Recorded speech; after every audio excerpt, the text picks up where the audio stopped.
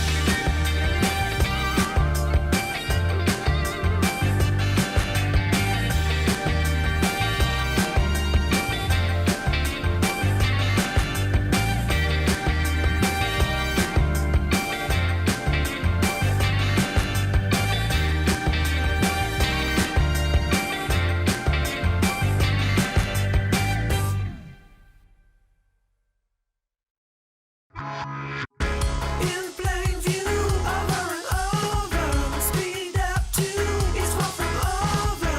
In plain view, over and over. Join me too, game is not over.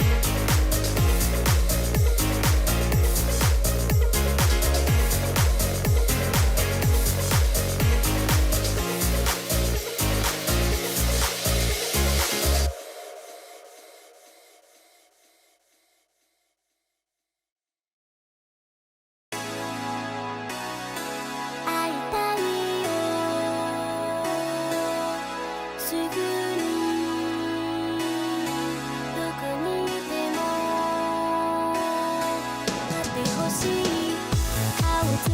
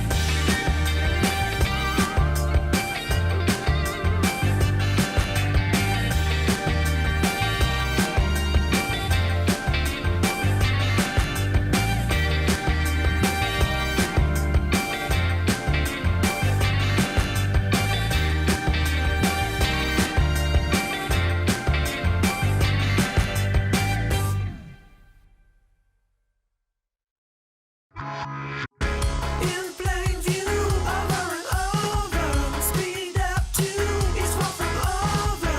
In plain view, over and over. Join me to get me that over.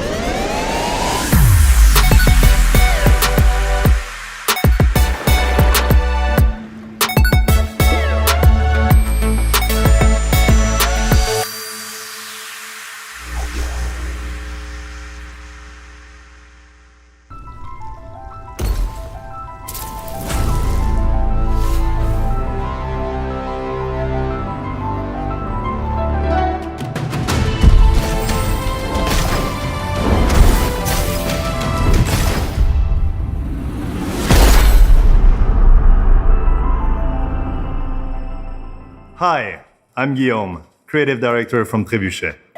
Today, I'm excited to show you, for the very first time, Broken Edge, a multiplayer dueling game set in a fantasy world. Embody the iconic sword fighter of your dreams in VR and use its blades, techniques, and powers to claim victory. All characters are equipped with unique weaponry, coupled with their own distinctive martial arts style. Learn to master these ancient fighting patterns passed down for generations to awaken the energy of your blade and dominate your opponents online. Take part in the global contest and climb the ranks as you hear the lamentation of your opponent's demise. In Broken Edge, you can move and swing your sword freely, as you would in real life. We've worked really hard to create a seamless and impactful experience as your blades clash and break, thanks to our cutting-edge fencing mechanics. Apply your skills and tactics to break your opponent's weapon at the point of impact in an energy explosion. Don't let the pretty looks of this game fool you. The duels in Broken Edge take place in a surreal setting with vivid colors that altogether serve as a playground of complete skirmish. Our simple yet unique and beautiful art style keeps the action clean and precise so that nothing stands between you and success. Anybody can pick a sword, but there is no limit to the skills you sharpen in Broken Edge.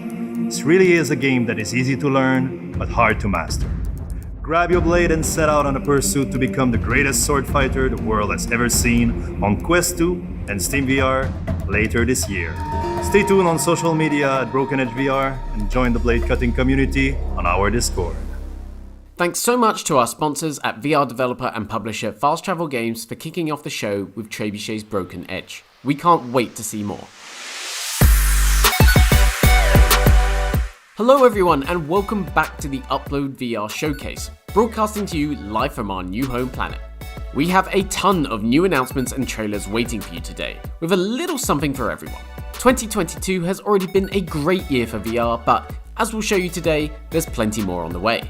Now, none of this would have been possible without our sponsors, so alongside Fast Travel Games, a huge shout out and thank you to Alchemy Labs, World of Mechs, Vertigo Games, Incuvo and Kiwi Designs. You'll hear more from them and their new games and products later in the show. If you'll recall, the beginning of the year kicked off with the launch of a hugely promising VR MMO, Zenith The Last City. I know loads of you have been waiting to hear about what's next for the game. Well, here it is.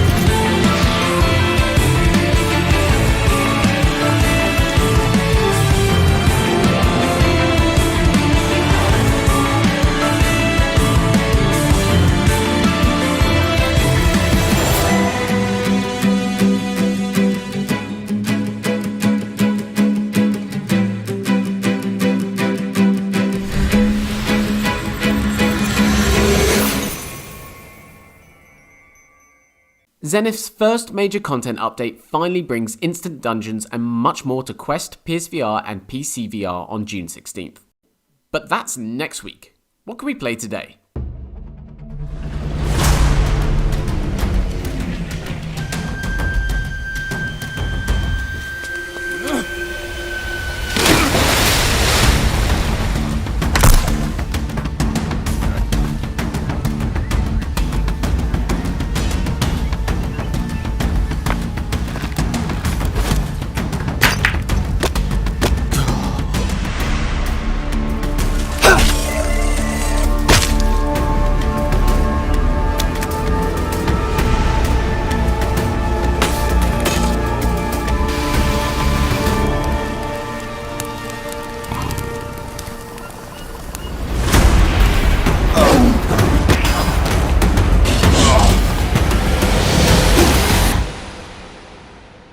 Yes, the PC VR version of Green Hell is live today. Thanks to Incuvo for sharing the launch trailer.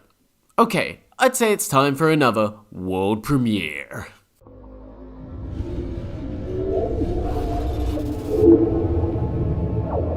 As a child, I learned to run. Running for my life. Until I stopped running and learned to fight. To hold my ground. My name is Tempest, champion of Exley. And the only running I do now is towards my destiny. Let's go!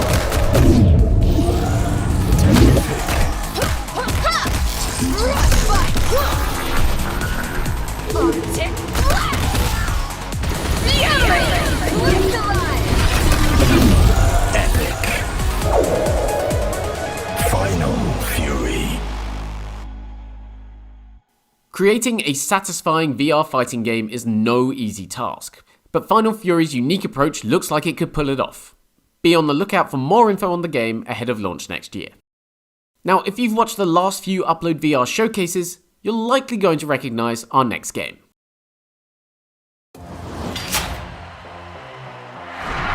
Welcome to the world of Nerf Ultimate Championship, where the greatest athletes from across the globe come to train and compete in the most electrifying sports competition the world has ever seen.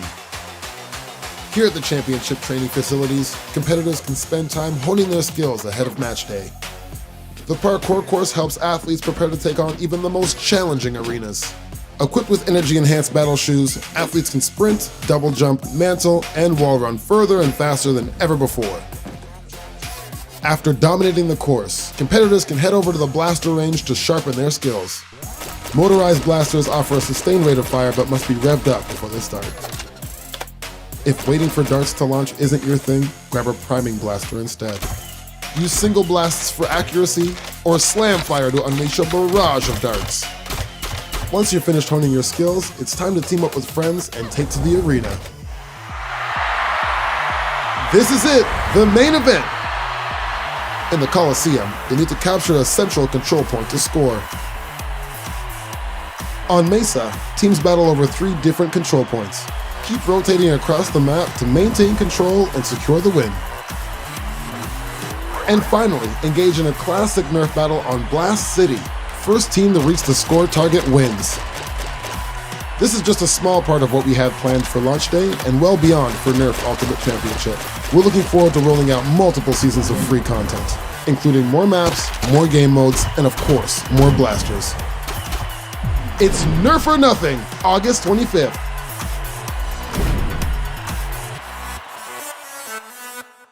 Finally, we have a release date for Nerf VR. We're looking forward to shooting you in the face with foam darts this August. So, enjoying the show so far? Think it's maybe a little lighthearted? Well, don't worry, things are about to get heavy.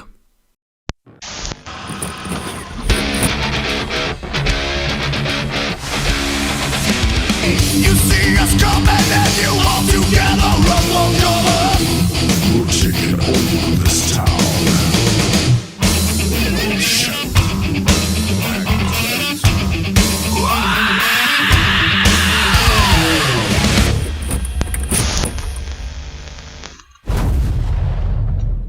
Unplug's first major artist pack is live today. I think I did that joke last time too. Thanks so much to Vertigo Games for sharing the news with us. Astrum Closed City. Paradise. The nanomachine collective, Kairos, eliminates the population's dark thoughts during dreaming.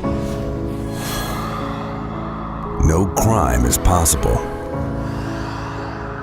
But today,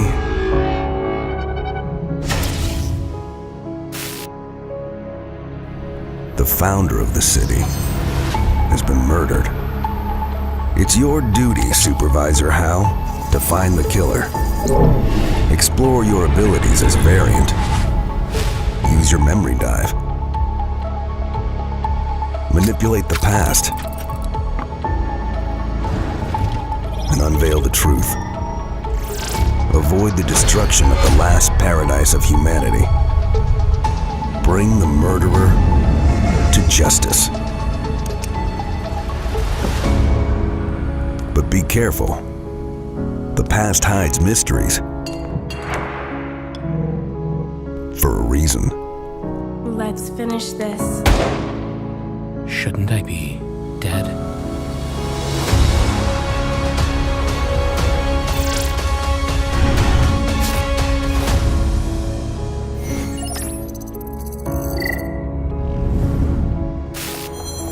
Dyschronia. Chronos alternate.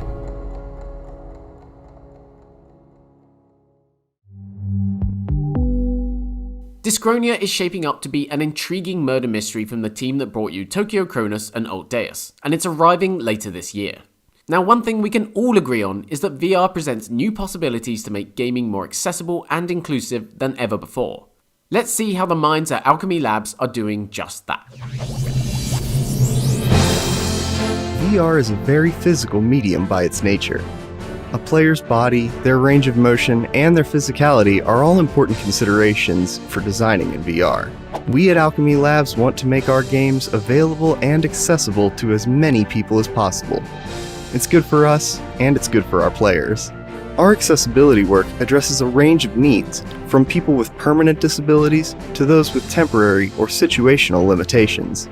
We want players in Cosmonius High to play how they want, and in a way that's comfortable and convenient. To that end, we've added a one-handed mode. Players can complete the game from start to finish using only one controller. With this update, we've also improved the player's seated experience. Tables and surfaces have handles that allow their height to be adjusted, putting our stations and objects within everyone's reach. While fixes like those can be applied across the game, others are situational.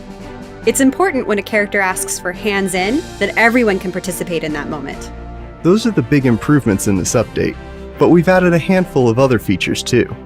Characters' pronouns are more visible, part of the optimistic and inclusive world of this game. Iconography makes functionality more accessible to those with challenges reading text, or people who don't speak our localized languages. Additional in-world text has also been localized, and we've included more visual tutorials throughout the game to improve cognitive accessibility. There's more in this update and more to come as Alchemy Labs keeps working to make VR for everyone.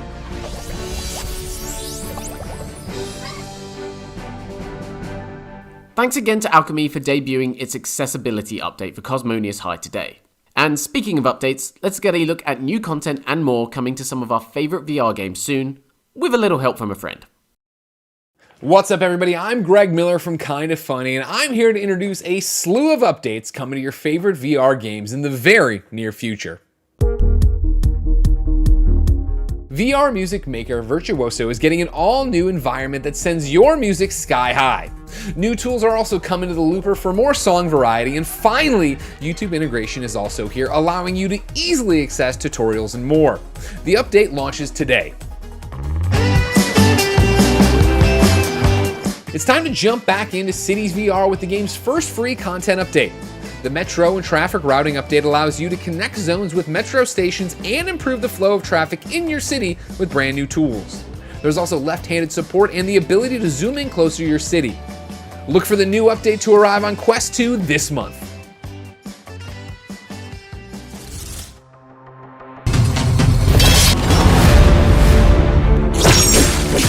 There's still time to get into the free beta for the multiplayer shooter The Patcher. Pick a side and level up your character in online firefights against not just enemy players, but gigantic AI bosses and more. The full game will launch on PC later this year.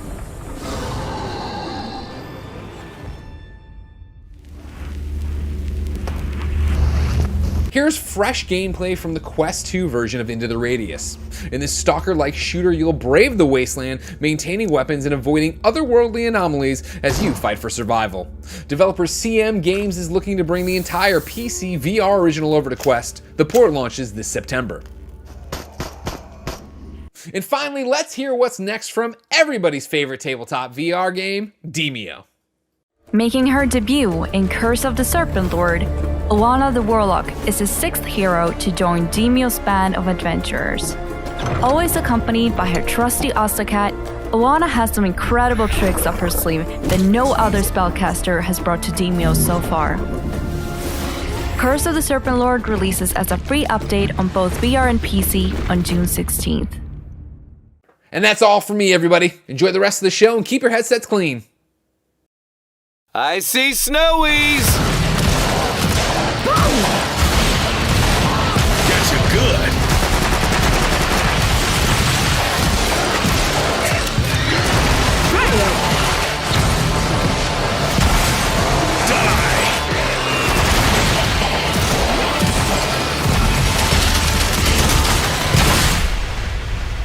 Stupid snowies.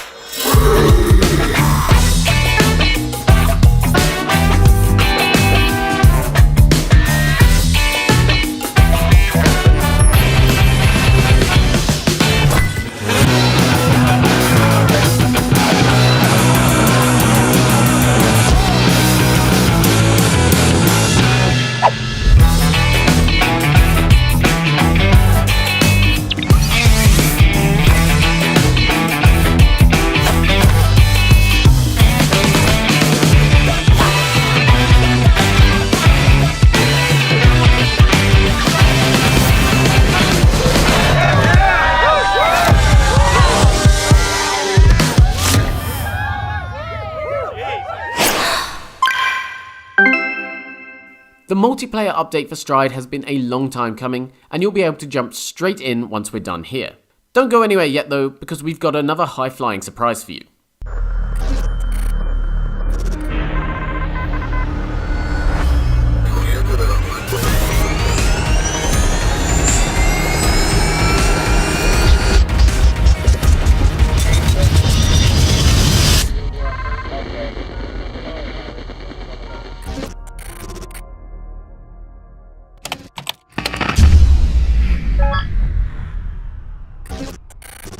Heli Squad promises to bring HomeNet Games' expertise in the flight genre to a whole new arena sometime in the near future. So I don't think there's really any other way to introduce this incredible new trailer for an upcoming VR game than to simply say, doo doo doo doo doo doo doo doo doo doo doo. What if you could step into a world where anything is possible, where nothing is as it seems? Welcome to the Twilight Zone.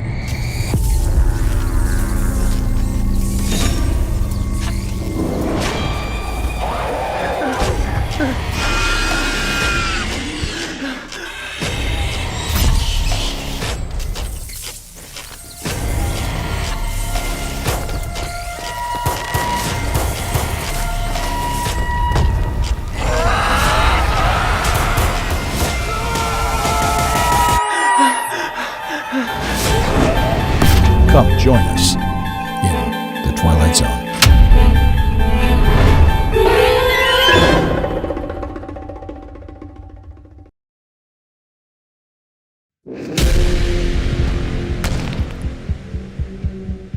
No one does mixed reality trailers quite like Wait, are you hiding behind the couch? Okay, what say we lighten the mood a little?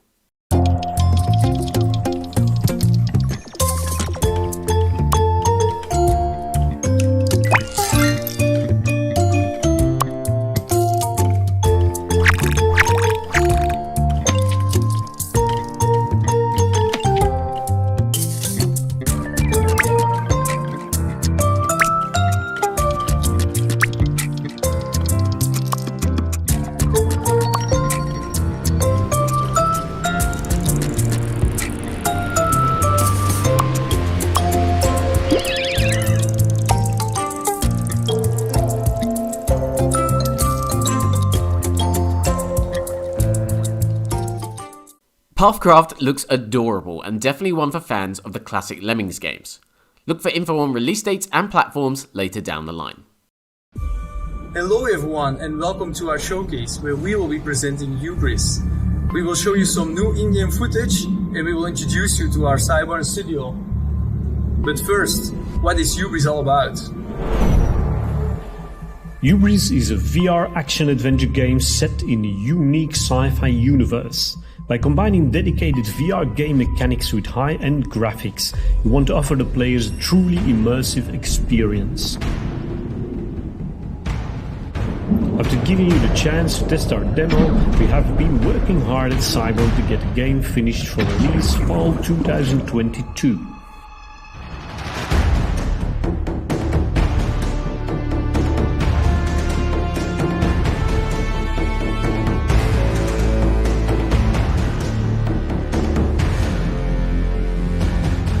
For those who wonder, the demo was just the start of the adventure. There's much more to explore in the final game. And although we don't want to spoil too much yet, here is some new in-game footage.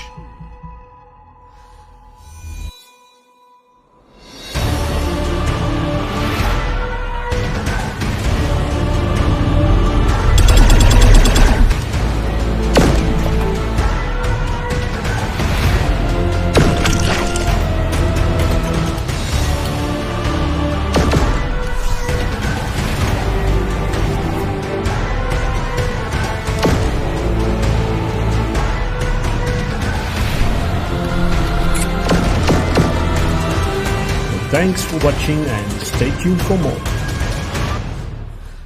Are you with me?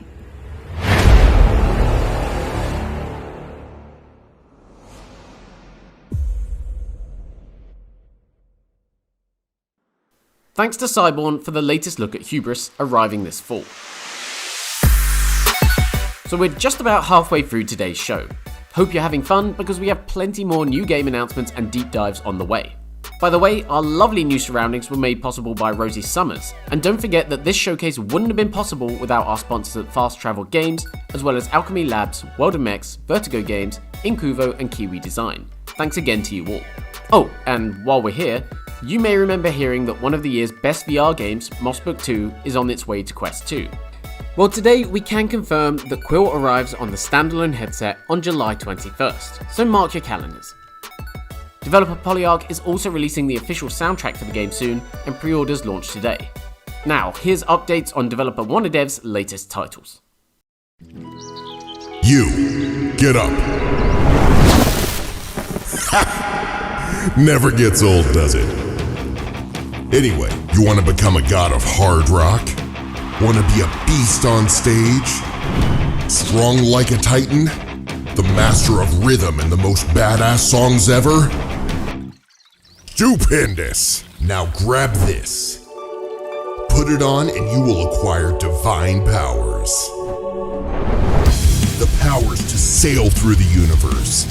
To be the master on earth as you will be in heaven.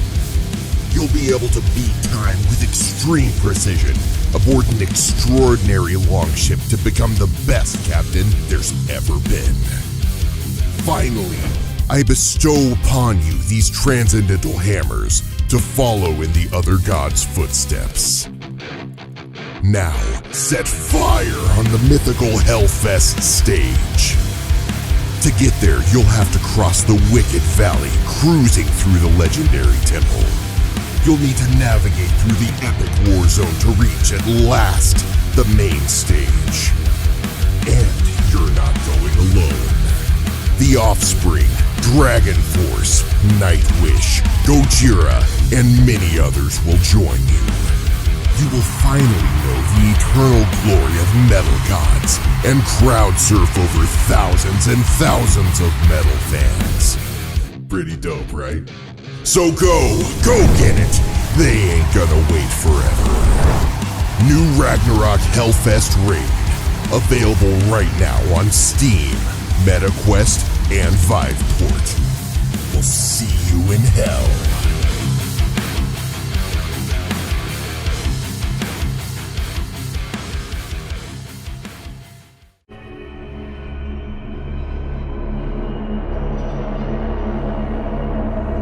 Hey, I'm Nicolas, Community Manager at WarnerDev Studio.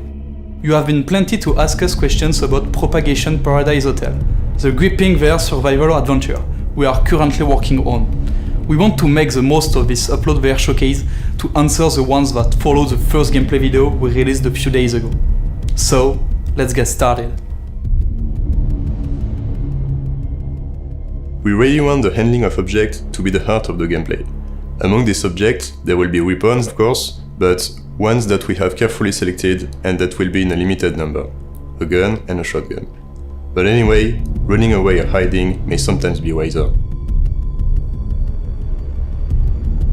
Propagation Paradise Hotel will lead you to multiple encounters, and there will be many cases of mutations. Now, will there be bosses? Nope.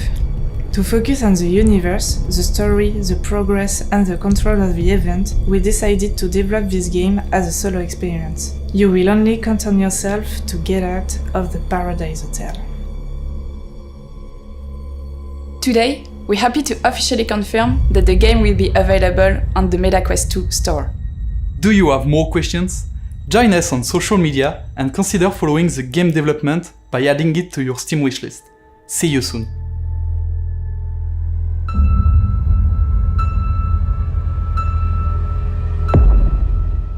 Propagation VR is looking promising, and take it from someone that got kicked in the face in the middle of a Metallica set at 2 AM, Hellfest is a great music festival, and Ragnarok's unique partnership is a perfect fit for VR. You can pick it up from today.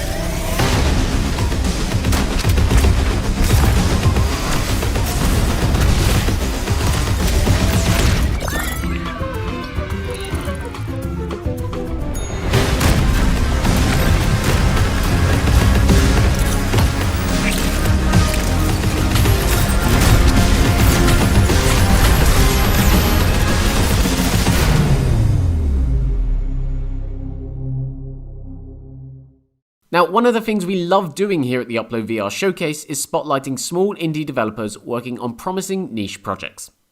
This next game is a creepy, lo-fi horror made by a 3-person team. Check it out.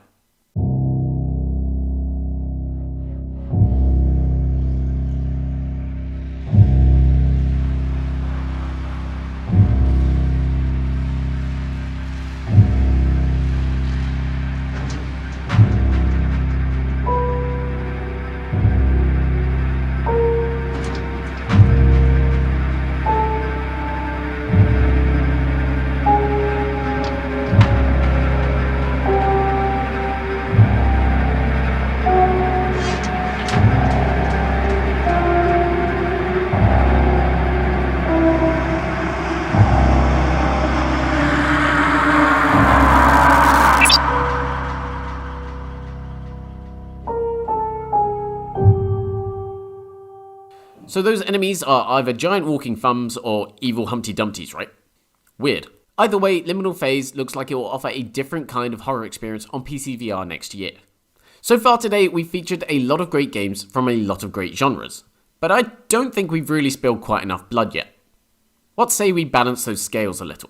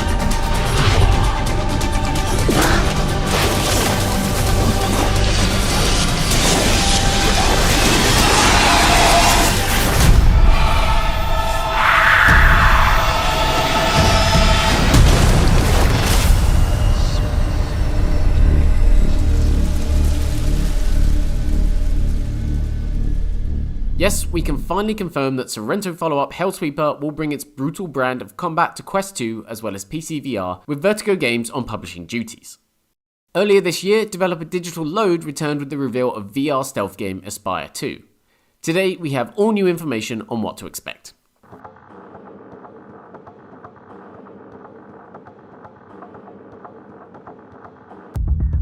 This is Michael Wentworth-Bell from Digital Load. Today, in Upload VR's showcase, we're really excited to talk about one of the biggest revolutions in Aspire 2, the playable frames. Aspire 2 is a stealth action adventure made for VR by a team of VR lovers. You are Poe. You must track the techno-terrorist Ophis network around the globe and stop them from launching a doomsday weapon. Fans of Aspire 1 will be familiar with our first frame. Tall, fast, strong, and with a built-in tranq launcher, Cinder is a turbocharged redesign of the original Aspire Model 1. Then we have Sooty, a smaller frame, capable of navigating under objects, small events, and higher pathways, and distracting guards with its built-in noisemaker.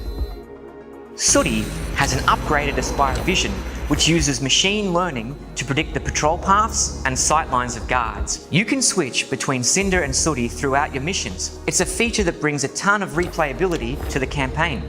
Something key to the gameplay is the height differences. No matter how tall you are in the real world, when you select the Sooty frame, you'll literally be 3 foot tall in the world of Aspire 2. Navigating the environment at that size is starkly different to the Cinder frame. We do this by remapping your true height, scaling up the virtual world around you until you're 3 foot tall in the game world.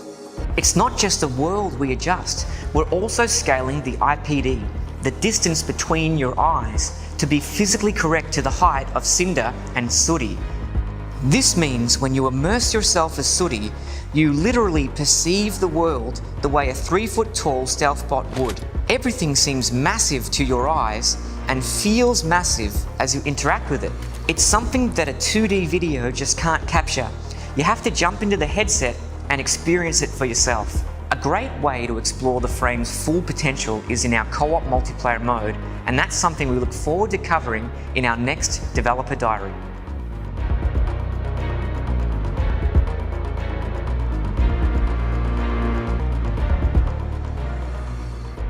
Aspire 2 is one of many VR games we're looking forward to playing later this year.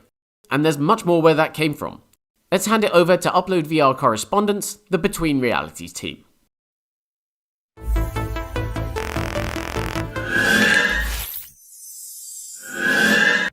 Hello everyone, I'm Alex VR. And I'm Skiva. And we are Between Realities, official Upload VR correspondents. Today we are here to introduce you to several new indie VR games coming soon to a headset near you. Let's take a look. Immediate divert to Epsilon Indy. Orbital Strike is a space combat simulator for 1 to 4 players in which you command capital ships as you fly through the void with jetpacks. Master zero-gravity combat and tackle a full campaign when this game arrives on PC headsets this summer.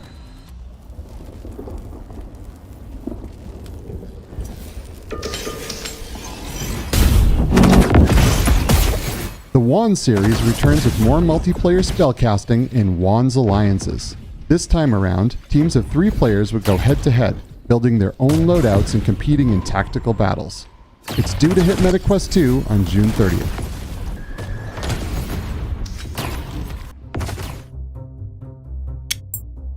Next Player Please is a unique pass-and-play VR party game. You'll dig into a range of mini-games that use hand tracking and controllers, doing everything from fishing with fingers to herding sheep. Look for a Quest launch this year. Tin Hearts is an adorable take on the Lemmings formula in VR. Guide wind-up soldiers around a workshop as you play through a story-driven campaign. Look for the flat-screen version to launch soon, with VR support following on afterward.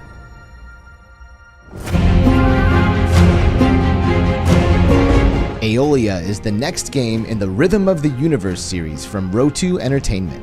You'll explore an alien world on the brink of ruin and solve musical puzzles, all using hand-tracked controls. It's set to launch on Quest 2 later this summer. Zombie fans will definitely want to check out Requisition VR, a do-it-yourself survival game in which players make their own weapons out of household items. Look out for a Steam Early Access release with cooperative and competitive multiplayer in September. And that's all from us. Again, we're Between Realities. Enjoy the rest of the show. Hi, I'm Patrick from Fast Travel Games. We're super excited to be working with Flathead Studio to bring VR1 to VR gamers around the world.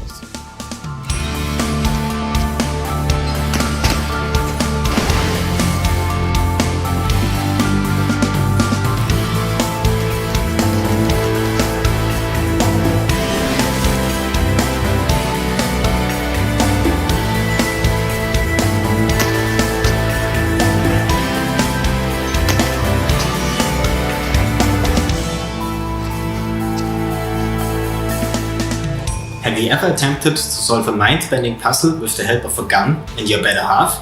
Clone and team up with yourself through time loops and blast your way through puzzles together in over 50 action-packed levels filled with vicious enemies. Wait, how do you know you aren't me and I'm not you? We are one, remember? Stay tuned at VR1VR on all major social media platforms for more information soon.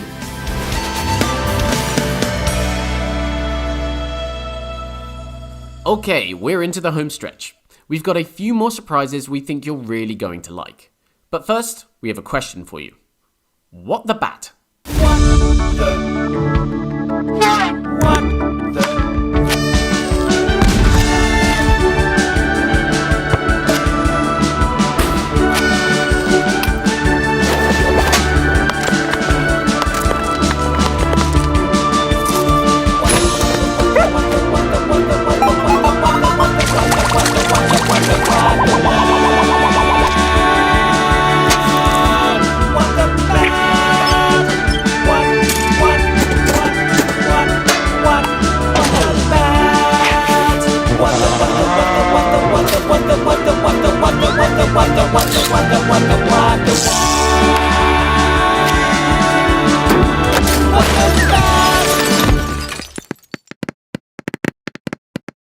From the developers of What the Golf comes this crazy, physics-driven VR game that reminds us of WarioWare. Expect to hear more soon. Now, at the start of the show, we issued a warning about profanities. I have to stress that this was solely for this next game. So if there are any young ones in the room, please cover their ears. And probably their eyes too, just to be safe. Alright, sand lizards, this is it. Rook 39 AI Tower, regular shipment inbound, and you are taking it. Should be impossible, right? 100% correct. If it weren't for the corresponding municipal mayhem event that's gonna turn the streets into full-on chaos, nailing everyone in front of the telly, including security. Now, it's key that you don't fuck around. Focus on the mission. No monkey business. Stick to the plan. You'll be loaded as a warlord by dinner. Frank, Uno, Kobe, and Kevin, right? A husky fifth of the 12 mil cash plus 50 in gold split between you four fuckos should make for a nice holiday in the Pleasure Towers, huh?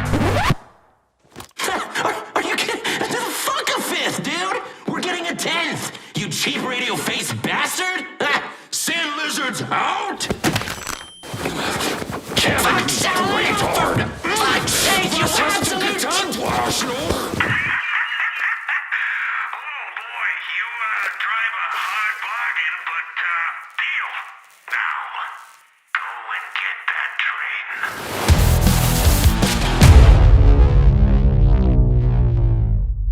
Gambit is a really promising and foul-mouthed co-op shooter from the team that brought you Zero Caliber.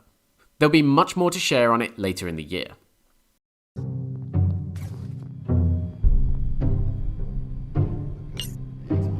Let's check out what's over there. Ooh, is that the cafeteria? Maybe. Come on! I don't think it's anything! I don't know what are they doing?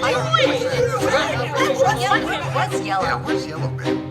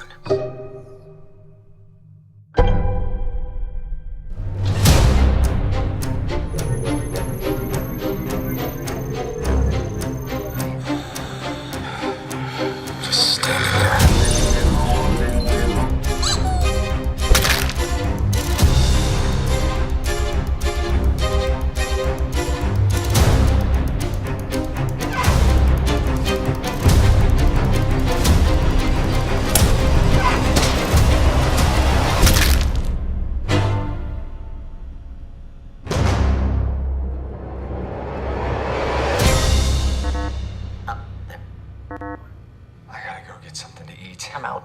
Nope. Well, hopefully that's chat satisfied. It was great to get a look at how Among Us VR is bringing some of the original game's mechanics over to headsets. We expect much accusatory pointing.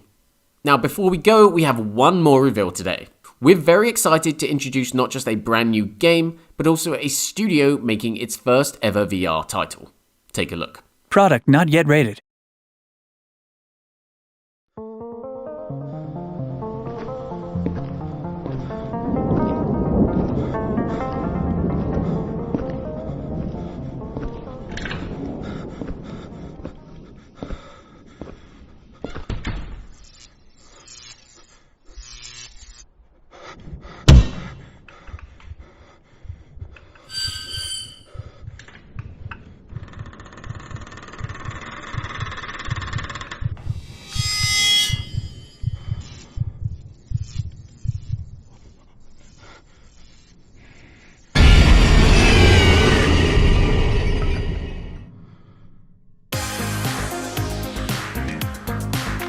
We're now in the midnight hour, and you're listening to 189.16 The Screen.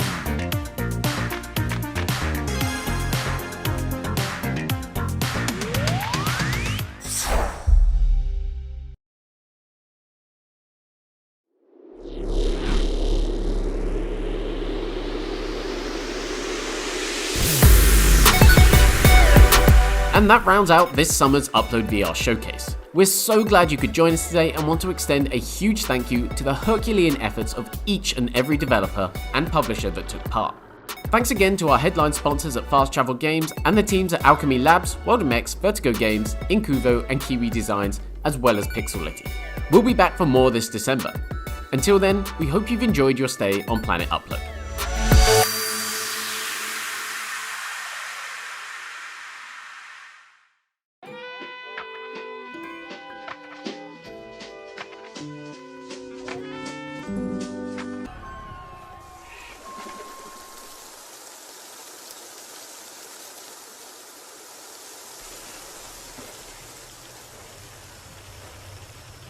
Are you okay? Yeah. I mean, still in one piece. Jesus Christ, what do you think that was? A bear? What? No, Max, I wasn't a bear. What was it? I think it was a person. Laura, are you serious? Do you think we hit a person? I don't know. I mean, it was really close, like really close, but maybe we didn't.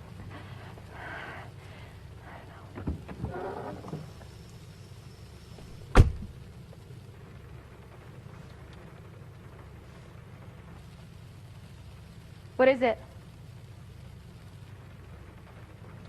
I really effed this car up. Well, maybe it looks worse than it is. I should check out the damage before we try to start it up again, huh? Could you grab my, the toolbox from the trunk? Yeah, okay.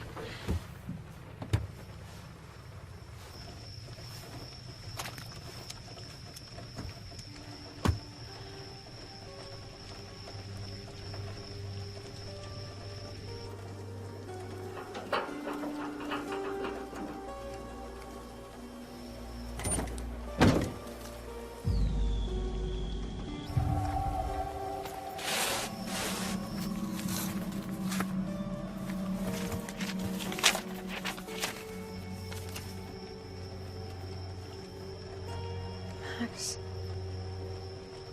why didn't you tell me?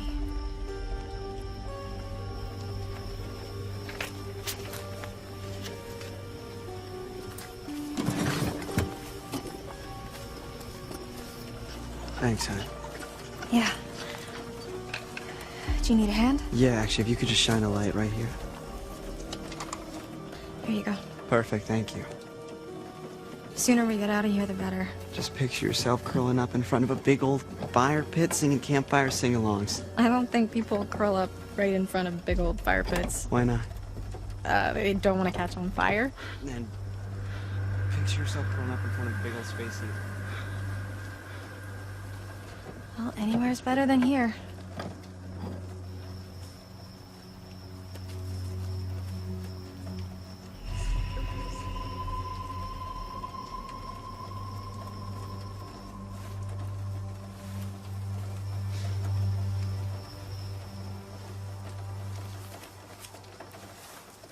Where are you going? Just over here. Just stay there for a second, okay? I'm almost done. What? You're not the boss of me. I just don't want you wandering off on your own. Excuse me. That's not what I meant. Yeah, it better not be. I'm sorry. I really got to concentrate for a second, okay? Yes. Look, I think there's someone down there, okay? What's that? They could be hurt. I'm gonna go check it out.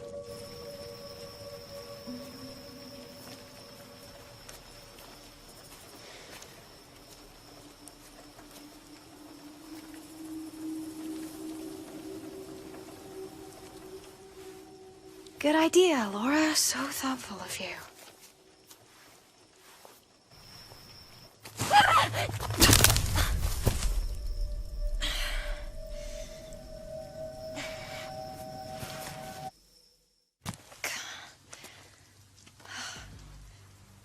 Rose.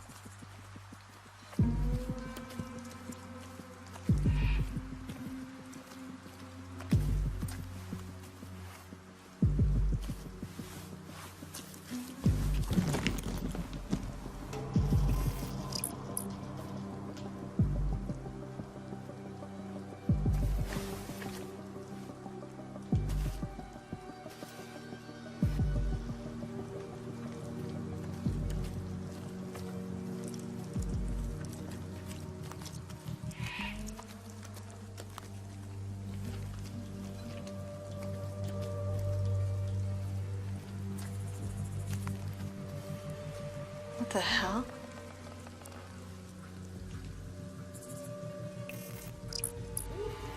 Silas the Dock Boy.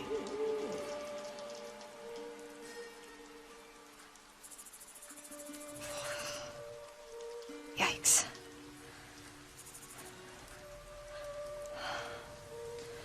This is too weird.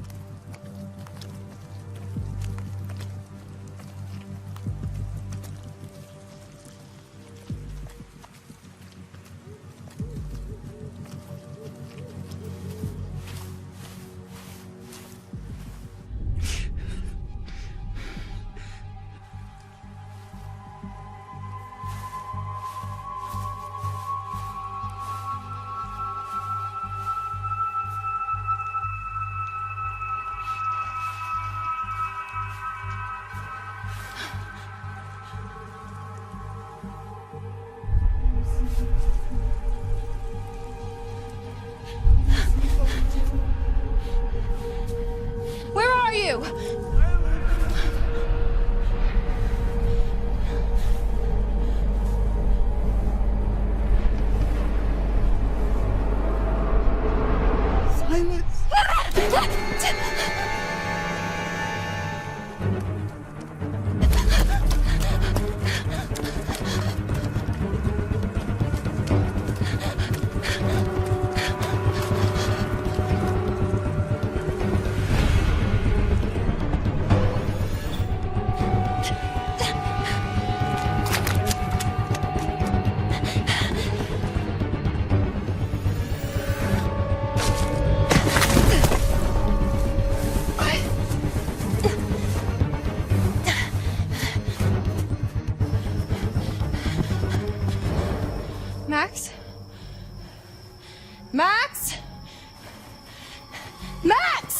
Hey, why are you shouting?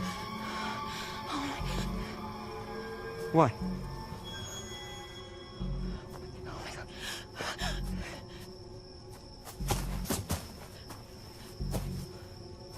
What the hell was that? Car. Now. Yeah. Now. Okay.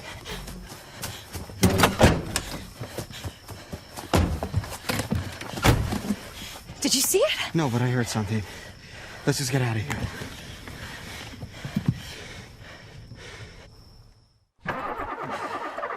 Come on! Oh, God, I thought you said you checked it. I did check it, and it was fine. Honey, I know you're on edge, but you gotta calm down, okay? I am not on edge, Max. I'm freaking the fuck It out. was probably just an animal or something. No, it wasn't an animal. You didn't see it. It was a woman. Lord, this isn't helping, all right? Go! There we go. We're good. See? Please just get us out of here. Okay.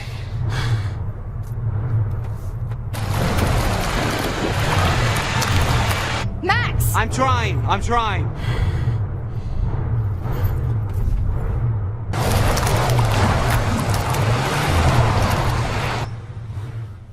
We're okay. We're safe in the car, really. We're gonna be okay. Jeez! Oh, fuck! Oh my God, my heart just exploded. Roll it down. Hi, officer. How are you doing this evening? Are either of you injured? No, well, she bumped her head. Well, barely bumped it. I mean, I can't even feel it. My bump, not my head. I'm fine. Really, we're fine. We're just a little shaken up.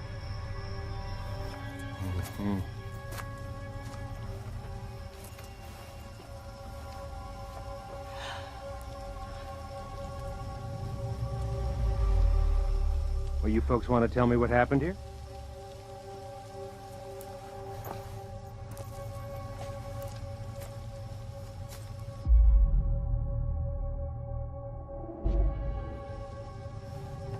We, something jumped out right in front of the car and we didn't want to hit it, so we swerved and...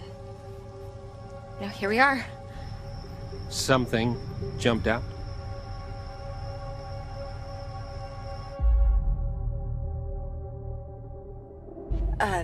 An animal.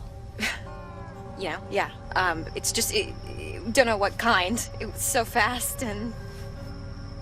Yeah. Well, it was most likely a deer.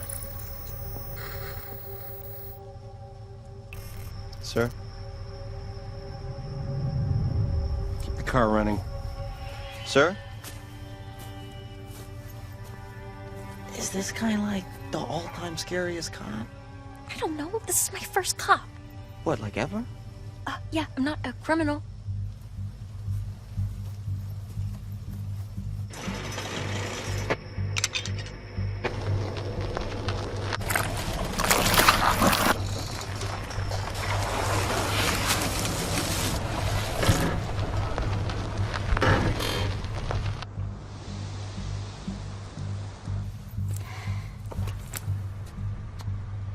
Now, you folks want to tell me just what in the hell you are doing all the way out here this late at night?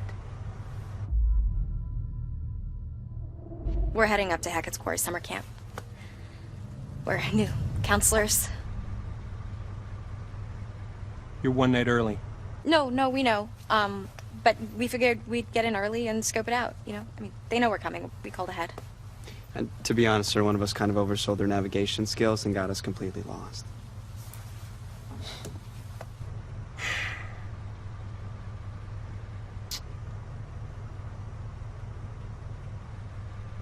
You're not gonna make it to Hackett's Quarry. Not tonight. Harbinger Motel. It's the nearest place. You can bunk up there for the night, okay? I think we're just gonna stick to the plan, sir. I mean, Mr. Hackett knows we're coming and we called ahead. No, ma'am. You're gonna head to the Harbinger Motel. Do you understand?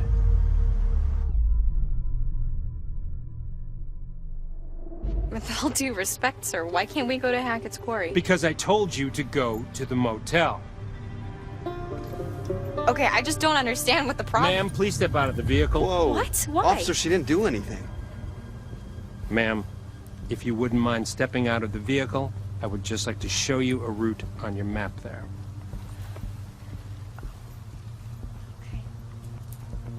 for sure. Son, remain in the vehicle. It's okay. It's okay. Okay.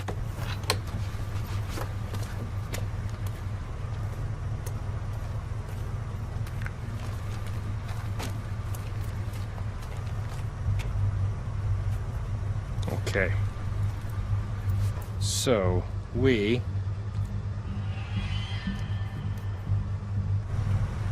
are right about here. Harbinger Motel is here. Right, okay, and where was Hackett's Quarry again? Well, I'm sure the fine folks at the Harbinger Motel can guide you there first thing in the morning. Right.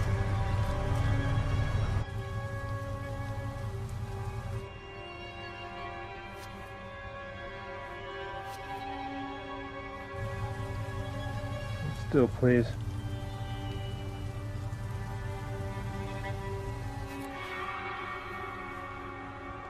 What are you doing? Hold still.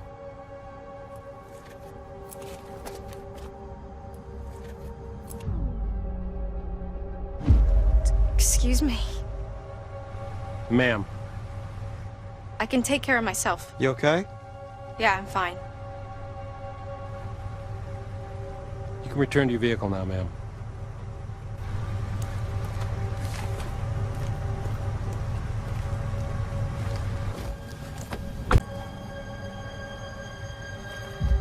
Harbinger Motel. Stay on the road. Watch out for potholes. Don't you need like a Have a statement? good night.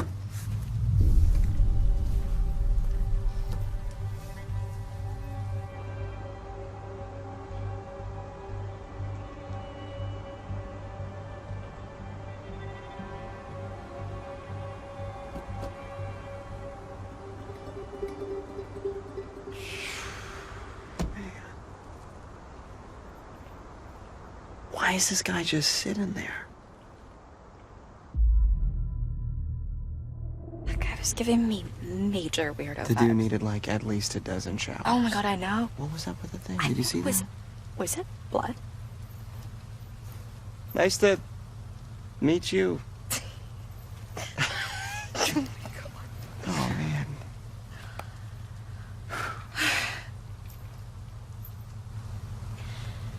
All right, let's get back on the road. Yes. I think I've had enough woodland encounters for one night. Thank you very much. Agreed. So where's this motel? Okay, so we're here, Mhm. and the motel is here. Okay. But we're going here. What's there? Hackett's Quarry. How'd you do that? I don't know, kind of tricked him into showing me. Very slick. Are you sure we shouldn't just get to the motel and just listen to this guy's advice? Honey, you really want to listen to the advice of some creep-ass cop who told us in the middle of the creep-ass woods to go to some creep-ass hotel? No, that sounds terrible. Yeah. Let's hit the road, shall we? That's what I thought. Ma'am? Oh my god! If he called me ma'am one more time, I was gonna shove that badge up his dick hole. Seriously, do I look like a ma'am to you? I got like 20 years before I'm a ma'am. Mm-hmm. What? 20's debatable. Easy. I mean, I'm kind of into ma'ams. Okay, we're done here.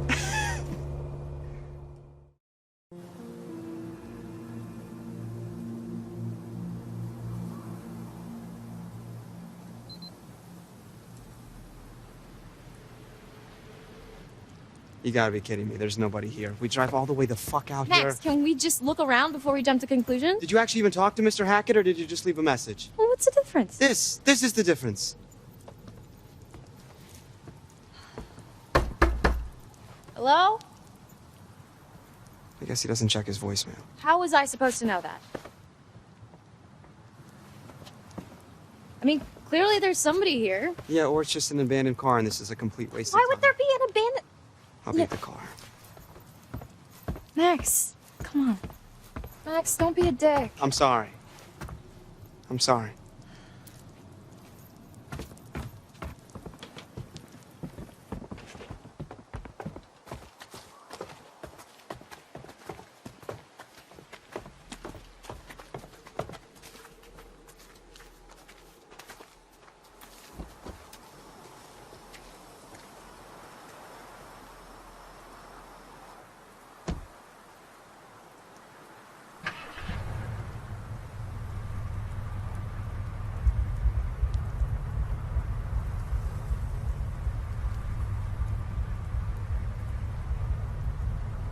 fun. What doesn't kill you will make you stronger.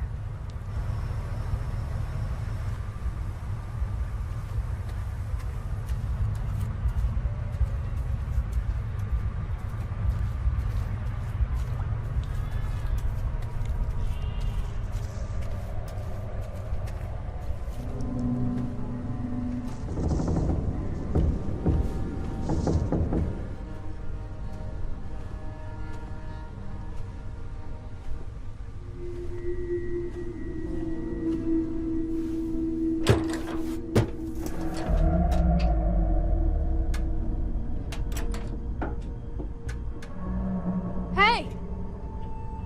Hey, are you okay? I'll be right back. I'm gonna get some help.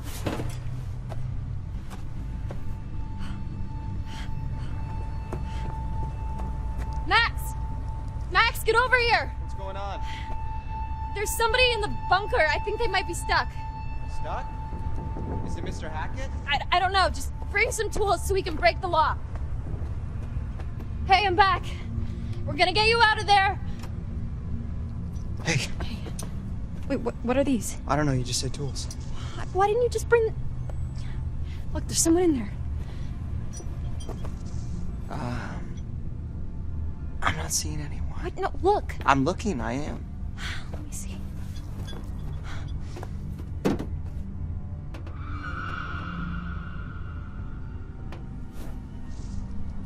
There was definitely someone there.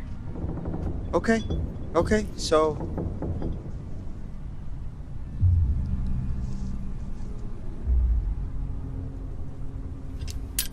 You sure?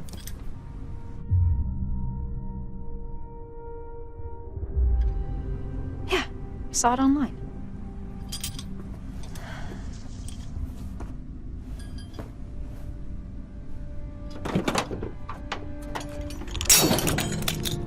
Damn.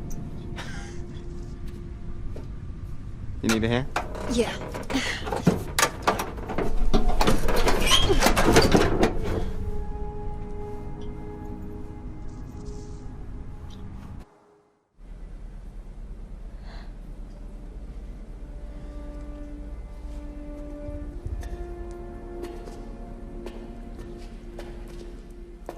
You've seen The Evil Dead, right? Hello?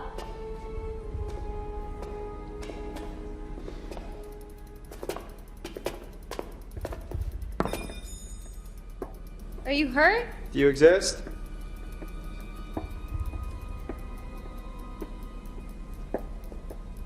Hey, be careful.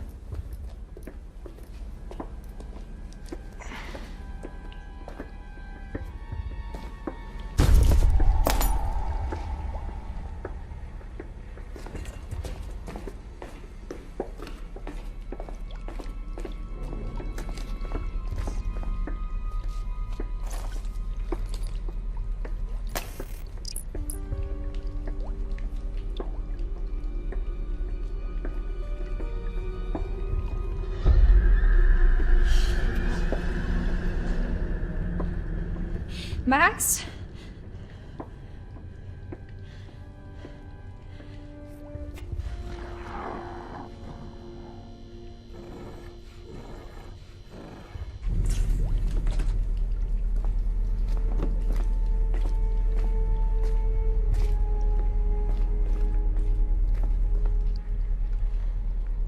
Hun, maybe it was a possum or something. No, there was someone here, I swear.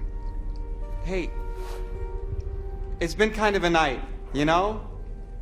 Let's just get to the motel. We can come back here first thing in the morning, we can check everything out, but... I mean, you must be exhausted. I know I am.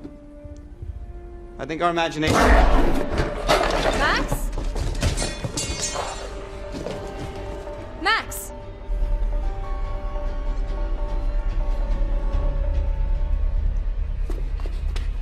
Max! His blood. Help.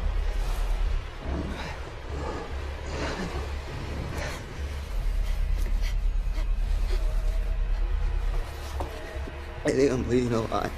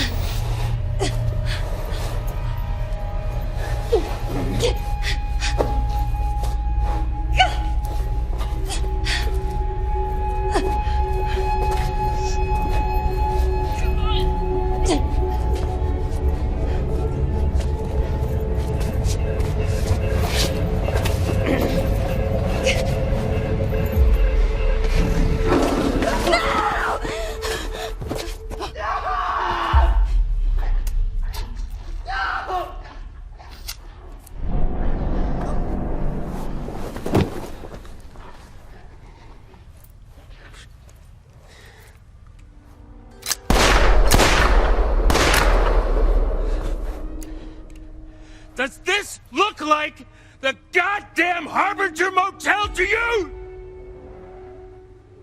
Every little movement, every little thing you do is its sleight of hand that commands my heart to love you.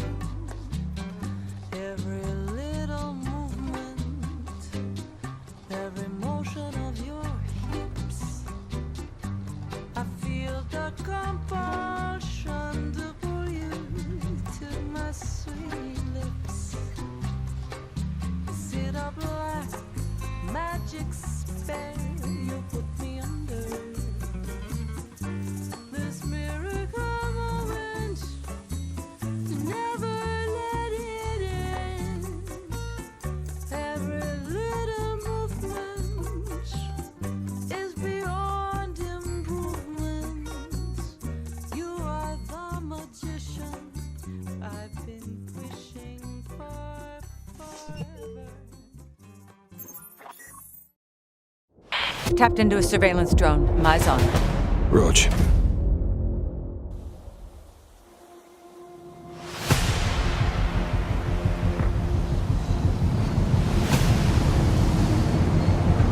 Right, lads, well, we're in position.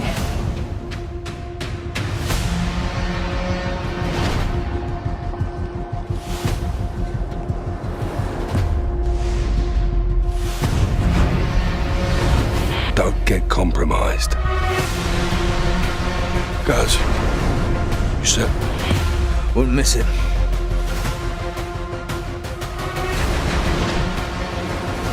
Good year.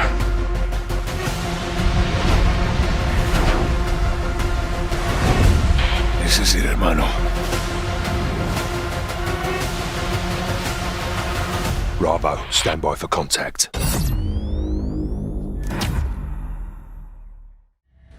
It is the beginning of the end. A dormant herald of the collapse stirs in its lunar tomb. Where once we banished the nightmares, a new terror rouses them from their slumber. Callus, the Emperor of the Cabal, betrayed by his own daughter and cast into exile. Now obsessed with a voice calling to him from within the darkness. But we will not cower in fear of nightmares. We will do as Guardians have always done.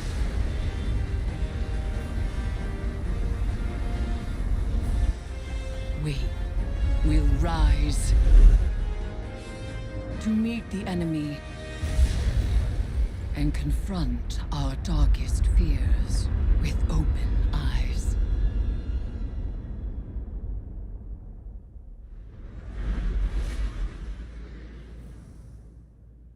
Vanguard reconnaissance up Midas is go. Guardian, the exiled Emperor Callus has anchored his ship off the moon. Keitel's fleet is holding a perimeter. Eris Morn, our subject expert and lunar field agent, will oversee your mission. Shortly after the Leviathan's arrival, it emitted a disruptive frequency. We assumed the broadcast was comms interference. But then the pyramid responded. I believe a connection has been made. Your task is to confirm that notion and assess the danger.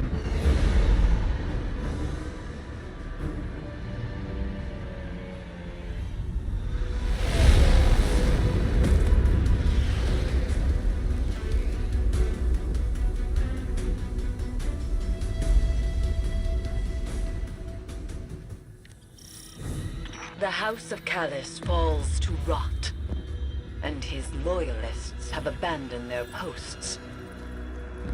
Ikora has spoken of these fungal growths before, in reference to the derelict Cabal cruiser, Glycon Volatus.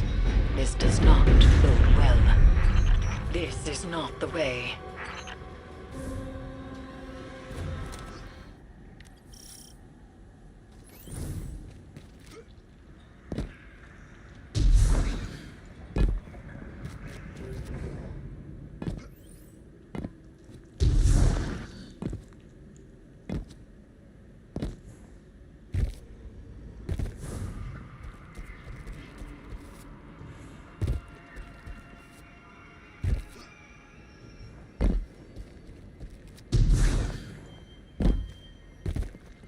Do you see the phantoms?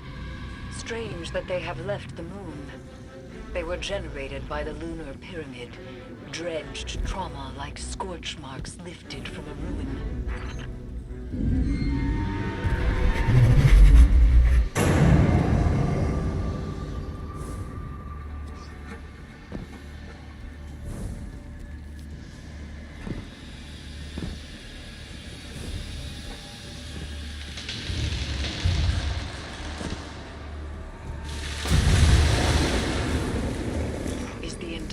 Vessel infested? More phantoms, congregating around something.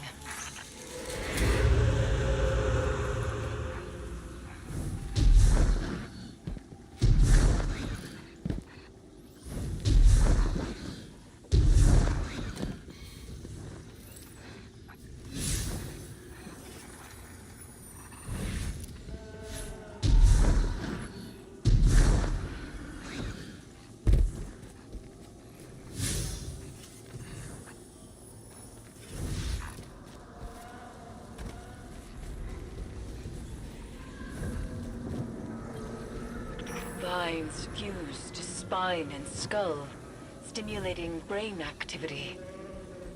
An experiential perpetuity, endlessly feeding the egregore. On the moon, phantoms and nightmares alike were attracted to remnants of light, refracting them into weaponized projections of fear and doubt.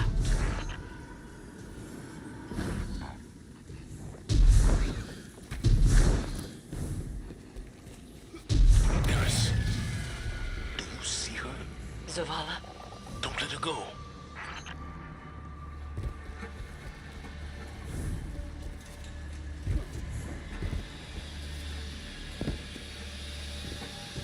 Light bearer, I have seen your kind before.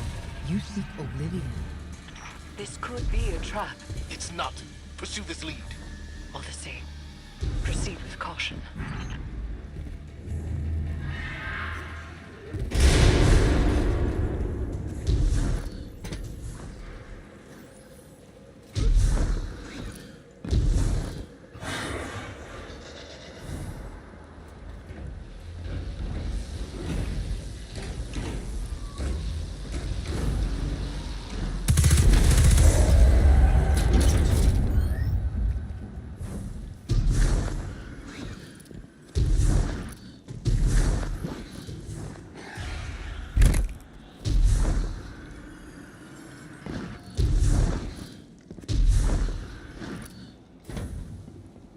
She's gone.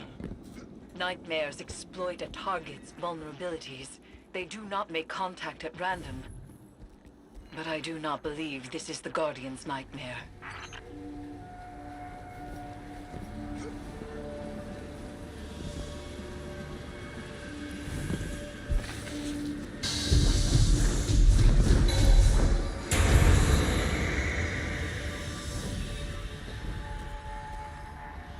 Show your weapons.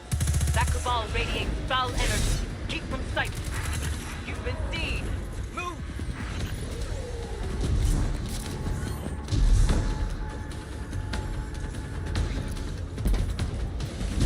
Destroy the Arc conduit.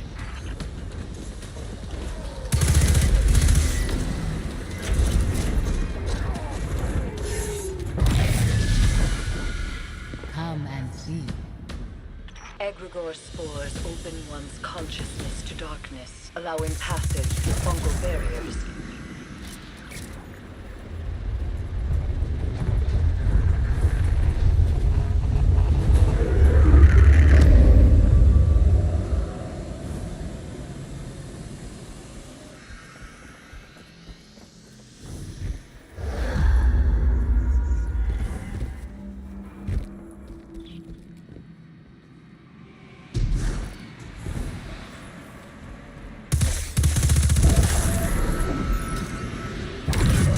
When you see, you will know what must be done.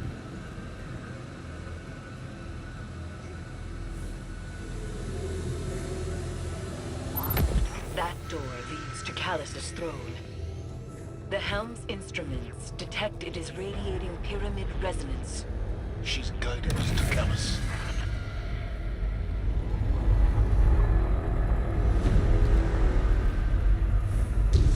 One of Callus's contraptions.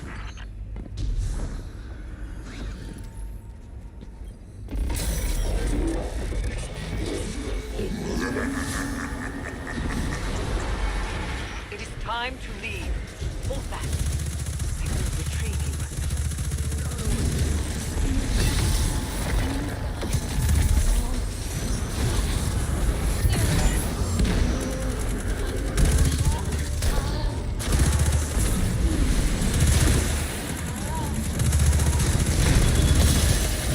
Something placed itself between us.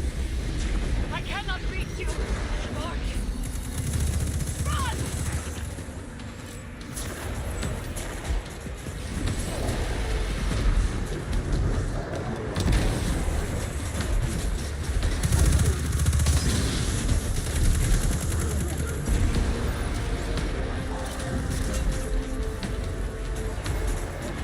Straight ahead.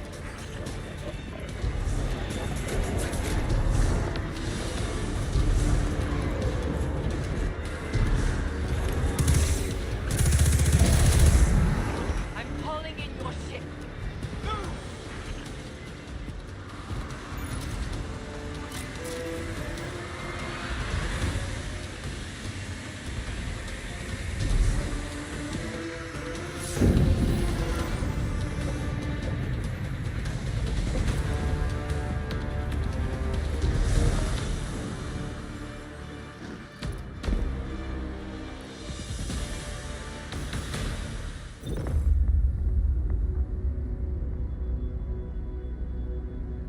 The lunar pyramid stirs to the Leviathan's call. It manifests our deepest regrets. They wear familiar faces and speak with familiar voices. Remember your last advisor, Zavala. You trust this one's judgment? I can bind these nightmares to us, grant us safe passage through the ship. Hive magic. You would doom us all. I know what I'm asking you to confront. Do you? The rules have bent around us. We must also bend. Madness. Your witchcraft plays right into my father's hands. Find someone else for your ritual. Your regrets will follow you, Empress. Let me offer protection. My armor is protection enough. I will lead the charge. You need only follow.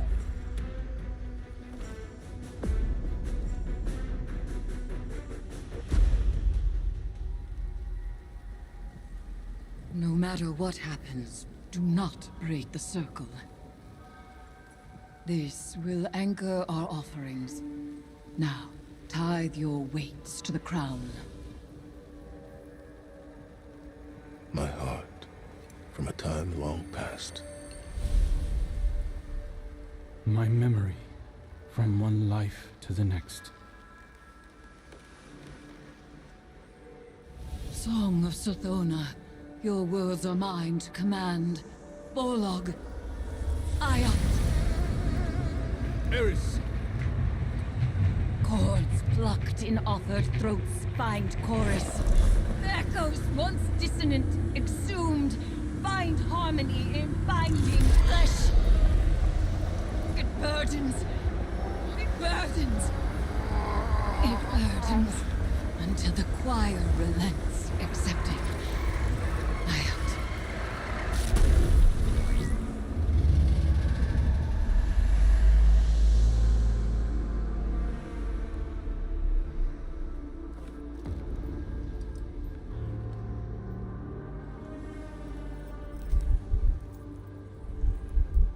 We are bound.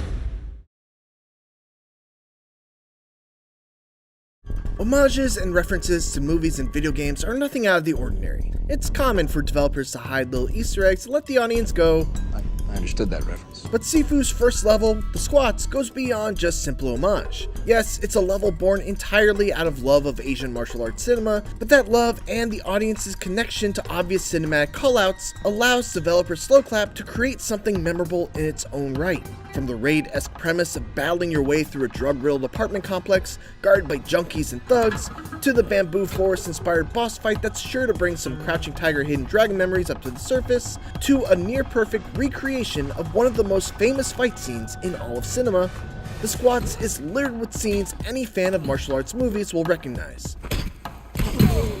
And yet, The Squats rises above mere imitation by using these cinematic nods as the bedrock for teaching players how to excel at Sifu's tough but exacting combat. It's a careful tightrope walk of both reverence and a desire to carve out Sifu's own identity, and somehow, Slowclap managed to pull it off. To find out how they managed to nail this balance, we talked with Slowclap co-founder and creative director Jordan Leoni, along with game and combat designer Theo Caselli, who managed to shed some light on both the challenges of the Squat's development, along with the secrets behind its homages. This is Art of the Level. Let's do this. Drop your weapon. The Squats is preceded by a tutorial level that teaches you the ins and outs of Sifu's combat. But since you control an essentially invincible character in that narratively important prelude, this level is your first real test in Sifu. It's a proving ground that essentially says, okay, great, you think you know how to fight? Now, these guys are actually going to kill you. And kill you, they very likely will. Even though the Squats is positioned as a fairly easy level in comparison to later stages, it's certainly no pushover. You might survive its first couple of encounters by just mashing the light attack button, but eventually, enemies will start powering through your attacks to land one of their own, surround you and toss projectile from out of your view, and the boss basically demands that you have a firm grasp on Sifu's defensive techniques. But we'll get to that later. What makes the Squats such a great first level actually has a lot to do with the fact that it takes place after the prologue. Because the prologue got all of the basic tutorializing out of the way, you know what buttons do what, how some of your unique abilities work, etc. The Squats can teach the player practically as opposed to pedantically. Here's an example. As you're climbing up the apartment complex staircases of the Squat's first building, you'll run into a guy hanging out next to a railing with a bottle next to your feet. When you throw the bottle at the guy, it stuns him. Now, the tutorial taught you that you can use a directional throw on stunned enemies, but it doesn't reveal that throws are contextually based on the environment. The placement of enemy, railing, and bottle in this example is teaching you early on that you can throw a bottle to stun enemies near railings and then toss them over for an instant kill. And if you didn't pick up on that immediately, you get another shot because the placement is repeated again on the next floor up. And if you didn't pick up on it after that, that's fine too. Not just because you might soon die and get to re-experience the staircase all over again, but because this trick isn't something that's required knowledge in Sifu.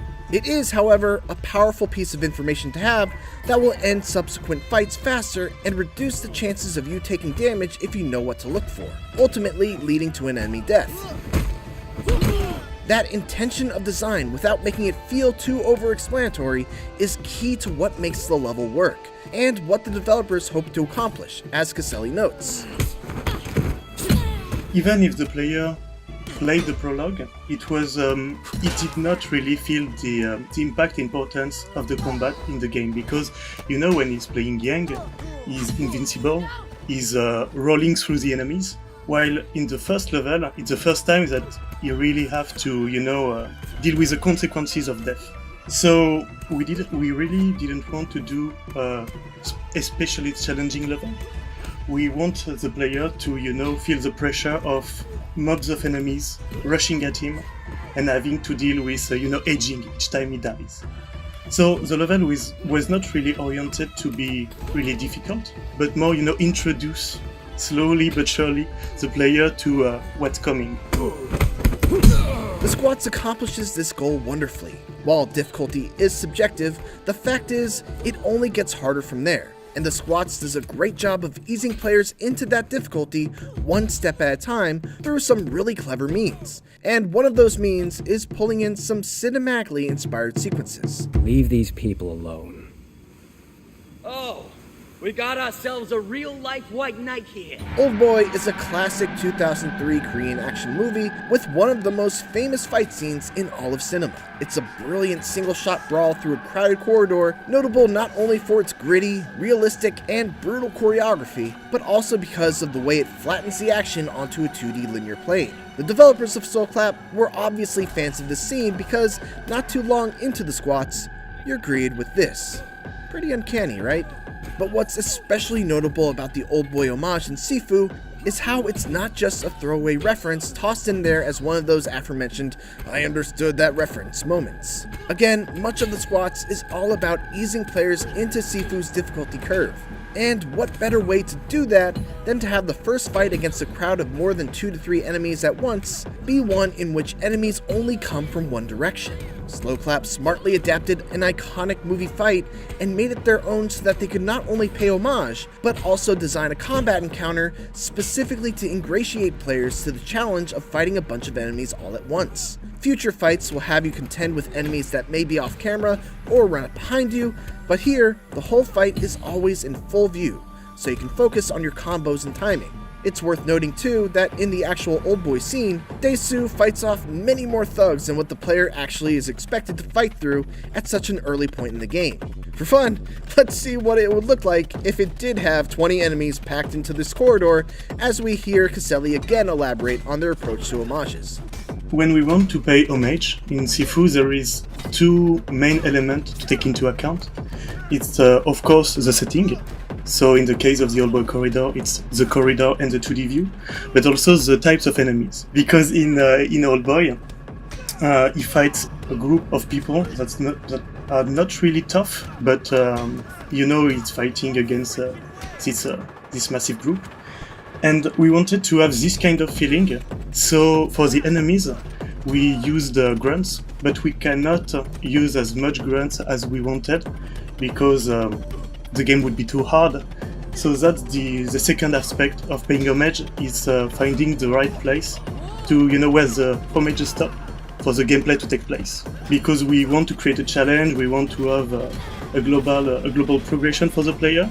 So we have to find this balance. So okay, it's this scene, we want to recreate that, but also the player might or might not be able to handle that. So we always have to work with both these elements.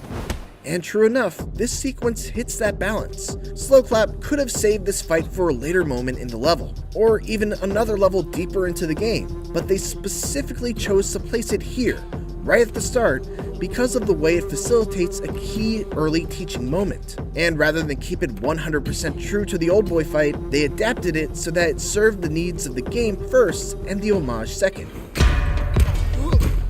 While the Oldboy scene is the most overt reference, the main inspiration for this level is actually the classic Indonesian action film, The Raid. In that movie, a rookie cop joins a dangerous raid on a drug lord's apartment block, and it's a movie complete with guys getting thrown over railings in a low-rent apartment complex, a huge fight in a drug warehouse, and sure enough, even a good old corridor brawl. But the influence of The Raid is never overpowering, and never gets in the way of Sifu establishing its own identity.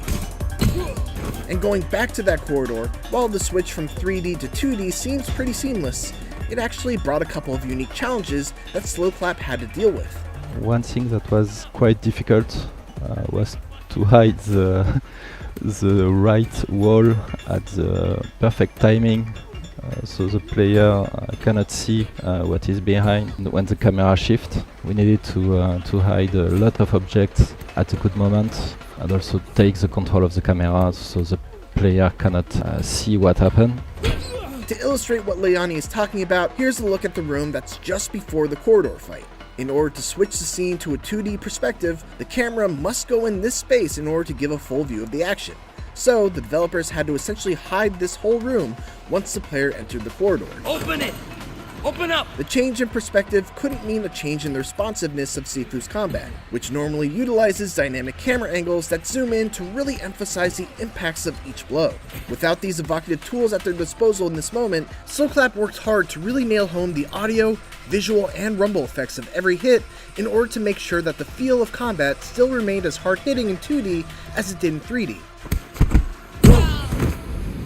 With the Old Boy Corridor as the first true test of your crowd control abilities, the Squats continues to ramp up the scale of its battles, introducing you to new facets of its combat with each encounter.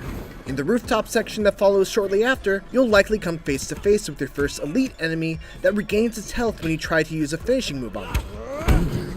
Right after that, you'll have to deal with your first heavy enemy. Next, 2 special elites guarding a shrine and a key that unlocks the level's shortcut. And it culminates in this big fight in the warehouse that is essentially the level's big sink or swim moment. It's worth noting that even with the shortcut that lets you bypass most of the level, you can't skip past this fight. What I love so much about this warehouse fight is that if you just treat it like a straight up fight, then yeah, it's difficult. Enemies surround you from all sides, they'll throw bottles from off screen, and there are plenty of weapons to go around. But it's also a wide open space with plenty of ways to use the environment to your advantage. You can vault over tables to keep the hordes of enemies split up, you could run up the stairs and funnel enemies so that they can only approach from one direction, or you could go even further up the catwalk and lure enemies over so you can toss them off the edge. It not only builds upon every environmental and combat rule that you've learned so far, but it's also an incredible teaching area on its own. The more you play, the more you're able to see what works, what doesn't, and eventually carve a path that allows you to get through the encounter without any deaths. And really, that's what Sifu's all about, and it's encapsulated in this one fight. Of course, this encounter just tests your ability to handle a gang of thugs all at once. The final test of the Squats inverts that idea by pitting you against a single foe. And it's the level's most deadly challenge yet.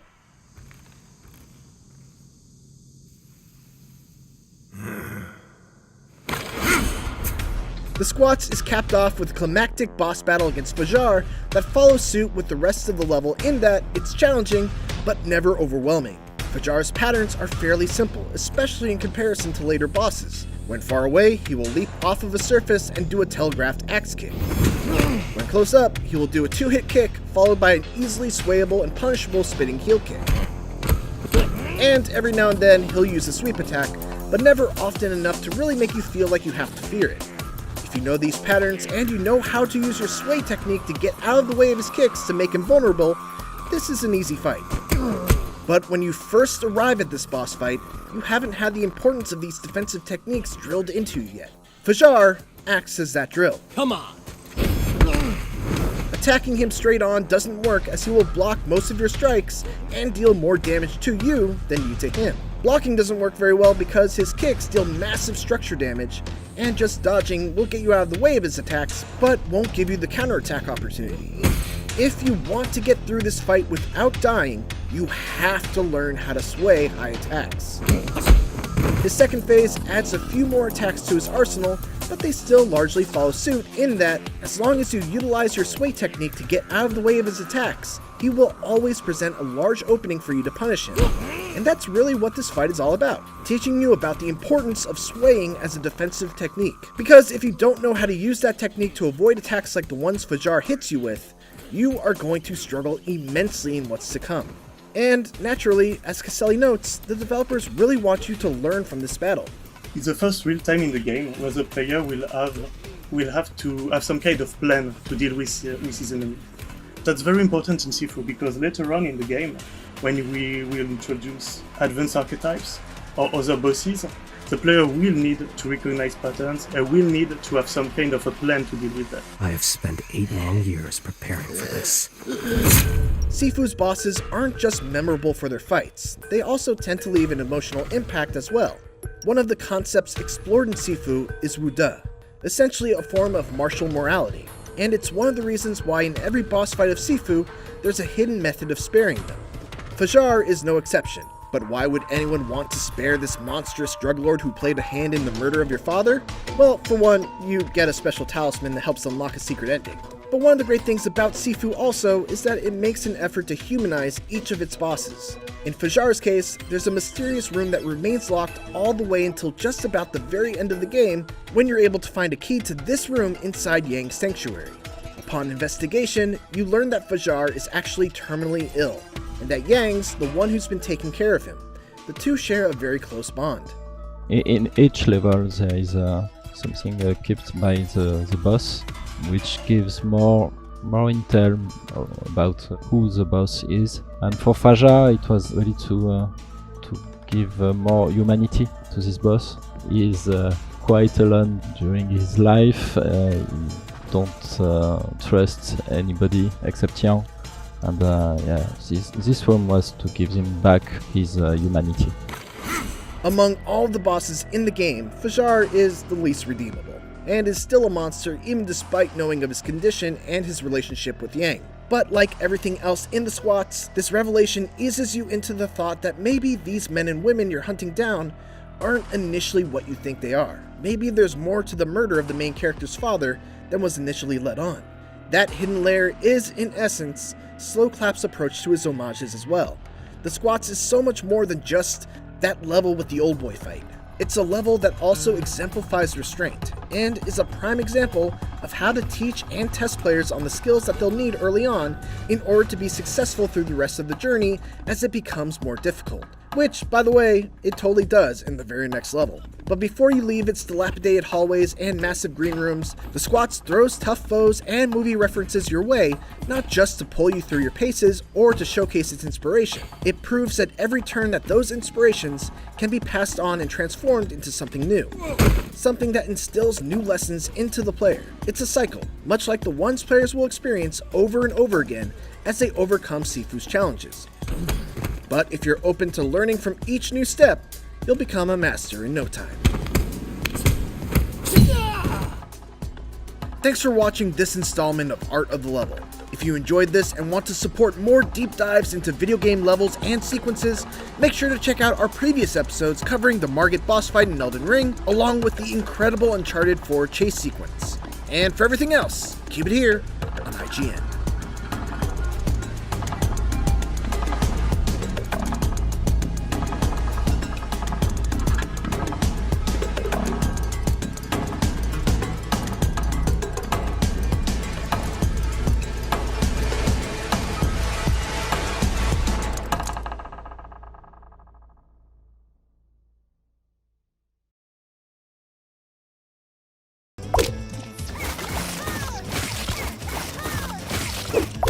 There's no question the roguelite genre is hot right now, and developer One Simple Game throws its hat into the ring with this new adventure, I'm Not Jelly. Nominated for the Audience Choice Award at this year's Rogue Jam, I'm Not Jelly has all the crowd-pleasing hallmarks of the genre. Procedurally generated levels, unlockable power-ups that are reset at the beginning of each run, and, of course, one life to make it through to the boss, lest you start over from the very beginning.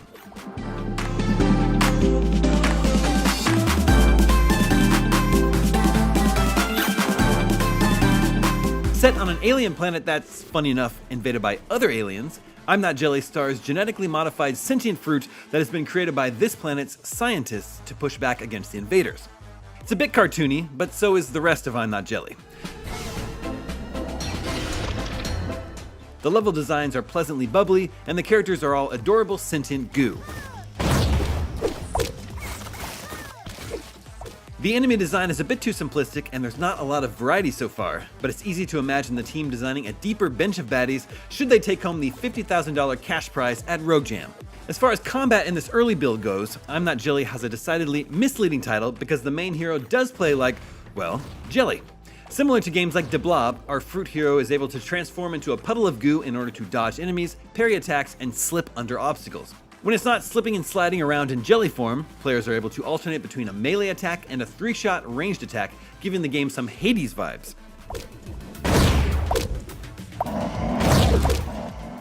As is standard for the genre, players can purchase upgrades from a merchant using gooey currency you collect during your run.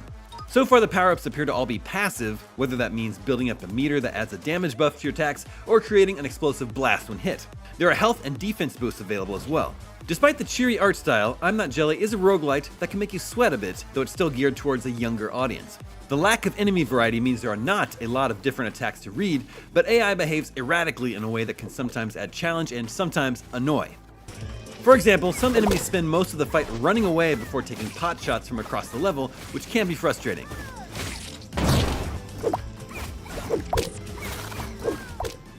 A lot of I'm Not Jelly is still under development. There are 2 more Jelly heroes that players will be able to choose from down the line, each with unique abilities that will hopefully change up the flow of combat.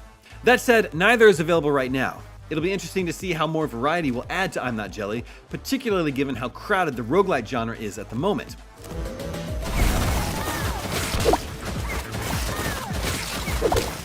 Of course, if anything can slide through the crowd and make an impression on the audience, it's Jelly, so here's hoping I'm Not Jelly shapes up in time for the jam.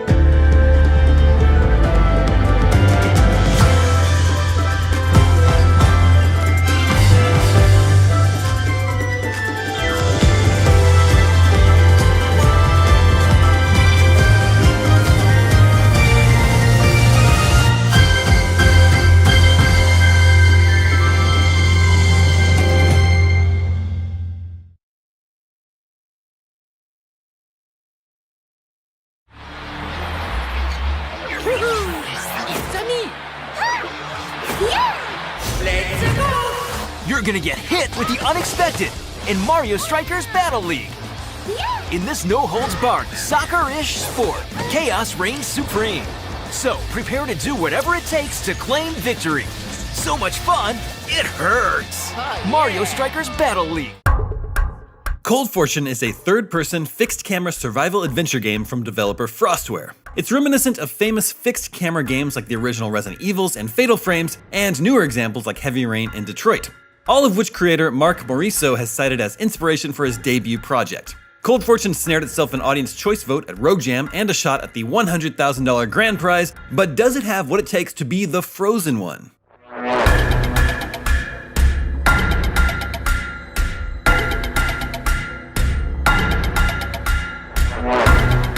Set 25 years in the future, Cold Fortune unfolds within a largely abandoned, snow-covered Detroit and tells the story of a group of people trying to survive in this unforgiving and deadly world. The brief playable snapshot we got our hands on gives players control of a mysterious but seemingly quite capable character called Deck, as he and his new companion Gantra move through a couple of incredibly dangerous Detroit blocks, an area sprinkled with bandits, bears, and at least one fatal booby trap. Unlike most games with a fixed camera, Cold Fortune features multiple angles you can switch to, depending on the area you're in. Cramped spaces may only offer 2 available views, while open areas will have 4 cameras to swap between. Cold Fortune encourages switching between all the available cameras, as some items and routes will only be visible to you from certain vantages. It's a system that still requires some honing though. There are definitely times that cameras were placed behind walls or in other frustrating spots, making it a little cumbersome to proceed. Cold Fortune's cinematic aspirations are getting a little undermined by this at the moment.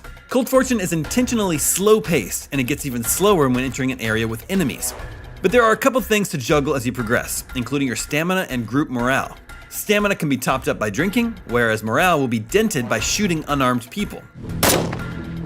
The game notes that group morale affects your tribe's ability to function, though the overall impact of low morale is not quite clear yet.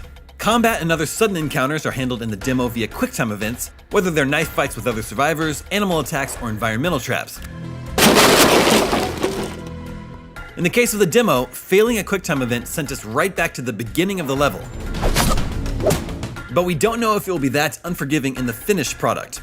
Speaking of quicktime events, one notable strength of Cold Fortune was the motion capture work, which seems quite strong. This is no doubt thanks to creator Mark Morisso's extended background in it, having worked as motion capture stage manager on Call of Duty Advanced Warfare and 2019's Modern Warfare, as well as a variety of other film and game projects, from Ant-Man and Avatar 2 to Battlefield 4, Titanfall, and, well, Connect Star Wars. Hey, it does have good motion capture work. Does Cold Fortune have the chills to pay the bills at Rogue Jam? The audience seems to think so, though judging by how gamers have been reacting to NFTs of late, Frostware may have to explain this Redeem NFT menu option if it wants to avoid an icy reception. Here's hoping the evocative world Moriso has created gets the final treatment it deserves. Is this? What's with all the neon? A Megaton finally landed for the PlayStation 5 last week, with the long-awaited arrival of variable rate refresh within the console's arsenal of features. Is it a game-changing explosion of performance leaps?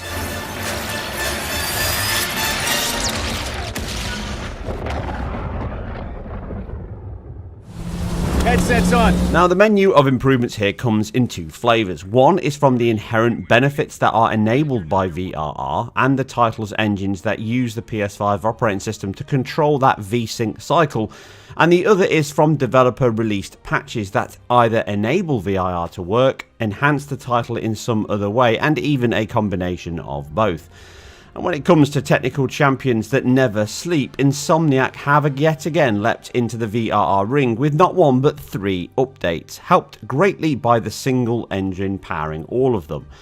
Picking Spider-Man Remastered first, which already had 3 modes to choose from on the PlayStation 5, it has now been updated to the same modes we saw last year in Rift Apart, namely a 120Hz mode which boosts the 30fps 4K fidelity mode to now run at 40fps, due to it being a divisible rate of that 8 millisecond level that 120Hz requires. Now with VRR on, this can go even further, effectively unlocking the frame rate to potentially reach that 120fps ceiling. I stress potentially. In side-by-side comparisons, we can see the old 40fps limit can now be up to 25% faster with this new VRR option enabled. And in addition to this, they've taken those performance gains of effectively removing the VSync cost and other improvements they've made to the engine, and they have also managed to increase the dynamic resolution scaling, meaning the resolution now has also increased along with performance. In reality though, the fidelity mode is the least significant increase, with performance being only 12 to 13% faster most often over that 40fps mode, leaving it a welcome increase but not one that most players will feel significantly faster or different, compounded by the fact it is also outside of that useful range of VRR, but I'll touch on that more later. Luckily, we have 2 other modes that see much bigger leaps, and these are across all 3 games in the Insomniac stack. Performance ray traced used here used to be a 60 FPS limit prior to this update, which was largely a locked and capped 60 FPS with a few dips occasionally to 59 or 58. But now we can see double that level at best, albeit briefly when swinging across the city. In reality though, we never see 100% faster frame rates here. More often 50 plus is where we sit, meaning we see frame times halved and input response increased, which is one of the biggest benefits of 120 FPS or faster frame rates. The leap is significant and really hammers home the extra work the team have put in here to maximise their engine, but also the gains when VSync is no longer set to a relatively low level, and therefore it can now also be controlled by the console. What we see here in the ray trace mode is a title that dynamically scales from a 4K target, but often around 1440p and hitting 80 to 90 FPS. Escaped from the raft last year. Now it's time to move him back in. Police aren't taking any chances, especially not with our guest of honor.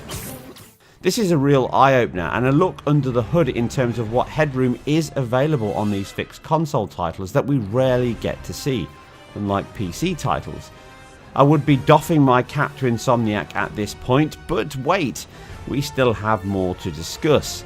Miles Morales has seen the same updates with pretty much identical results I've just shown here. In that performance mode though, it actually goes even higher. Higher heights with ray tracing turned off, but the active resolution scale can now go even higher, as does the frame rate. Now often being a further 17% over the performance ray trace mode into the 90s and even 100 FPS levels in cinematics, combat and traversal segments. For such an early and gorgeous looking cross-gen title, these boosts are significant, and although they have come from patches that Insomniac have released, they do a great job of selling the very best of what VRR can offer. Alright then! We're going to stop him, as long as we work together! Speaking of, mind giving me a hand up here? Yeah, I got you!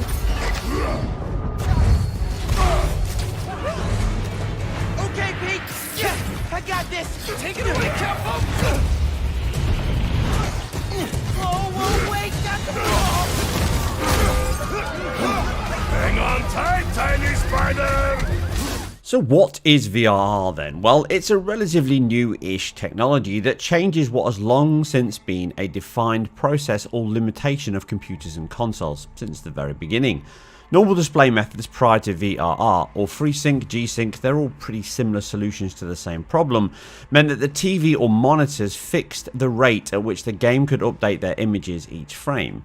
This is based on the speed at which the screen can refresh or draw and display a new image. And they tend to be 60Hz or 60 FPS. Older CRTs could vary more, but for now we'll just focus on standard LCDs, OLEDs, etc. that we're all accustomed to, fixed panel displays. This means that the fastest a PC or console could send a new image would be every 16 milliseconds if it's 60 FPS, which after 1 second means we would have seen 60 new frames in that time. The next rate below this is 30 FPS or 33 milliseconds per frame, which is divisible into 60 FPS evenly. This is half refresh on PC dashboards and meant that all engines have to lock all their functions, loops and inputs into this fixed drumbeat that is dictated by the screen. This is called VSync in modern money, and it means that so long as both console and TV align at that same 16 or 33 millisecond point in time, we get a new frame each time. The problem here, or at least one of a few, is that it can come at a large cost to performance within the game engine itself and impacts console and PC alike.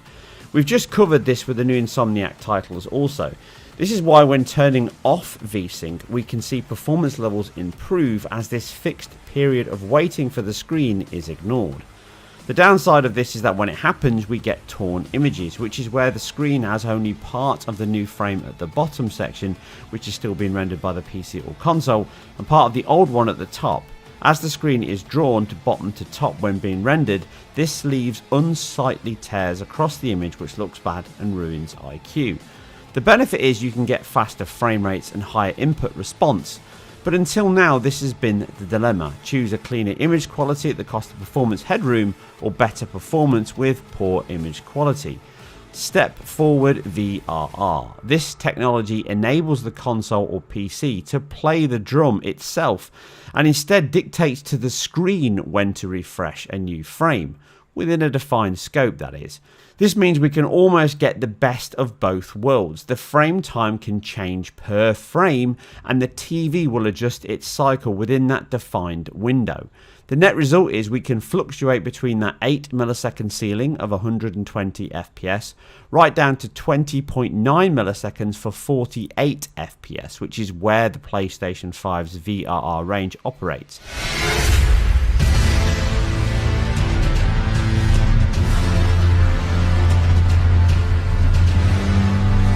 On face value, this sounds perfect, but some caveats come into the solution. We can cover these as we step through more titles.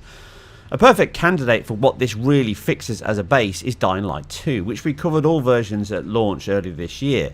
Now it does have an adaptive VSync, which meant that in more GPU limited sections, such as that opening foliage heavy segment here, in performance mode it could tear a little when it went slightly over budget. Now with VRR enabled in the operating system under the forced section, it improves this title and it has not seen any developer update as yet of this video being made. So we now get no tearing at all, and as you can see in the frame graph at 120 FPS, we can see the frame time fluctuate in between that 8 and 33 millisecond point. We're still capped at 60 FPS here in performance mode, which is unlike the Series X version, which also has VRR, but that can run up to the 90s. So this is an update I suspect Techland will release soon to also allow the PS5 to break free of that artificial limit. The biggest benefit of VRR is being able to get similar performance to a title without VSync, but still gaining that better IQ as no tearing is present, or at least significantly reduced. Which is perfectly demonstrated here again with COD Cold War. Now here in my side-by-side comparisons in the 120 FPS mode, we can see almost identical performance between them both. But the tearing you can see on the left and those ripples in that 8 millisecond frame time are now cleaned up to deliver those fast and fluid controls the series is known for, with the most stable IQ. Now this was patched to support VRR for PS5, and without this patch it may have run with VRR active but simply continued to tear as it did before. This means we get the best of both worlds, exactly what VRR is designed to do. But we can see this with demanding UE5 titles as well, such as the Matrix demo.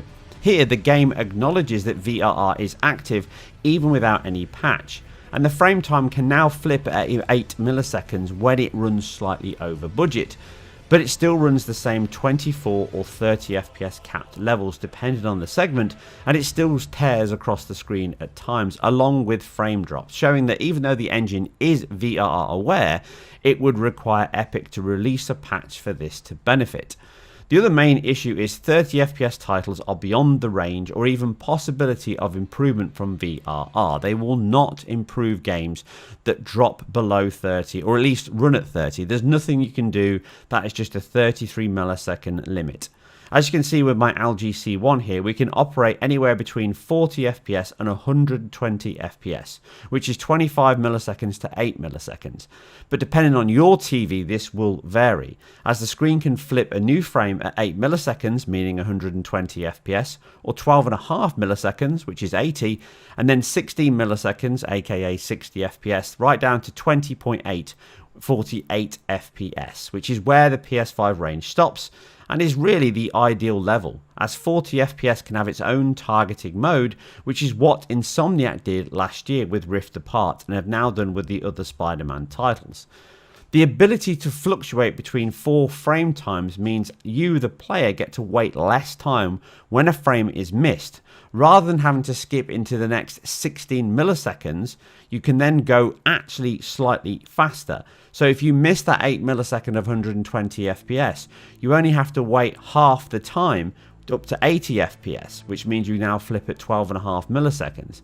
And therefore, the more consistent frame times are, the better they feel, and the closer together they are, the better they feel, which is exactly what VRR does. Because these frames are buffered, the TV can be told one frame in advance when the next refresh is likely. So it can then fluctuate between 120, 80, 60 and 48 FPS. And that means titles can fluctuate more and feel smoother. And the actual basis there, if we look at something like Cyberpunk 2077, this was a title again that we've covered in depth. That also had tearing. Specifically, you can stress it out by using alpha transparencies, again swamping the GPU with fill rate. That means that the game can tear and drop frames. As you can see here, it's tearing and dropping frames shooting through the glass. But going over to the VRR mode, we can see that the exact same section still drops frames. It still feels inconsistent in terms of dropping down below 48 FPS, because then you're into that 30 FPS refresh. But there's no tearing anymore, and generally those short sections are much shorter because it tends to stay within that 48 FPS range, which means on your screen, not here with this capture because it's still a fixed rate capture, it feels smoother because you're waiting slightly less to get that next refresh cycle. You're not waiting 33 milliseconds, you're only waiting 20.8, and that is almost half the time, and that feels much faster and smoother, and that's why VRR feels better than just having a game refresh on its own cycle. It's a very defined range though. At 48 to 60, you've effectively got one level of drop and then you're out of the range. But it works much better on 120 FPS titles because you've got a much bigger range to pick from, i.e. 4 refresh cycles. You think a crushing defeat is all it takes to stop me? I mean, yes. So, wrapping up the big hitters, another Insomniac to complete the triple header that they released is Ratchet & Clank Rift Apart. And again, it already had that 40 FPS fidelity mode, and just like Spider-Man, that is now unlocked with VRR turned on at 120 FPS, as you can see on the left, but it generally hovers in similar levels, somewhere anywhere between 10 to 25% an absolute highest point between the two. But as you can see on the right, performance ray traced mode now operates somewhere into the 90s. Again, in heavier sections, it can go right back down to the 60s again, but the VRR range that this operates within works really well. And it really, in my opinion, is where VRR works best, 60 FPS and above. Again, it's got that very small window within 48 to 60 FPS where it can help alleviate some of those stutters.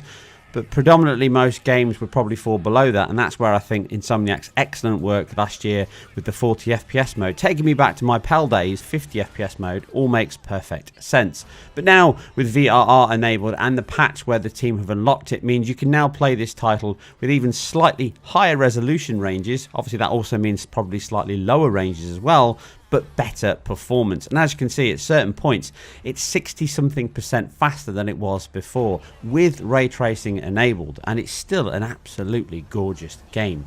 And then there's other titles that I was able to test as well. So Dirt 5 was already a pretty impressive 120 FPS title anyway, but now it's been fully updated with VRR, meaning those unsightly tearing elements in some of the stressful sections are now gone.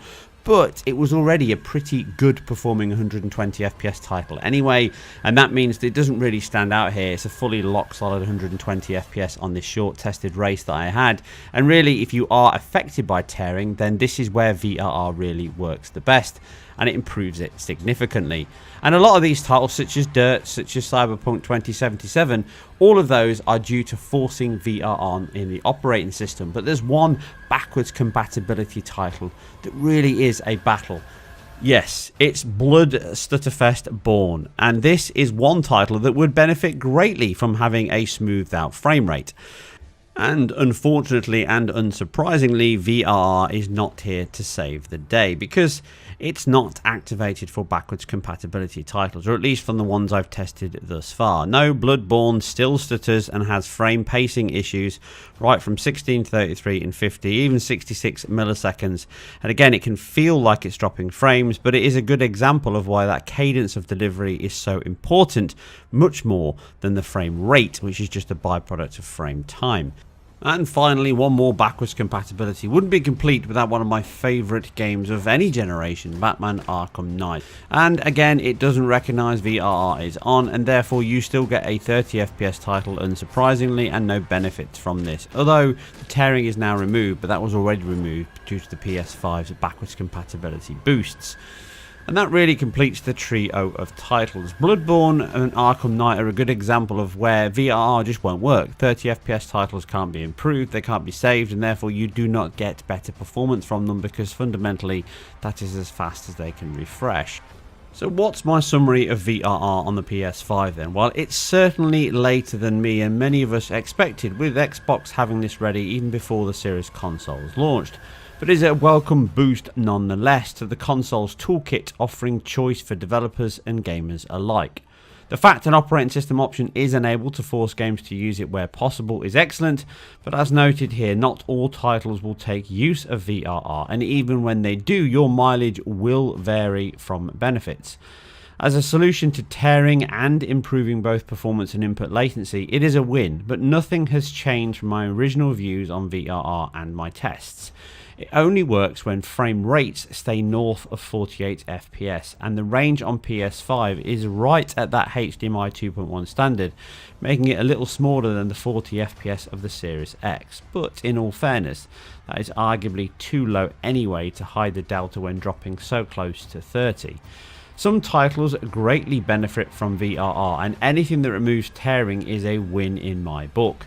Just do not expect it to be a silver bullet for performance issues.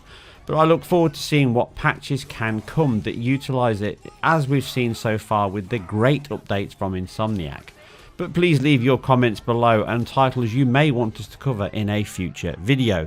But for now, I'm out. But if you like all things technology and game related, then keep it IGN, and we'll catch you very soon on the next one. Oh, baby! Bites me! Left tonight! Gotcha!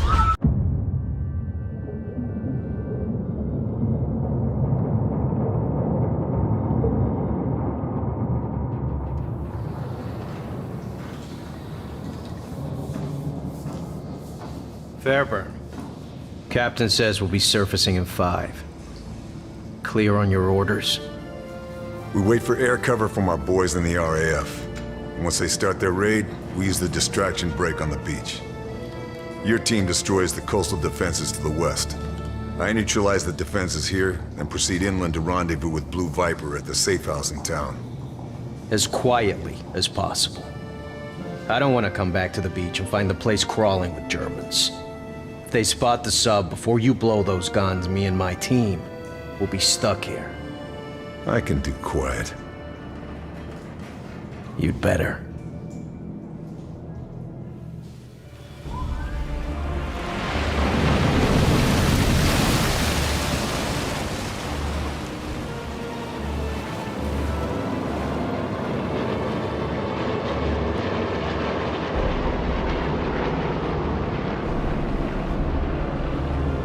All right, that's our cue.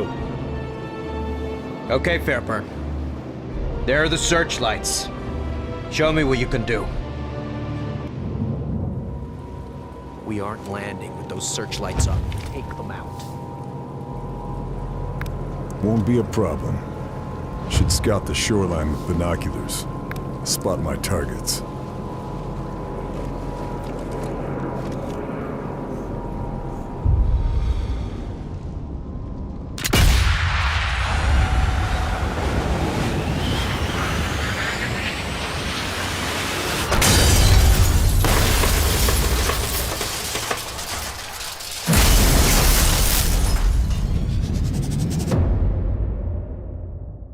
One left. Take them down.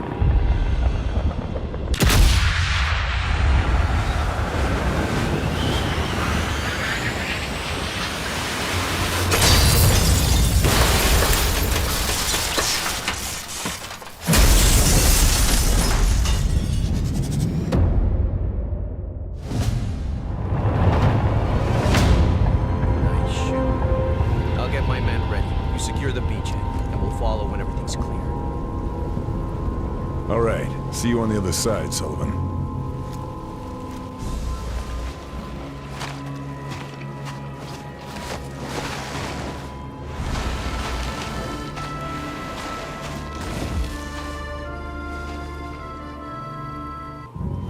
Got to secure the beachhead.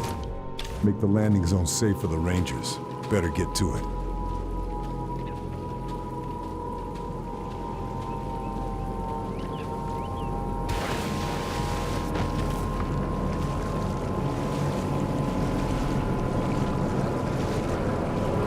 Going to have to go prone to get ahead.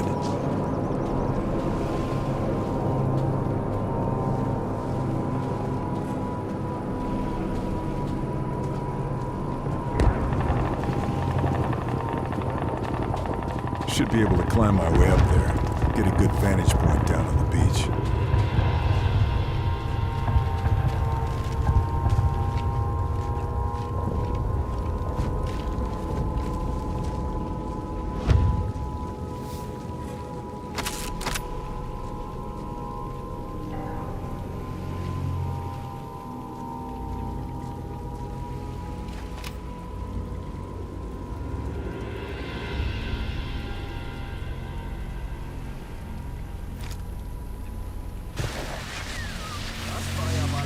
Can't give away my position.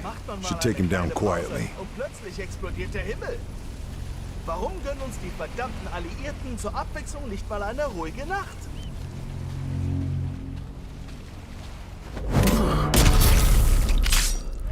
He'll be part of a patrol. Should keep to the shadows. Don't want to get caught out.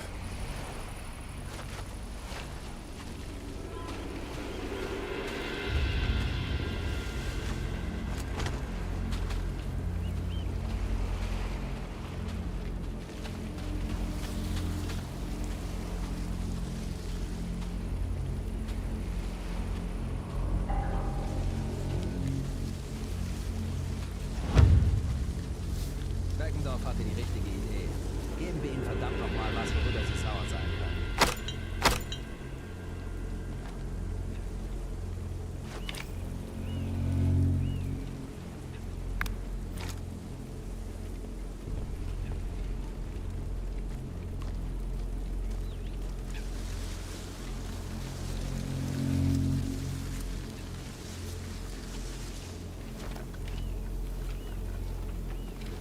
Beckendorf hat... Richtige Idee. Geben wir ihm verdammt nochmal was. Ist da jemand?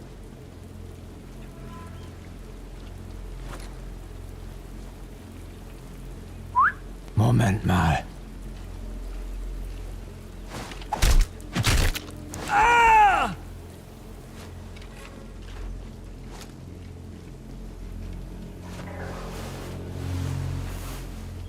Think I've grabbed all I can.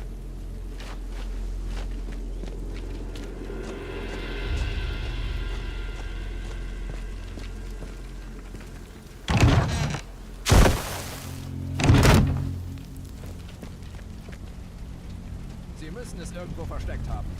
Bestimmt haben sie es noch nicht über den Kanal transportiert. Wir müssen weitersuchen. Was war das? Wer ist da? Hm?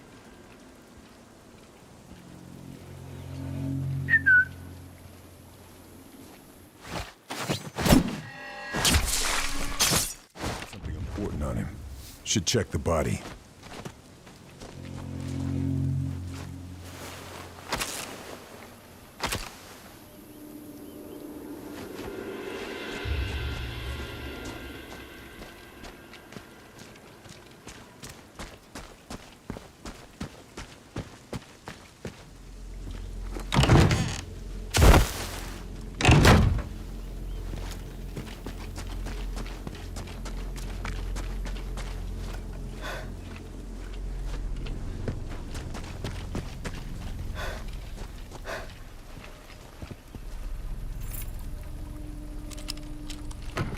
Military papers.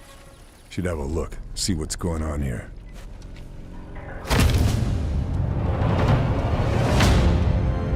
According to this, the SS captured a resistance cell in the town last week.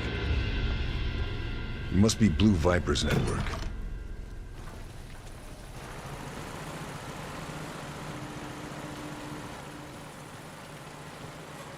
Subsonic ammo? Nazis must have found it and put this to good use. Keep my shots quiet. Aber er besorgt mich. Hoffentlich. Mach dir keine allzu großen Hoffnungen. Wir müssen noch die Waffen aus ihren Verstecken holen. Das dauert.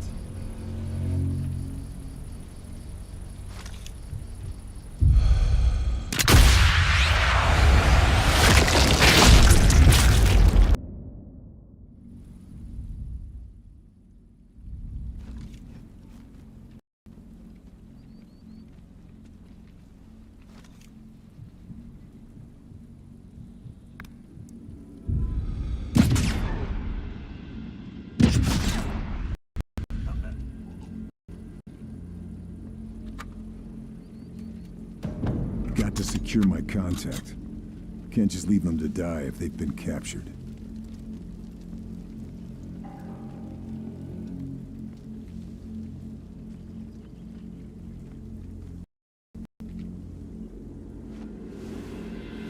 Guess I grabbed everything useful.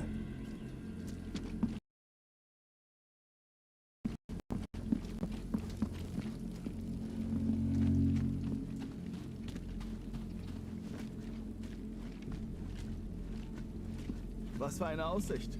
So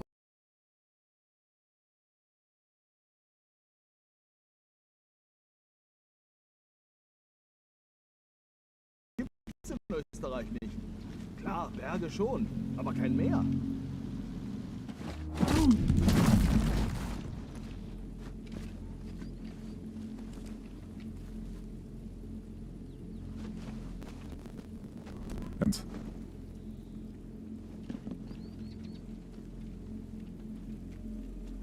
That'll be where they're holding the resistance. Got to get past these Nazis and get inside.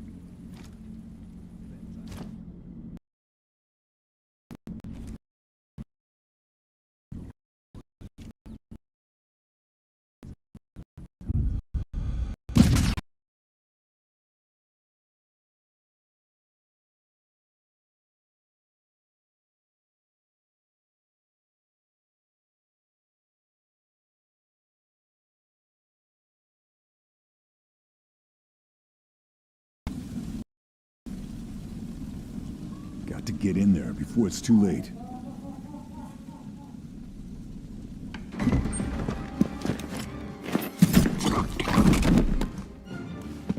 Charlie? Thanks. I just needed a distraction. The weather in Ostend is better this time of year. But France has better food. You're my contact. You're the desert ghost. I should have known. Good to see you, Blue Viper. Yeah, Leo chose that code name, not me. But they found us anyway, in spite of all the codes. Betrayed? Maybe. I think so. I can't be sure. They tried to make us talk, and when we wouldn't, my God, they killed the whole town, everyone. All thanks to a bastard named Moller. They split us up. Some of my men might still be alive. Somewhere in this place. We have to... I'll find them. You're in no shape to fight. Where can we meet? All right, you win. The safe house is blown. There's a farmhouse just north of the town. I'll find it. One more thing. One of my men, Marcel, He hid information in a loose panel under his bed. The key for it was sewn into the hem of his trousers. They may not have found him yet. Look for the house with the yellow brickwork. Ugliest thing in the village. You can't miss it. Got it. It is good to see you again. You too, old friend.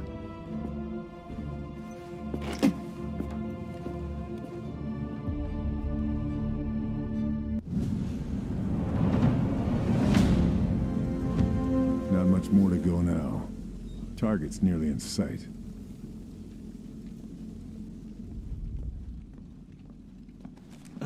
Nichts. Sie haben bestimmt irgendwo was versteckt. Die haben uns ja nicht mit Mistgabeln angegriffen.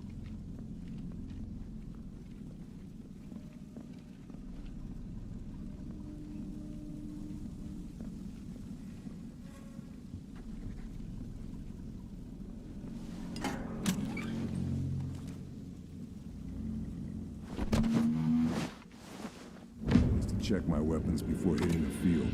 Stock up on supplies as well.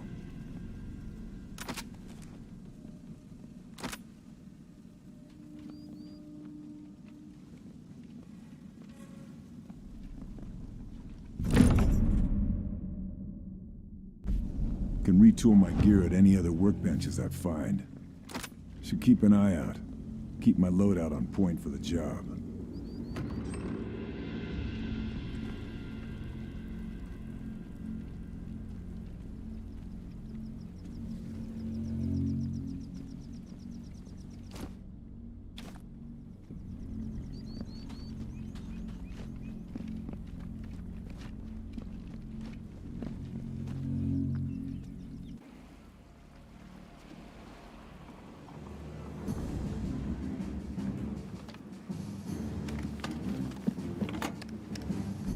Achtung!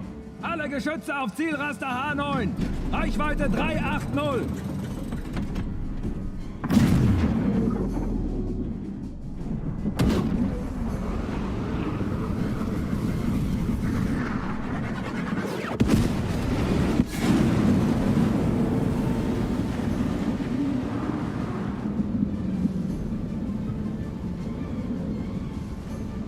Kommandoton vernichtet! Zurück auf die Stationen! Und wachsam bleiben! Nazi bastards.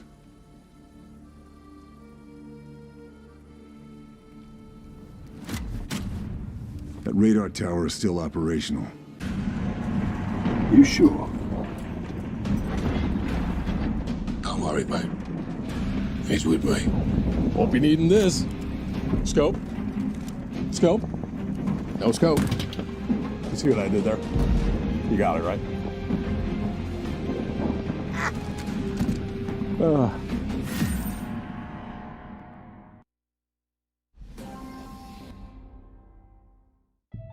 I am Agent, codename Desmond. I was trained to secretly serve the government of my country. My orders were to enter Oak Grove, to retrieve the dossiers of the secret experiments of Dr. Llewellyn. What I found there, in the office of the experimental hospital, it is something the world needs to know about. This is my story. IGN sat down with U.S. Army geospatial engineer and gamer Corporal Joseph Stanningwater to react to the upcoming action RPG Forspoken and get their unique perspective on the challenges that await Frey in the mysterious land of Athia. Presented by the U.S. Army. Hello, I'm Corporal Joseph Stanningwater. I'm a 12 Yankee, a geospatial engineer. My role is to be the GPS of the military. I take data and creatively turn it into maps that are both readable and functional. In Forspoken, Frey is exploring a new world, so I could really help her out. The scouting techniques that I would use would be finding landmarks, maybe like a broken down building, and then also try to keep track of like directional, like northwest, stuff like that, by using the sun. Not guilty. Lies. She dies. When I see this dragon, I notice that it's like 20 feet bigger than me and also has magical particles around it. Maybe I should run away or parkour away or just get away from that huge magical beast. It is you who You trespassed on my land. You who set this battle in motion. If I had magic powers, I wouldn't have any safety precautions. I would just parkour. You can choose from over 200 career paths that match your passion on GoArmy.com. What's your warrior? Forspoken is coming to PlayStation 5 and PC. For more on everything Forspoken, keep it here on IGN. No matter how you game, make sure you're operating at peak performance. Unleash the power of the Samsung 980 Pro PCIe 4.0 NVMe SSD for next-level computing and double the data transfer rate of PCIe 3.0. It's 12 times faster than Samsung SATA SSDs, making for a whole new user experience. The 980 Pro pushes the limits of SSD technology thanks to write speeds of up to 7,000 megabytes a second, and the new Samsung in-house controller designed to harmonize flash memory components and the interface for superior speed. And even better, it's easy to install. Boost your PC performance, load games faster and more reliably, no matter how intensive the workload. The Samsung SSD 980 Pro and 980 Pro with heatsink are proud partners of IGN's Summer of Gaming. You are go for launch.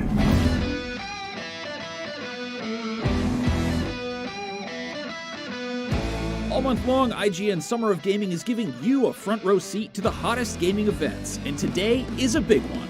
Summer Game Fest 2022, hosted by Jeff Keighley. Welcome to Summer Game Fest Kickoff Live. A live cross-industry showcase of announcements, trailers, and reveals, plus probably a few surprises. Will there be an orchestra? Will the Muppets make an appearance? Will someone drop an F-bomb? Anything's possible, but you won't have to wait long to find out because Summer Game Fest 2022 starts right now.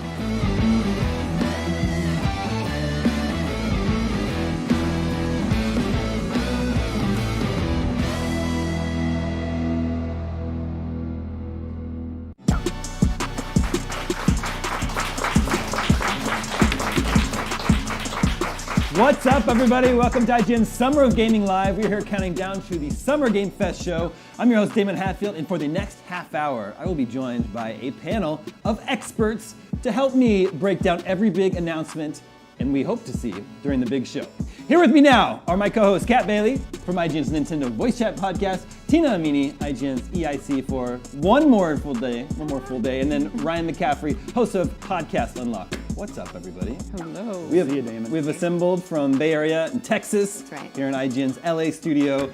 It's great that we can all be together here. Apart from the people at this desk, there are so many people in the office right now behind the cameras and in the control room, and our news writers are standing by, ready to write up all the big announcements from Summer Game Fest. So it's awesome that we can all be together here, working as a team, just like we did for E3 back in the before time. Feels great to be back. Before we get started, just a reminder that IGN's Summer of Gaming is going on throughout June. This week alone, we'll be covering Netflix's Geeked Week all week, IGN's own Expo this Friday, plus the Xbox and Bethesda showcase this Sunday, and there's a ton more going on besides that. You can find live coverage of all things Summer of Gaming wherever you get your IGN, whether that's IGN.com, Twitch, YouTube, IGN One on your smart TV, and now you can even watch us on our Steam page. Now, Jeff Keighley has teased what's coming for Summer Game Fest. Let's take a look at what we know for sure is going to be there. It's actually a lot. We actually kind of have a really good idea of what to expect. He said ahead of time, this is more about games that have already been announced, updates for those, rather than announcements of brand new games. And one of those is Street Fighter 6, which we just got a look at Sony's State of Play last week, I believe. I believe they're going to unveil a new character for Street Fighter 6. And this game, what's really interesting to me about this is that it's apparently going to have this single-player kind of open world mode. I really like I'm not a competitive fighting game player myself, but if it has like a compelling single-player mode, I will totally play it, just like I did with Mortal Kombat 11. Tina, what are you hoping to see for Street Fighter 6 today? Exactly that, World Tour mode. You know, what exactly is that supposed to be? Because it's a sort of open world environment, and we saw the slightest glimpse of it. So clearly you can make your own character and explore into this world, but is it just going to be elements of random encounters effectively, or is there more that you can be doing in this open world, which you're seeing in the footage right now that we saw from State of Play? So getting more information on what exactly that means for Street Fighter 6 will be really interesting. Sure. And actually, I think they did have a leak of their, maybe an extensive character roster already. They're going to reveal a new character today. Ryan, what do you think? There's been so many Street Fighters over the years. What does it take to get people excited for Street Fighter today?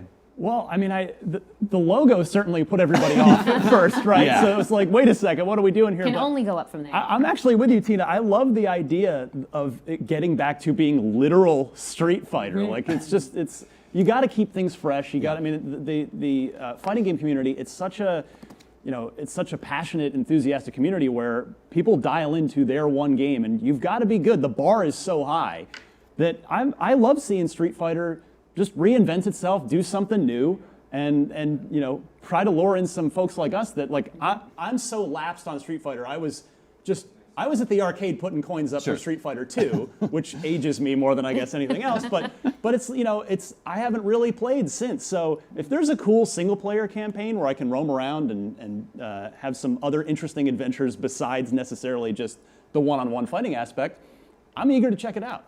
Yeah, same.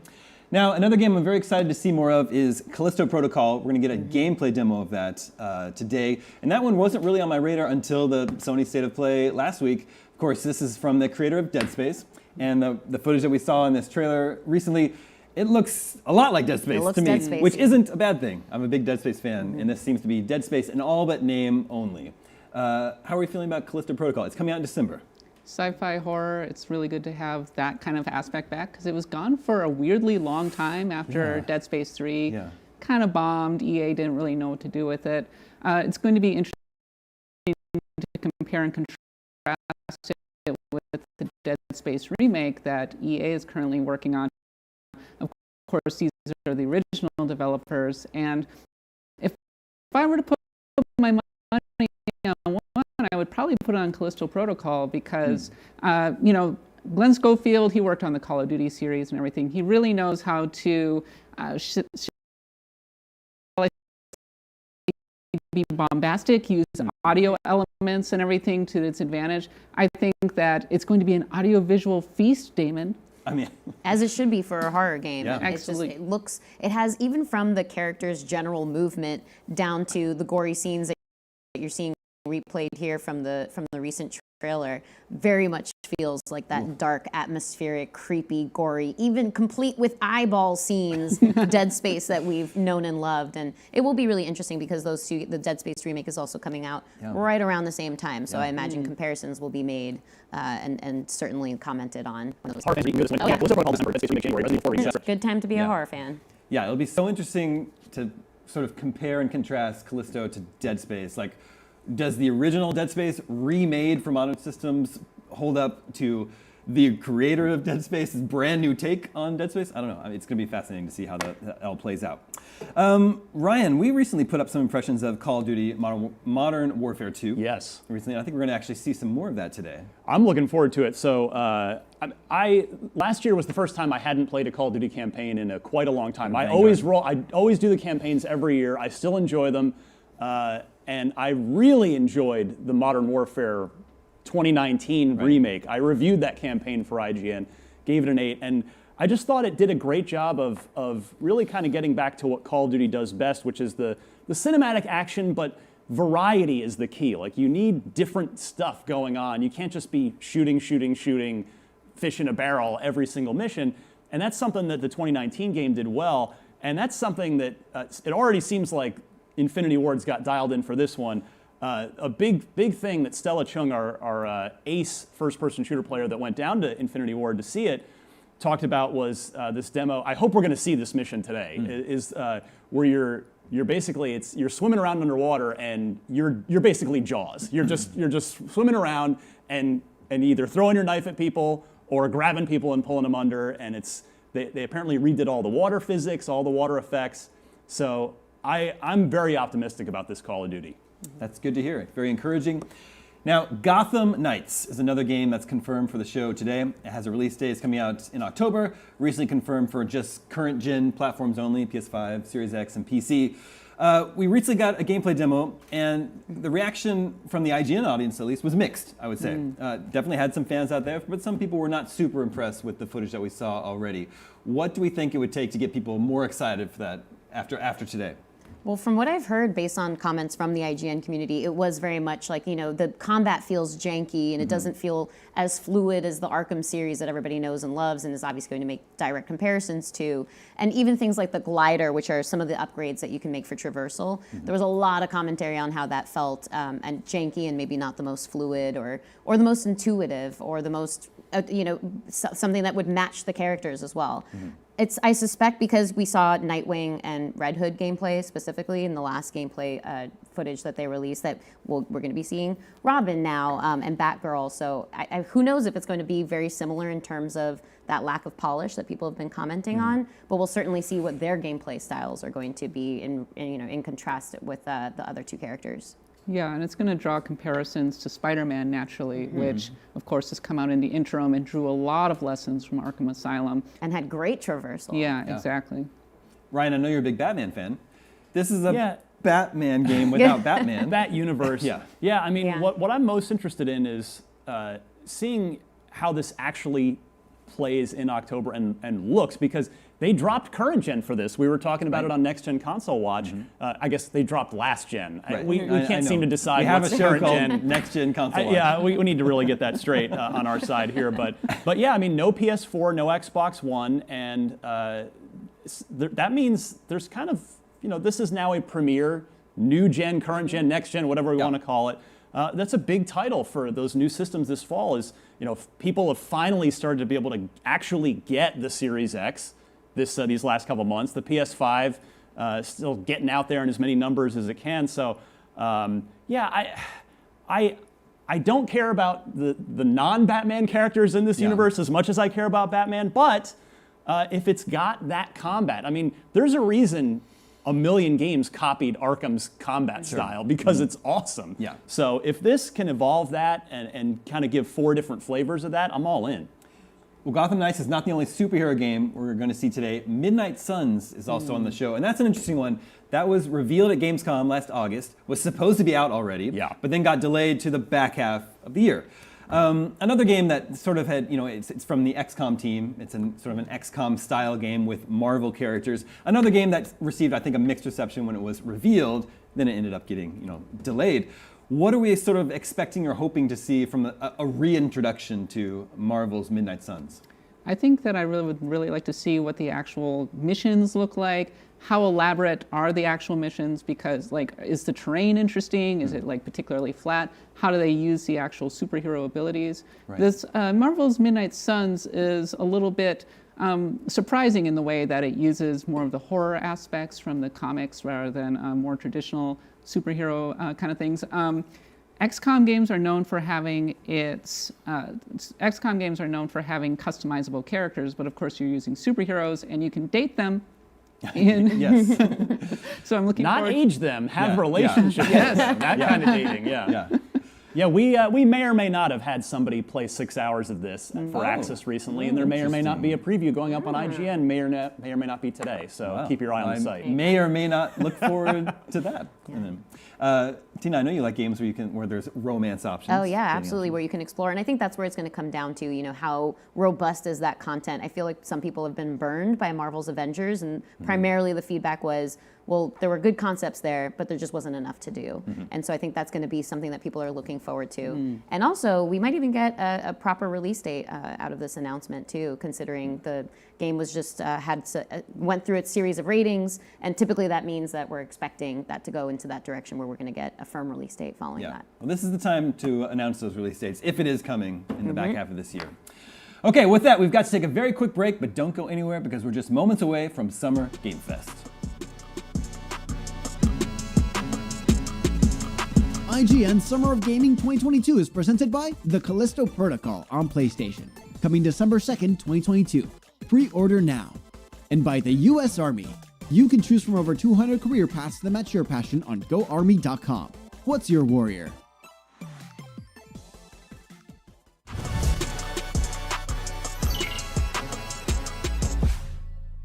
I'm Akeem Lawanson, and this is What to Watch on IGN1. It's a weekly show where we check out the latest and greatest in trailers, reviews, and everything else in the world of entertainment.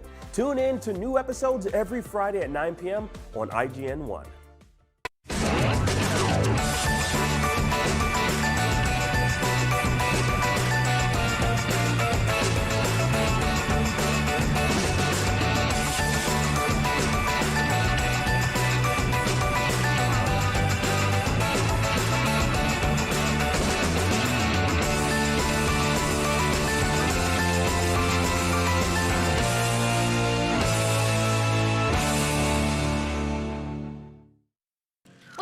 everybody, I'm Stella Chung, and you're about to get your weekly fix. This is the show where we round up all the biggest gaming and entertainment headlines you won't want to miss. Tune into new episodes every Saturday at 12:30 p.m. Eastern and Pacific on IGN 1.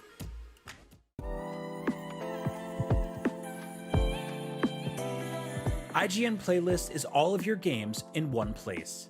You can build your library and discover new games. Create and follow playlists from friends. Access guides for what you're playing. And rate and rank the games you love to share with the world. Available free with your IGN account. It's for players, no matter where you play. The only thing better than listening to IGN podcasts is watching them. Luckily, all your favorite weekly shows are here on IGN 1. Whether you're chasing the latest Xbox releases with Unlocked, looking for your PlayStation fix with Beyond, tracking everything coming to Switch with Nintendo Voice Chat, or catching up on this week's gaming news with GameScoop, we've got you covered. Check it out. Tune in every weekday at 5 p.m. for the best gaming coverage right here on IGN 1.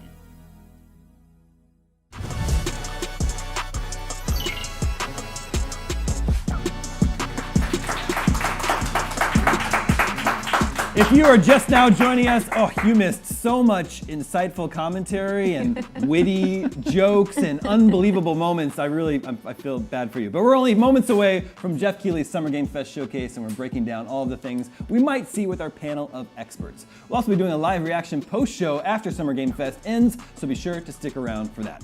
For now, let's talk about some of the big third-party publishers that might have some cool new games to show off today. We were just talking about the games that have already been confirmed for the show. Now it's time to talk about what we might see.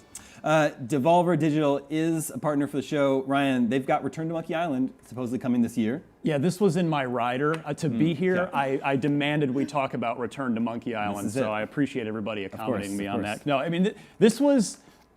I cannot think of the last time, and I've been doing this for 20 years, that a video game announcement took me this much by surprise and made me this happy. I never thought we would get another Monkey Island with Ron Gilbert, the original creator. We got this teaser just after April Fool's, which had everybody going, wait a second, it's real.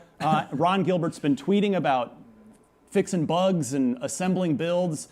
It was announced for this year, so I suspect we will finally get a look and see what Guybrush looks like in this new art style. We'll get a look at this game, and I suspect we will get a a release date at the end of this trailer too. And I'm just over the moon that this exists and this is happening. It is definitely like the best thing ever for me. Yeah, I agree. It's one of the most pleasant surprises of the year so far.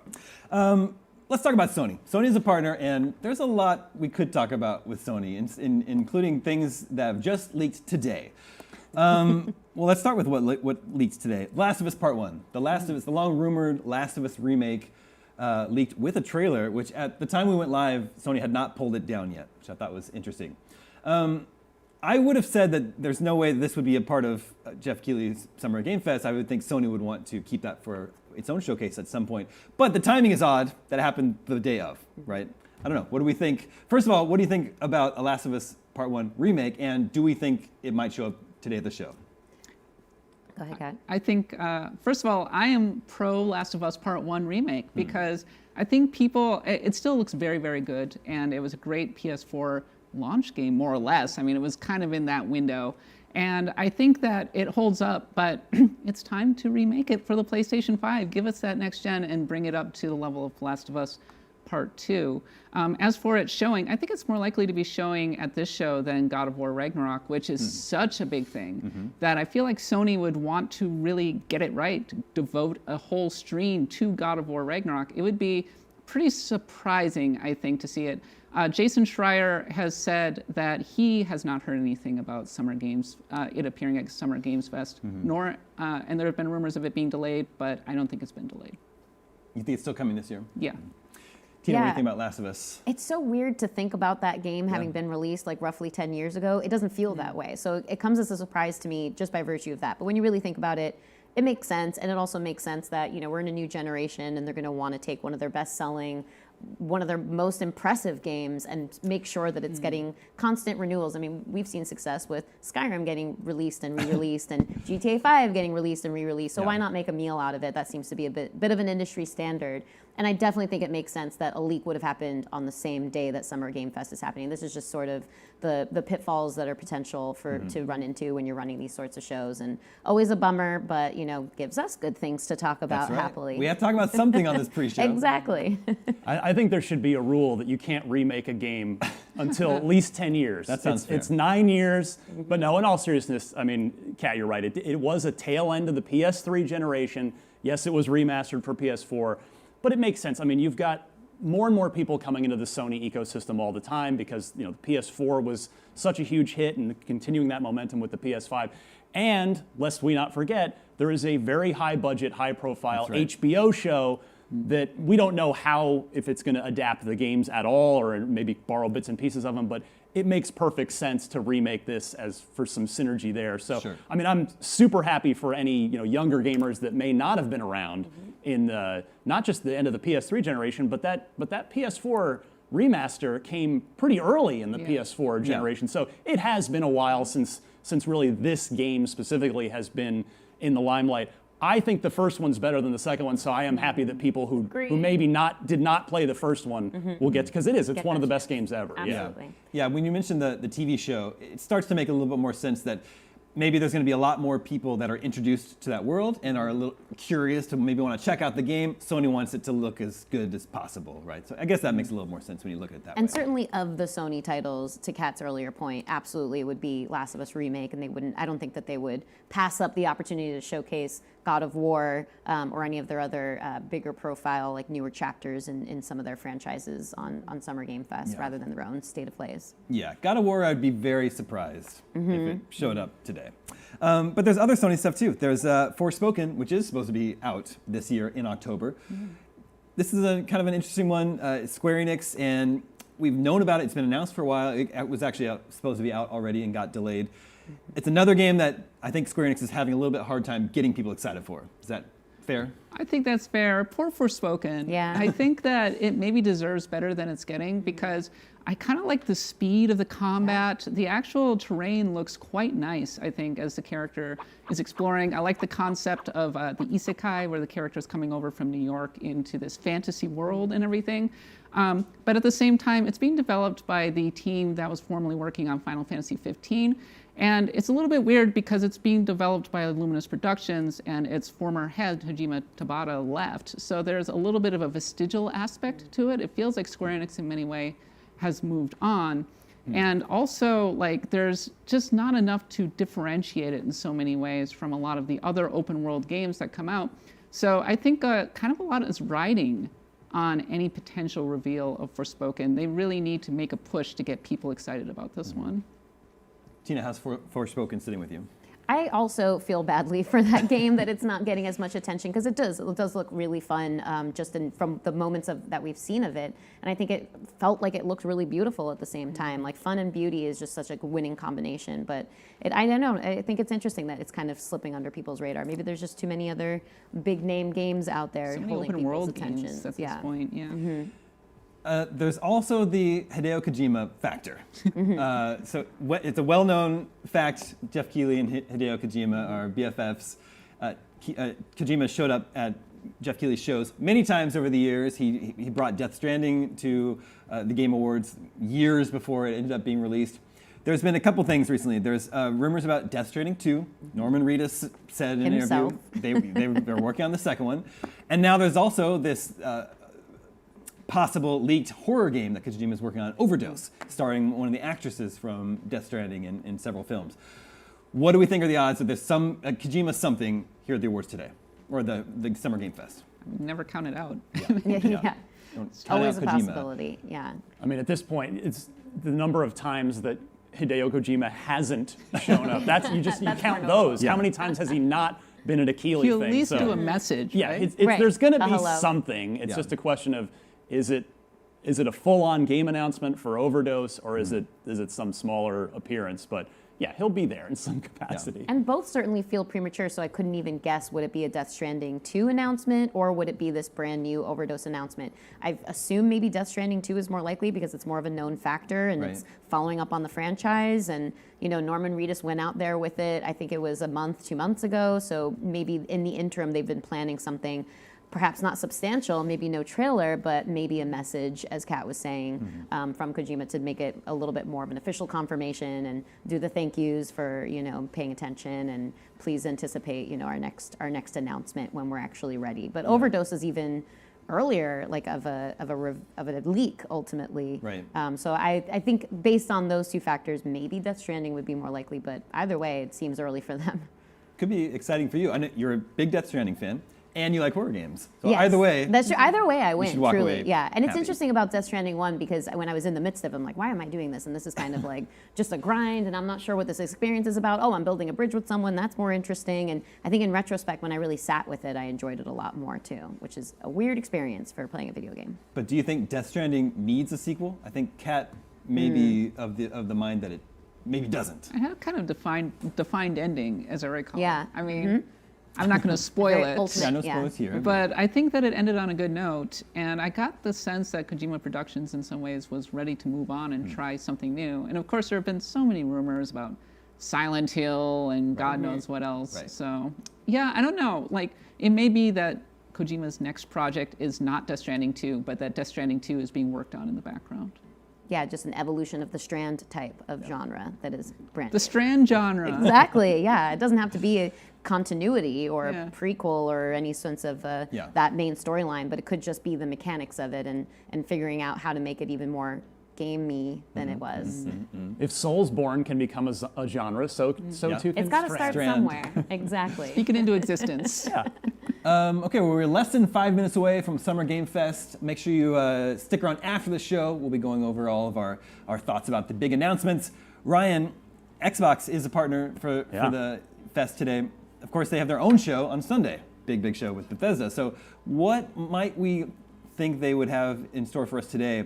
I do think we're due for a release date for Hellblade 2. I'm right with you, and I think it's exactly like the situation we were just talking about with the Last of Us remake. It's like, that would be here and not at Sony's own thing. But yeah, Hellblade 2, it's been at the Game Awards twice. In fact, the only times we've seen it, where it was at the Game Awards 2019, and then again this past year we got a substantial nice 6-minute gameplay demo. So yeah, if third time's the charm in terms of getting a release date for that. We've talked about this on Podcast Unlocked, our weekly Xbox show, where Xbox has had some tough luck with delays. They've had 4 significant exclusives that were scheduled for this year bumped out of this year. Hellblade 2 getting a release date for 2022 could go a long way towards curing the hunger that Xbox fans are feeling for some new exclusives. And yeah, I mean, if any one of the big Microsoft games was going to be at Jeff's show today versus Microsoft's show on Sunday, Hellblade seems like the right fit given that it's been at the Game Awards twice before. Yeah. I guess the other couple possibilities, there's the GoldenEye 007 remaster, which achievements have leaked. Announcement for that seems to be imminent at some point over the next couple days. And also Scorn is supposed to be in October, but doesn't have an exact date yet. So that'd be a nice little release date. Maybe there'll be like a gross block of this show with Callisto Protocol and this. Yeah, it's like get all your disgusting game stuff out of the way. Disgusting in a good way. Exactly, gross, bloody disgusting in a fun way. Yes, I love that. Well, another leak from this week that could be a very real possibility is the Saints Row Boss Factory. The new Saints Row is out in August. The Boss Factory is the character creator that it could be released today. It could be one of those things, and it's available now. Another interesting case, Saints Row having a hard time getting its fan base on board. However, Ryan, we did put up a very positive preview recently. Yeah, the reaction to this was one of the most downvoted trailers I've ever seen on IGN because it was right before YouTube turned off the dislikes, from being publicly visible, and it was not a positive reaction on IGN's channel or on any other channel I saw. But you give people time, and then they showed off a really good slice. Hands off, we haven't played it yet, for the caveat there. But yes, Simon Cardy out of our UK office got to see an extended chunk of gameplay, and that preview went up, and he was very happy with what he saw, and the audience response to that preview was extremely enthusiastic too. So seems like the tide might be turning there, and maybe people just needed a little time to sit with this reboot. And if Simon's telling us that tonally it's kind of fitting, it's landing somewhere between Saints Row 2 and Saints Row 3. which are the two most beloved in the series. I'm a 3 guy myself, and I know you are as well, Damon. But so if it's in that range tonally and it's got a fun world to have some hijinks in, then I'm all for it. I hope we'll get a chance to play it here very soon. Yeah. Okay, we're just about a minute until I'm going to hand you over to Jeff Keighley. He's promised to be gentle with you. Any sort of last minute hopes or predictions of anything we hope to see today? I wouldn't be surprised if we saw Elden Ring DLC revealed during this particular show. And I'm really excited to play it because Elden Ring is not just my game of the year, it's pretty much my game of the generation. So more Elden Ring, please. Wait, nice. This generation? Oh yeah. Okay. I mean, it's still in the early. Fresh, yeah, but still yeah, fresh. Yeah. so far, Still you can early count days in that. this generation, I think. Well, Jeff also confirmed Witchfire, which we haven't seen since I think the Game Awards reveal in 2017. I don't even know what that one is. It's so it's from the creators of Painkiller and Bulletstorm, as well as The Vanishing of Ethan Carter. So they had a whole description about when that game was revealed about why are we turning from a narrative game to a first-person shooter, a dark fantasy first-person shooter. But it's clearly in their roots, and it looked pretty gorgeous and interesting. I think there's like an evil turtle that you kill in it. That was just my interpretation. All turtles are evil. Well, yeah, they do bite hard. So yeah, we'll definitely be seeing that one, and I'm curious to see what else is in that environment too. I'll give you one real quick. Breath of the Wild 2. Nintendo's brought it to Jeff's stage. They brought Breath of the Wild to Jeff before. Maybe it's time to see it again. That would be a delight to see. I don't know how realistic it is. Okay, the show's just about to start. Everybody enjoy all the announcements. We'll see you back here on the other side.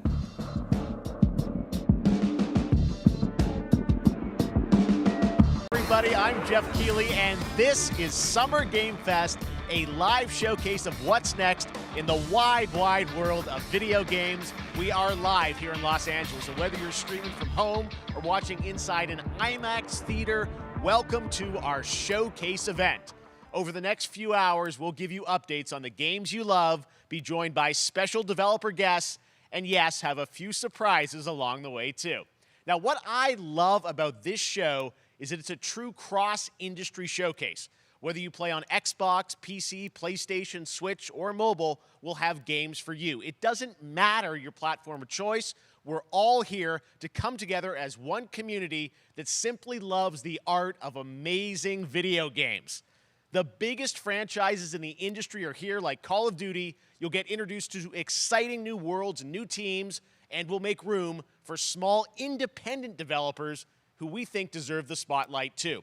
If we do this right, hopefully you'll discover a few new games to put on your wish lists.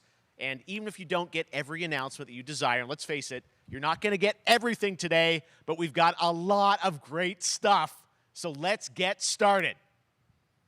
Over 30 years ago, Capcom's Street Fighter hit arcades, and ever since, this legendary Japanese fighting game series has continued to evolve. Street Fighter 6 is coming in 2023, and right now, we're excited to officially confirm a character coming to the game and show you the exclusive first gameplay footage. Enjoy.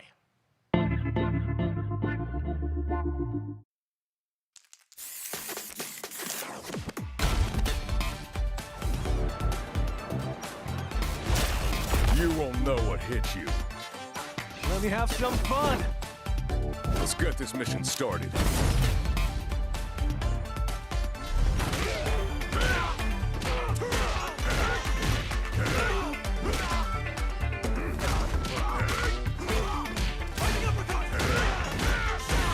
This will be a good fight. Got you in my sights.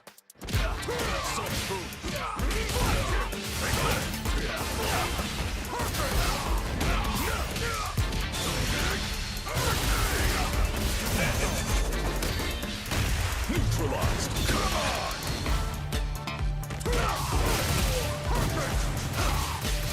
Predictable. Time to end this. Fire. Double. Somersault. I'm just on another level.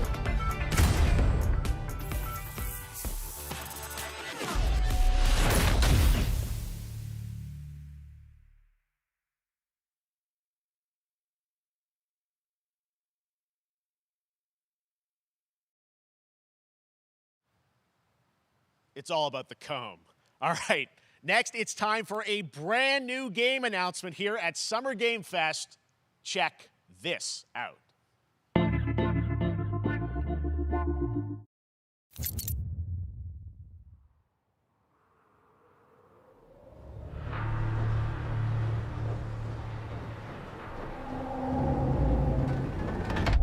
Sergeant Leo Alvarez of the CM Leth Recon Squad. Our mission was to enter the Tantalus base, locate the ComSat relay, and bring it back online. We found the relay, but there was a problem. Get that door closed now, Private. Close that gate. Nothing gets in here. Ray didn't make it. Releases of One Piece. Willis, take the lead.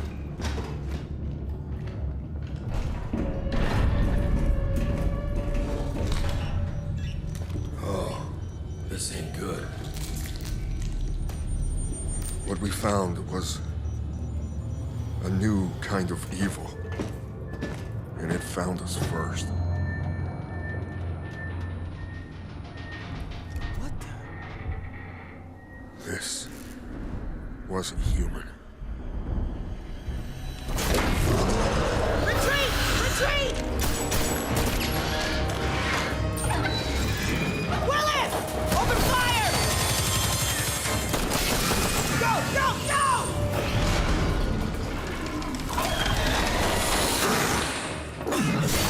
Alvarez! Through that door!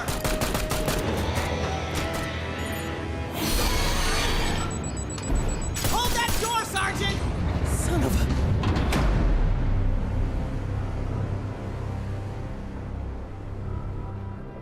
I don't know what I saw in there.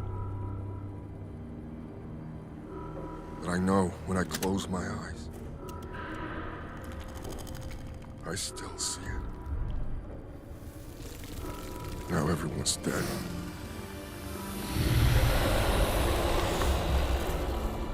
And someone needs to know.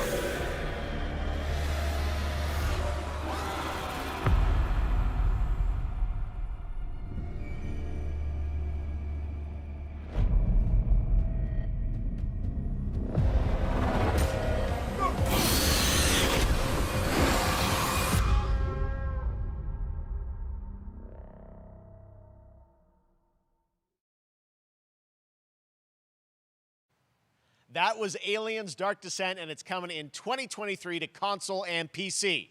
Next, 2 years ago at the Game Awards, we revealed the Callisto Protocol from the creative forces behind the Dead Space franchise. Today, I am thrilled to get to show you the first raw gameplay alongside its creator, Glenn Schofield. But first, here's the quote-unquote Schofield cut of the brand new trailer with a little more gore.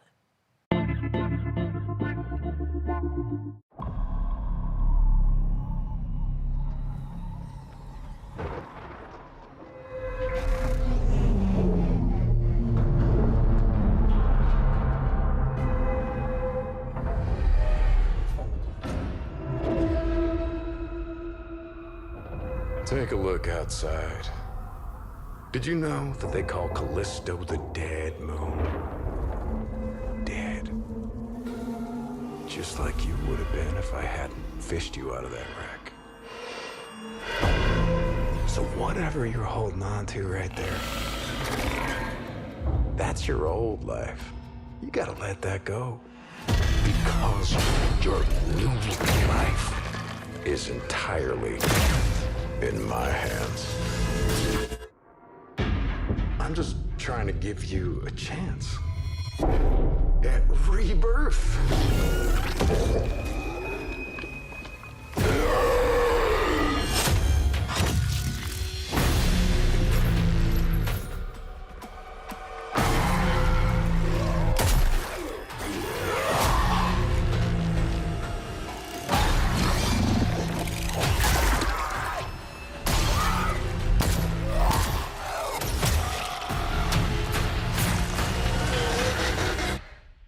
I just love that last part.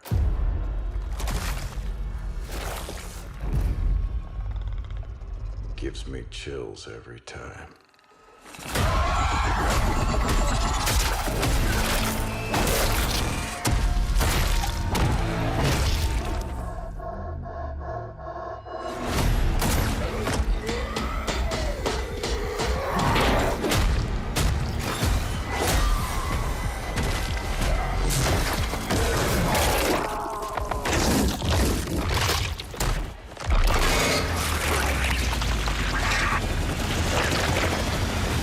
Welcome to your new home.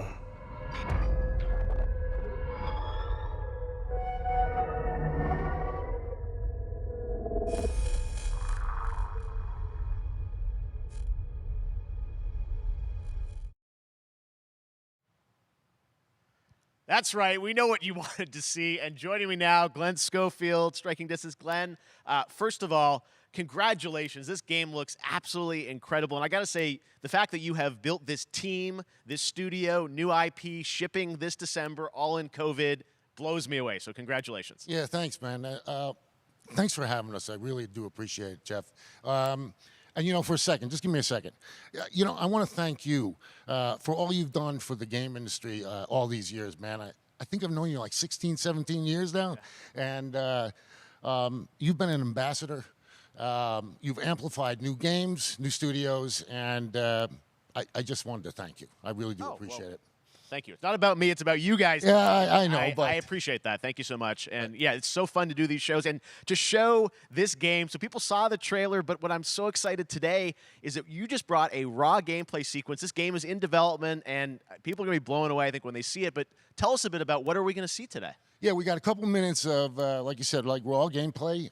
It's 2 segments in the first half of the game. One is a med bay, another one is a power station, and you're going to see some new enemies, some brutality, some just about everything. We're showcasing a new weapon called the Grip. Okay. It's like a gravity gun, but it picks up the enemies and it shoves them into giant fans. It rips them apart. It's great. And then check out the nice ending we have, where we usually will kill our main character Jacob, and in a very unique way. And just for a second, I want to thank the team, man. Like you said, through COVID, through everything else, the dedication, the hard work, you guys are amazing. Thank you very much.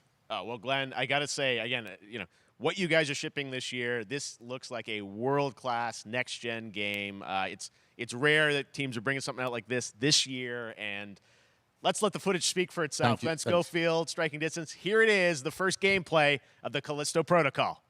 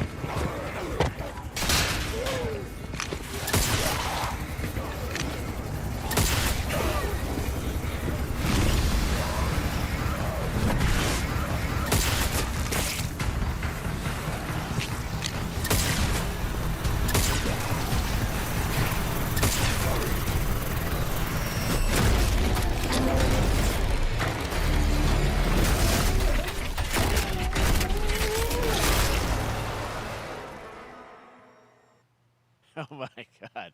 That just happened. All right, moving on.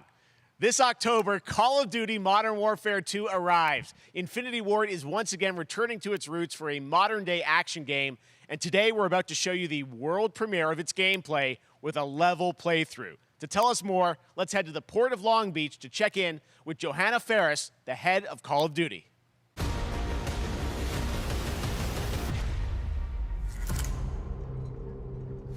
Hi, everyone. In 2019, Modern Warfare changed everything.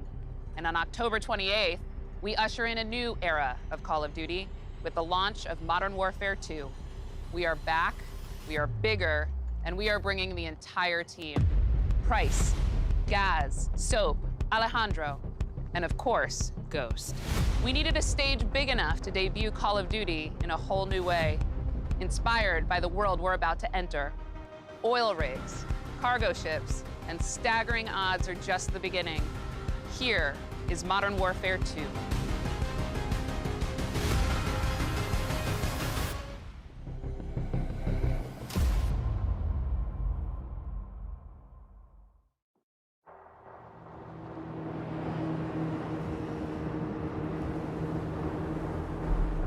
Eyes in the red.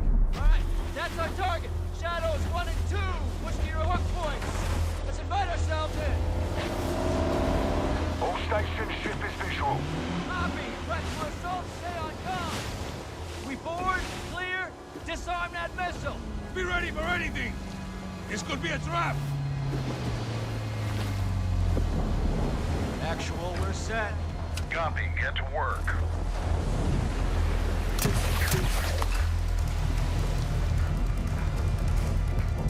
Good hook. Up and at him.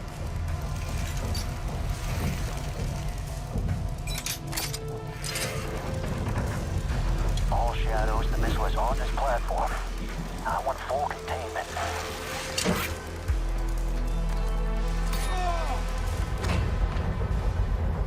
Got 3 AQ internal. 2-1, making entry. So, cut right clear through.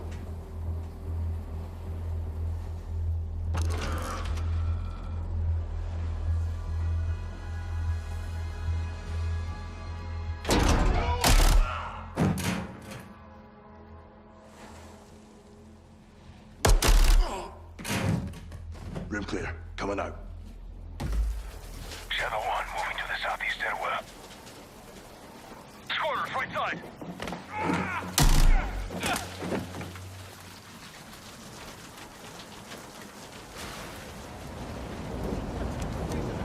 Two above.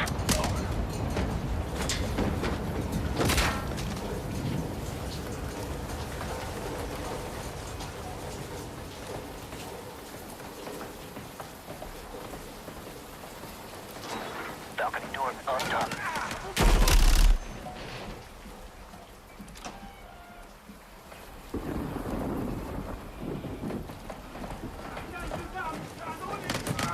Ghost, we're moving to the main deck.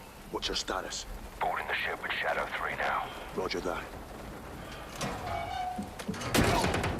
Man down. Rush out.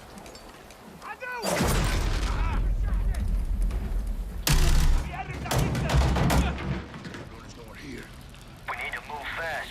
All Shadows, force out. I want eyes on that container now. 2 copies, moving. We gotta roll.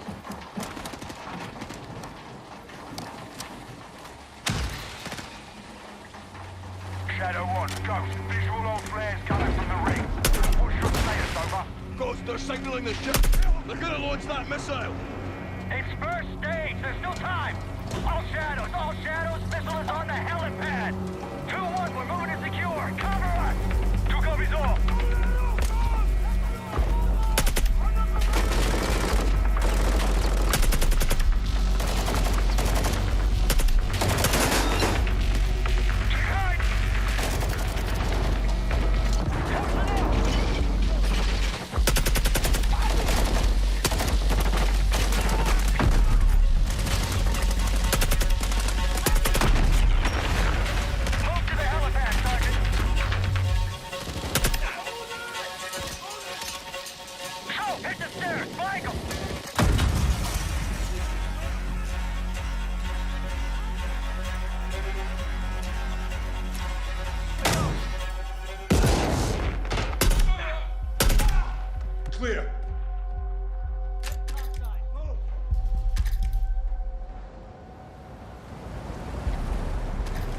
This is Shadow 1. Rig is secure. Moving on the container now.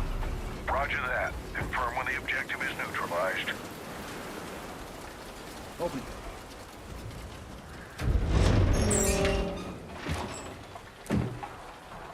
Where are the controls? On that damn ship. Actual, we got a problem. Missile was armed. Controls are somewhere on the ship. You have your orders, son. Stop that launch.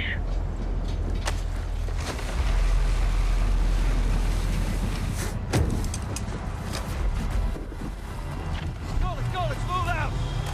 Ghost, this is Zero 1, back in the water, inbound to your position! Solid copy, we're taking effective fire. The LZ will be hot. Roger that! Once we're on deck, we push to the bridge! Fast! Secure those controls! Stop this missile, yep! How do we board? Take the ramp! Hold tight, Sergeant!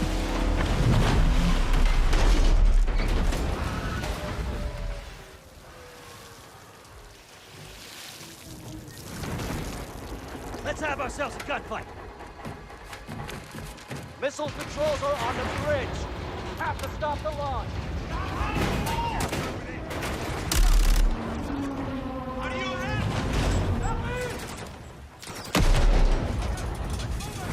Alejandro, maintain overwatch from the rig. We're forcing up.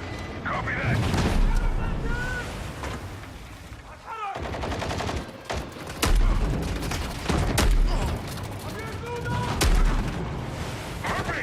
Reloading! They're forcing up!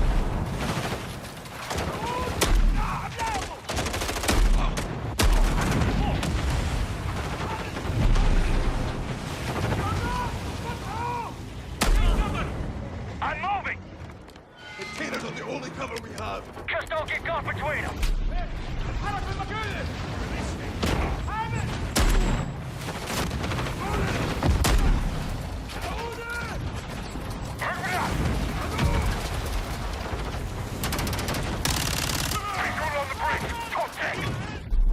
Entry on the third.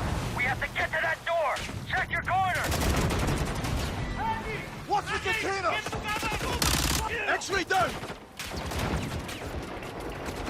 Course right. Shadow 1, the missile's for garage. How far are you from the bridge? This is 1. We're pushing towards the entry now. Copy that.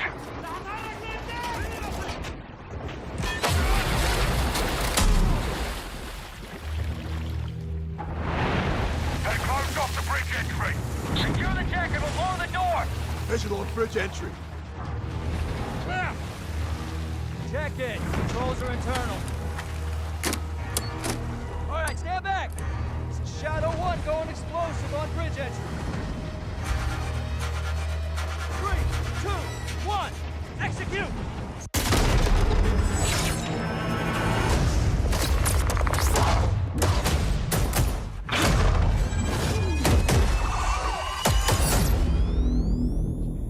Pre-order now and get early access to the open beta. That's what we're talking about. And joining us now, up from Long Beach, Johanna, great to see you. How's everything? It's great. Thanks. Great to have you with us, and also Jeff from Infinity Ward. So we saw the first gameplay. Thanks for that extended sequence. Looks incredible. Jeff, tell us a bit about that mission. Where is that set in the game? What are we seeing there? Absolutely. So first of all, we're really excited to welcome back Captain John Price and Gaz Garrick. You know, they're not actually in what we just saw today, but they're returning members from 141, and then the other two characters that you may recognize from the older franchise that we're reimagining are Simon Ghost Riley and of course Soap John McTavish, and then a couple other new characters in here that we're really excited that we got to create for this game. First, Commander Philip Graves and Mexican Special Forces Colonel Alejandro. And Alejandro, I gotta say, it's a character we're really excited about. He's a guy who's super capable and a guy who's just as important as Task Force 141. But as far as the level's concerned, I got a shout out to IW. This was a tremendous collaboration across all of the different disciplines. As you saw, everybody coming together, some really motivated devs here. And, you saw the wind and the animations and the awesome sound design. And of course, our new water tech, which is actually pushing the boat in different directions. It's creating a physically dynamic environment, allowing for the cover you were seeing. In certain cases, you could be behind cover, and then suddenly that cover would shift and leave you exposed, but it also leaves the enemy exposed, creating this emergent gameplay. Again, I'm very excited. Just can't wait I'm so excited that we get to show it off today. And that's just a hint of where things are going to go. Johanna, tell us a bit about Call of Duty overall. Modern Warfare 2, obviously, we're so excited that it's back this year, but you've got lots going on across Call of Duty. What can we expect from you guys this year? Yeah, we first of all, thanks for having us here. We're just so excited for October 28th. It's such a big moment, not just for Modern Warfare 2 and everything that Jeff and the team at Infinity Ward have built, but it really marks the step change, what we're calling a transformational moment for the entire franchise. You're going to see incredible rendering, incredible graphics, all the things just within the game itself, built all on one shared engine now across Warzone and Modern Warfare 2 going forward. Of course, there's a lot of chatter and interest about the new Warzone experience. We're affectionately calling it Warzone 2.0. There will be a standalone experience of Warzone for current existing players as well. So we're going to sort of feed the entire community there. But all eyes on the 28th. And again, I think the collaboration has just been incredible. Everybody's so excited for Task Force 141. Warzone coming to mobile as well for players on the go. We're on Steam, as you know. So it's just a big moment, and there's going to be a lot more to come in the months to follow. Well, before we leave, we got to ask a little bit about Warzone 2. I know we just, we're showing gameplay here on this, but can you tell us anything? It seems like there was a little bit of a tease maybe in the trailer yesterday. Yeah, when we're seeing that from the community, we love when the fans can pick up some things, some chatter about maybe seeing high-rise and other elements, but we will get into the details of Warzone 2.0 for sure. It will be an extension of the Modern Warfare 2 universe, so all the more reason why we think this game, this moment, is such an important title for all of us looking ahead. And like we said, we're having a bold vision around the entire future for the franchise, so we're in position. We're really excited. All right, well, we're looking forward to October. Thanks so much for giving us a first look at the gameplay. Call of Duty, Modern Warfare 2. Thanks, Johanna and Jeff. All right, well, we've got lots more Summer Game Fest still to go, and now it's time to announce a classic PC gaming franchise is coming back with a sequel over 30 years after its first release. I loved this game when I was growing up, so I'm honored to share this very first look.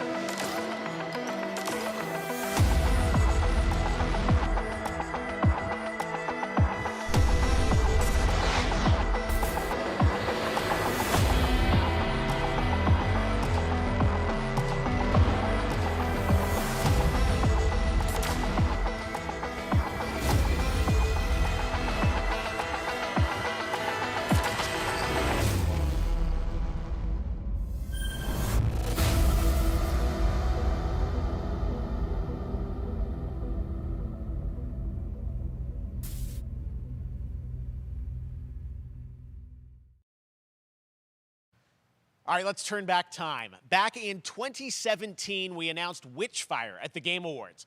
Almost 5 years later, I am so excited that the team at the Astronauts in Poland has put together an in-depth look at the gameplay of this dark fantasy first-person shooter, which will enter early access soon. I am so excited to play this, and I bet you will be too after you see this.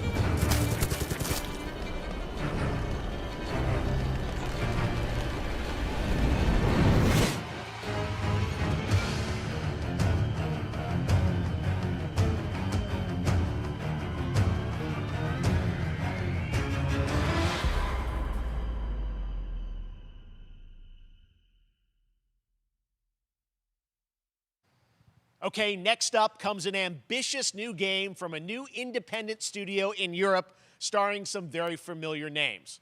Enjoy this world premiere new game announcement.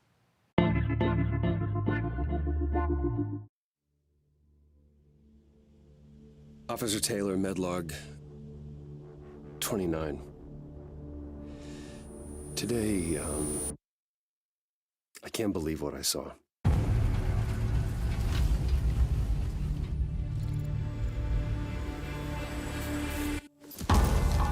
Solace, everything okay in there?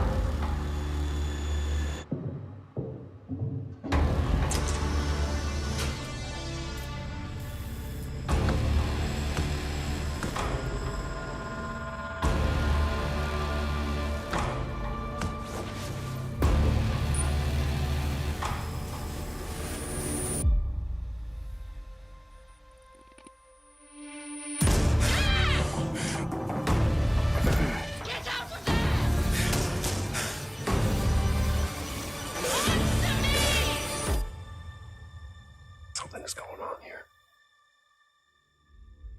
And I need to find out what it is.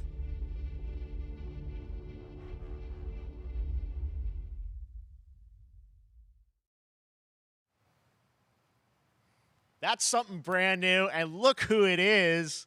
Troy and Roger in person. Guys, this is so fun, the fact that you're working on a game together. What a cool team up. Welcome to the show. Good to be here. I got to ask you guys, who are your characters in this game?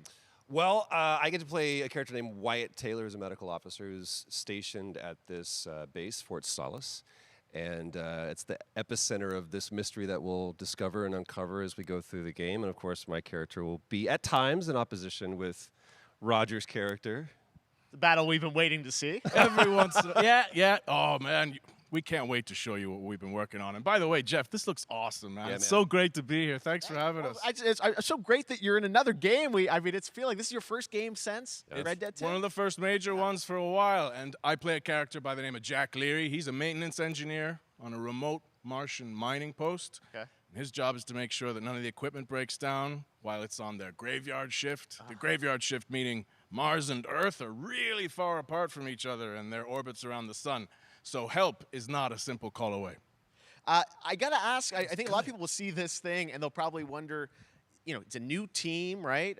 Independent studio in Europe that's making this, but with huge production values. I'm curious, how did you guys get attached to this? Tell us a bit about the background. I will say that 2020 to me was the most impactful year for games. It was the first, obviously we had this unprecedented event with the pandemic and that forced the way that we looked at everything as a society, but also the way this industry functioned. But it was also brand new consoles. We had more tools that were being made available that were leveling the playing field between the AAA studios and the indie studios or the AAA studios.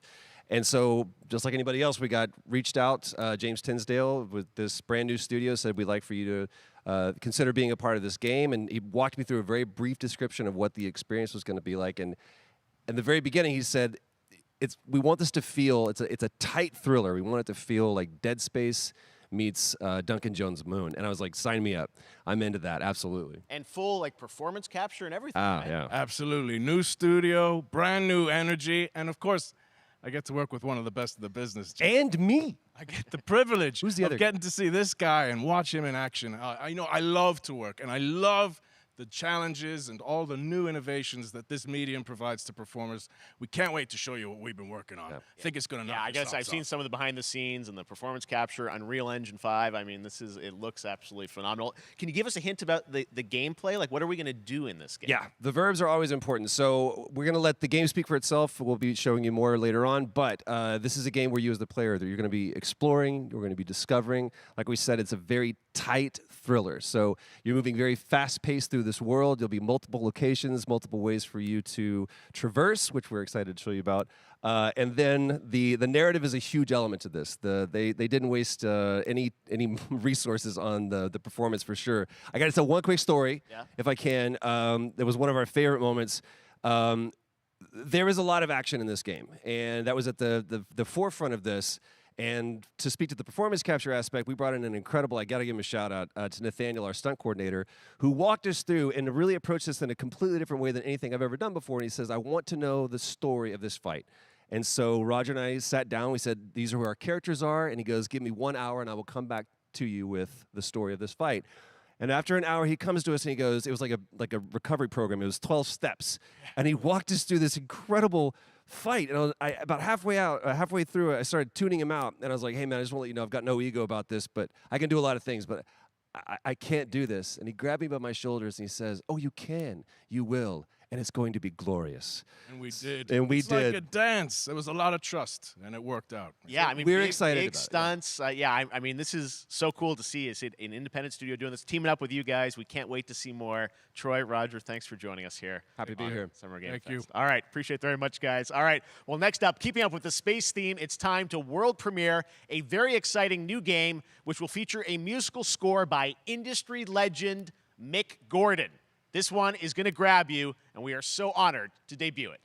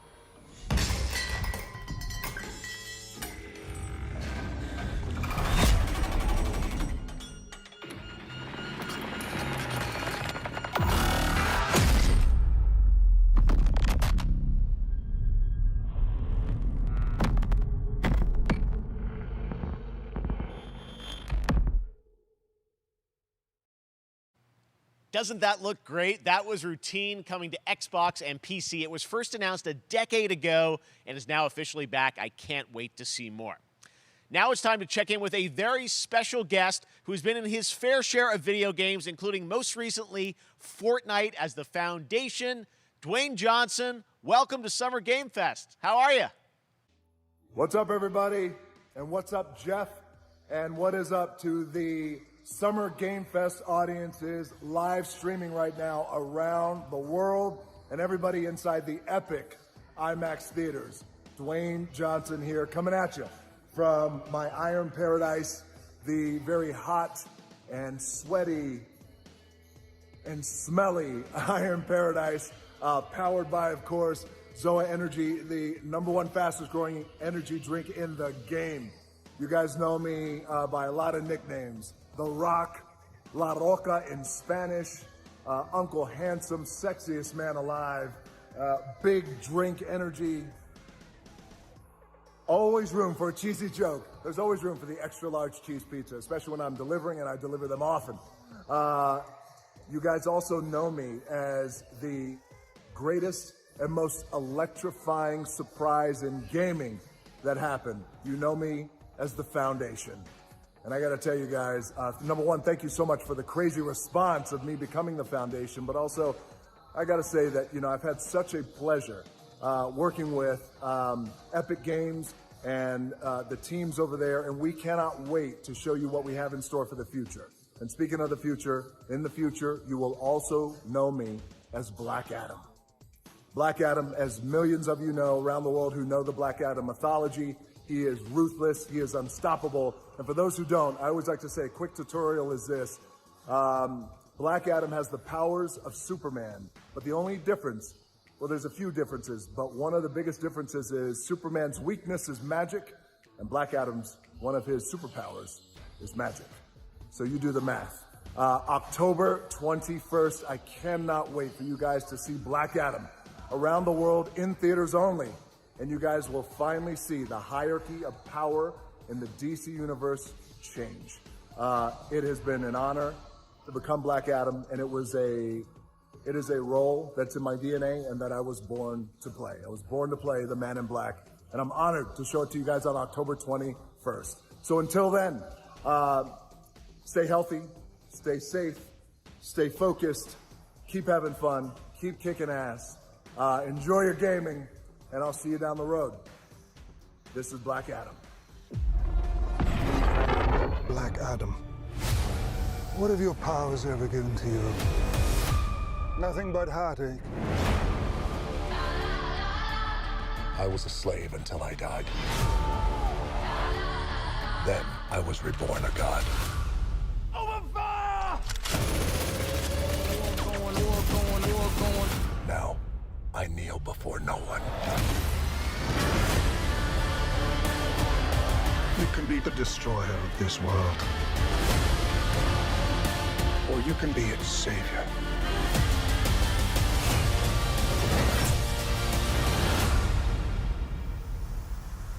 That's up to you.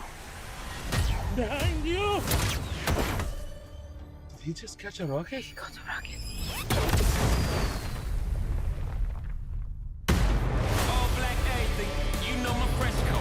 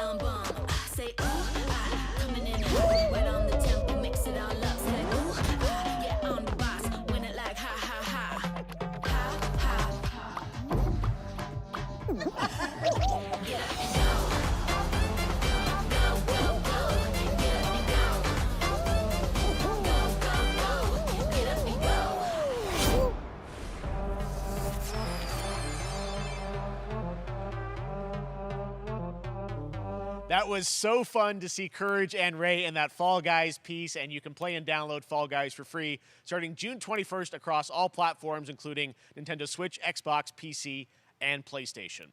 All right, back to another new game announcement. We're going to announce a brand new game and universe from a new team of legendary developers. Check this out.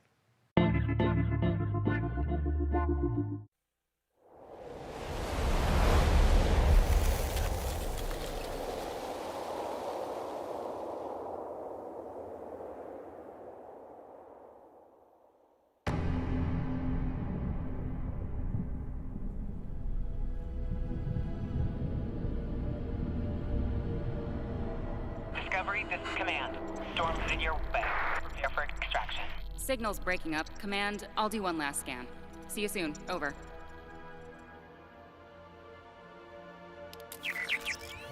Okay, hurry.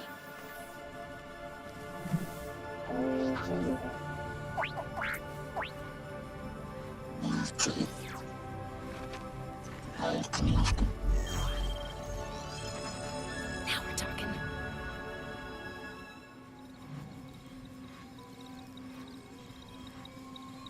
Command, I may be onto something.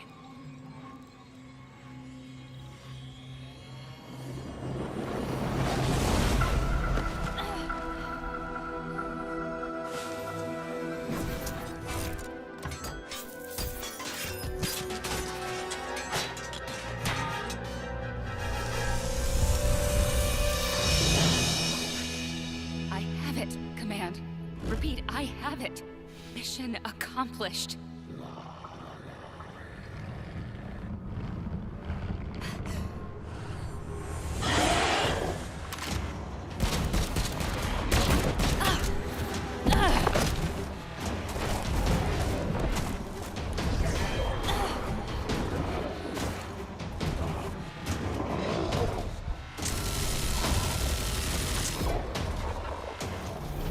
Hang tight, Doc.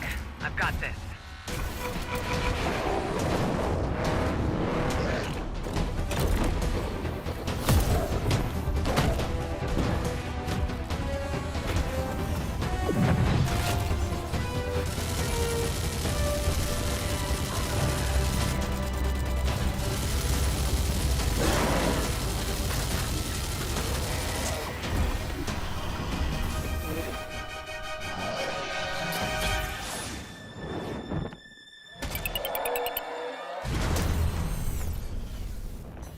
Glad you could make it. We gotta move. Now. There's a storm coming. And hell's coming with it.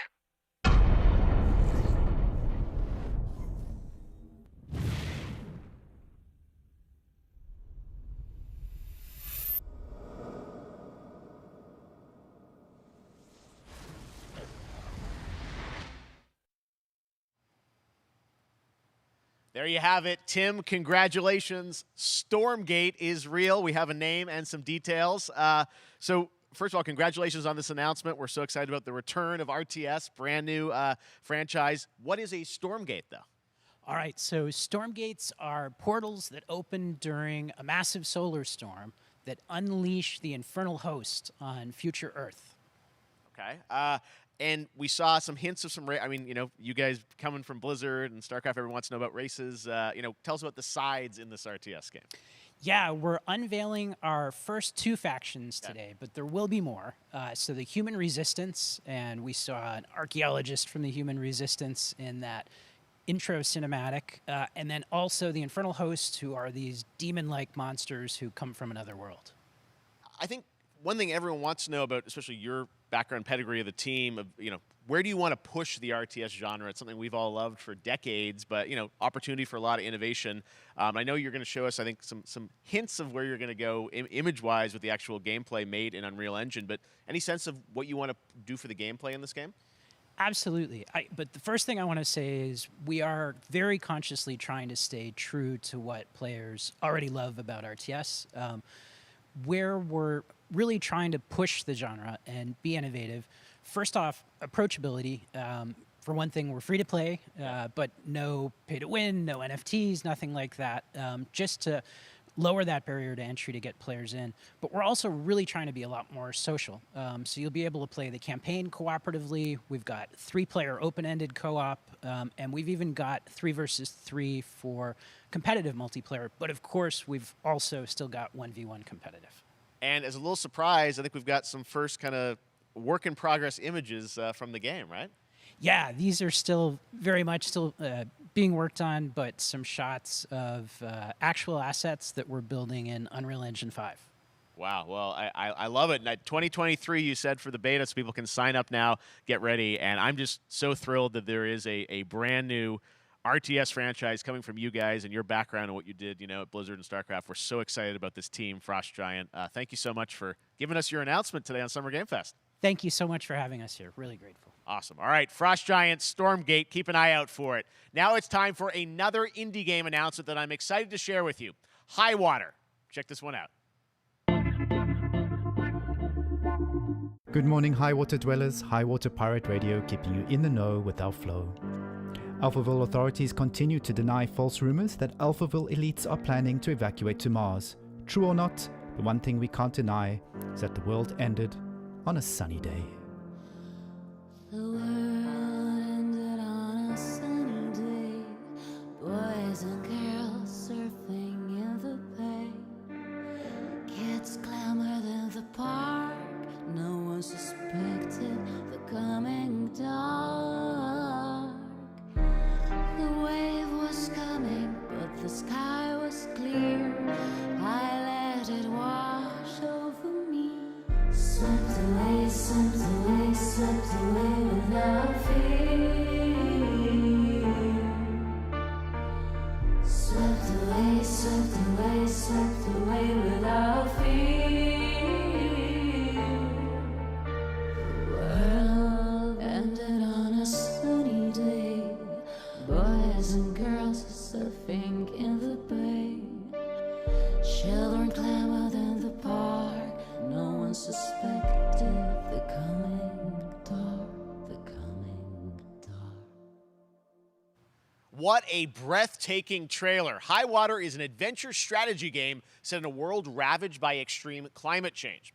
Now, speaking of the world around us, the conflict in Ukraine is not far from anyone's mind, and it's impacted the development of games, including Replaced from Sad Cat Studios, a Belarusian studio with devs from Belarus and Ukraine. The team had long hoped to reveal a new trailer here today, but were understandably unable to complete it in time. Guys, I just want to say we're thinking of you and all the developers impacted by the conflict, and hope to be able to share your work at a future show.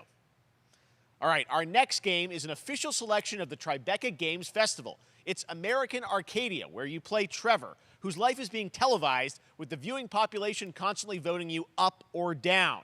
When you become unpopular, you need to start running for your life. Check this out.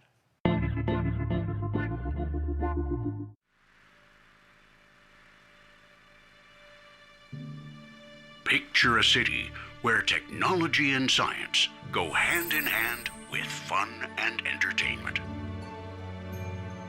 My grandfather, Elijah Walton, had a dream to build the city of tomorrow.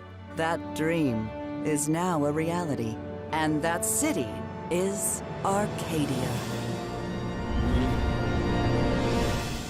A 43-square-mile metropolis where each and every citizen enjoys a life of luxury and comfort.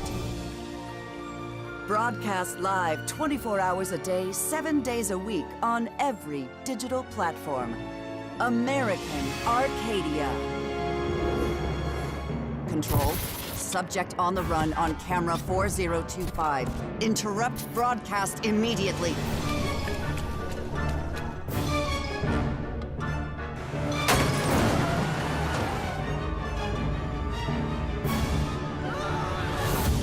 Listen to me. We can't allow Trevor Hills to escape under any circumstances. Trevor. Trevor, can you hear me? Be careful and don't make a sound. Don't worry. I'm going to get you out of there.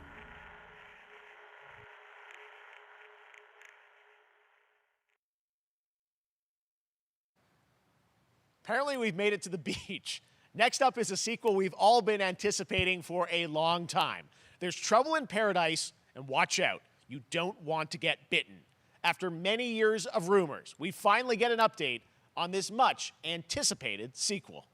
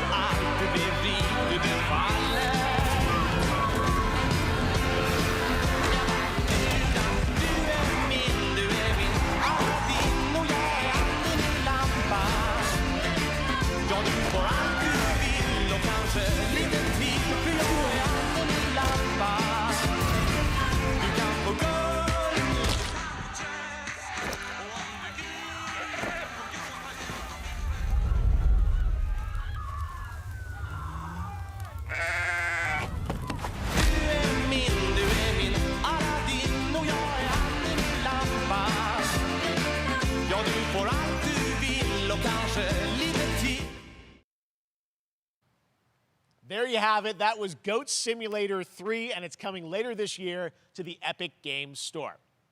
Now, last year, Marvel and 2K announced Marvel's Midnight Suns, a tactical RPG from Firaxis Games, the studio behind XCOM and Civilizations. Heroes from the Avengers and X-Men crossover with supernatural ones like Blade and Ghost Rider for a battle against Lilith, the mother of demons. Today, we've got to look at some new folks set to join the battle.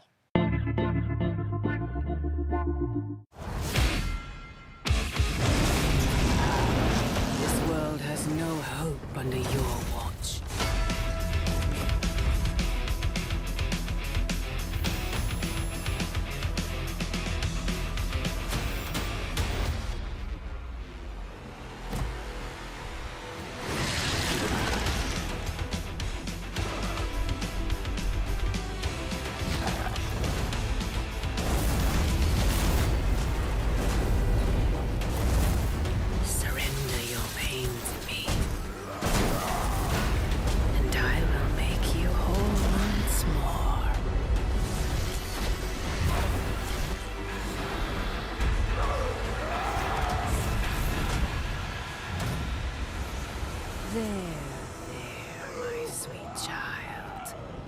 Mother won't hurt you.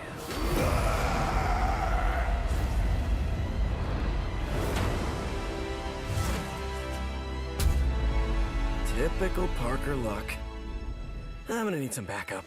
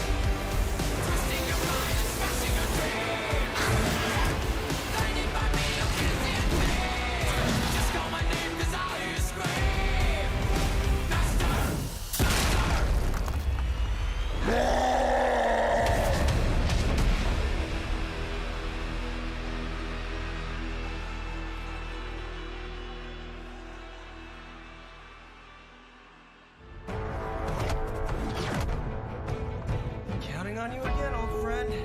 3, 2, 1. That used to always work. Well, it did that one time.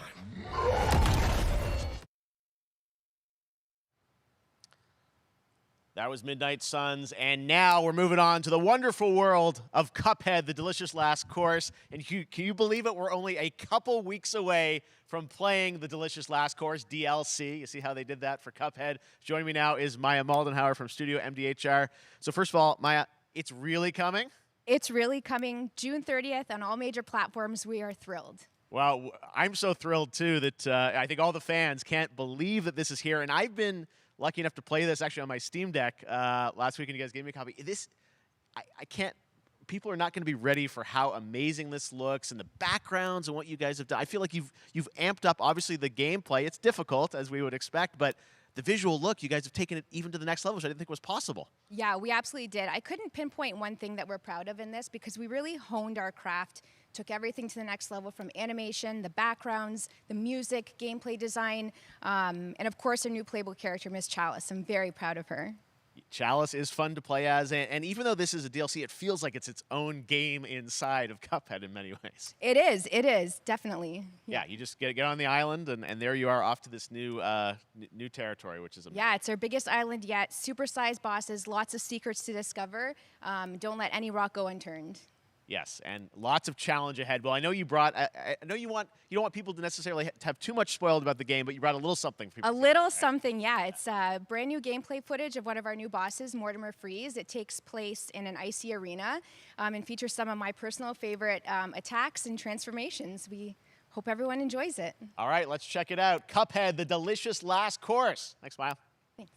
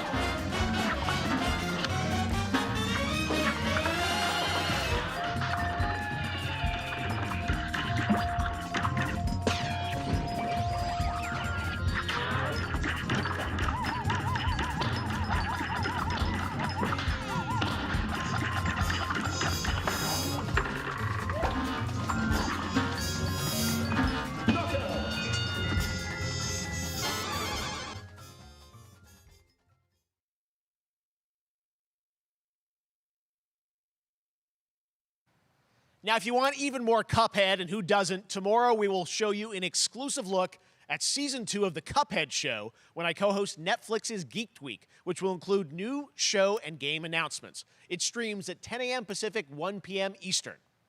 And that's not all. There's more Summer Game Fest all weekend long. Coming up next is the Day of the Devs Indie Showcase with IM8-Bit and Double Fine, then Devolver's Marketing Countdown to Marketing. Tomorrow, after Geeked Week, there is the Epic Games Store Showcase at 11 a.m. Pacific, 2 p.m. Eastern, with news on Rocket League and the Tribeca Games Showcase. And Sunday, don't miss the Xbox and Bethesda Games Showcase with a look at the future of Xbox and Game Pass. Now we have some exciting news for Nintendo Switch and PC fans about Neon White, a game where you play an assassin from hell who slays demons for the chance to ascend to heaven.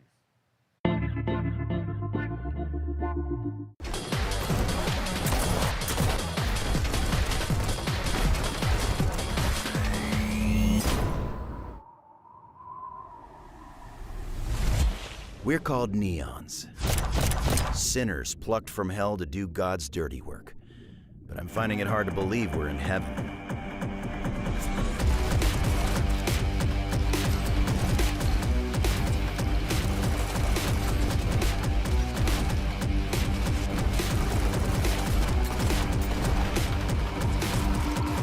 Got 10 days here. New day, new mission from Almighty. You think you can win me over by showering me with gifts? Good thinking.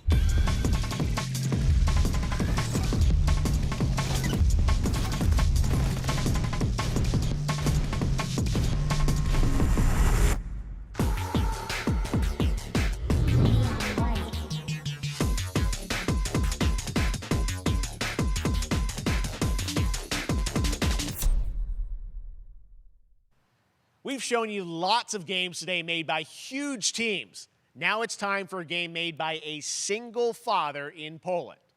Over the past year, he's brought on some help to bring his vision for a fast-paced action game, Midnight Fight Express, to life. Let's take a look. You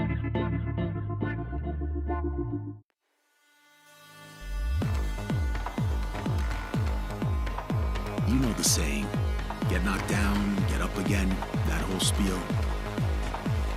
Well, it's time, partner. Time to rise up. Together.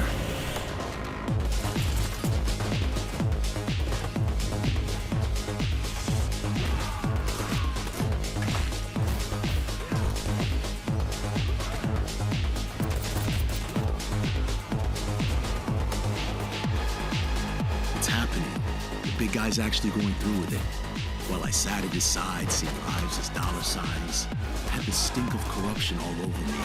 And you know who put it there? Nah, not him. Me. Well, I ain't wearing it anymore, and neither are you. Tonight, we wash this whole damn city down.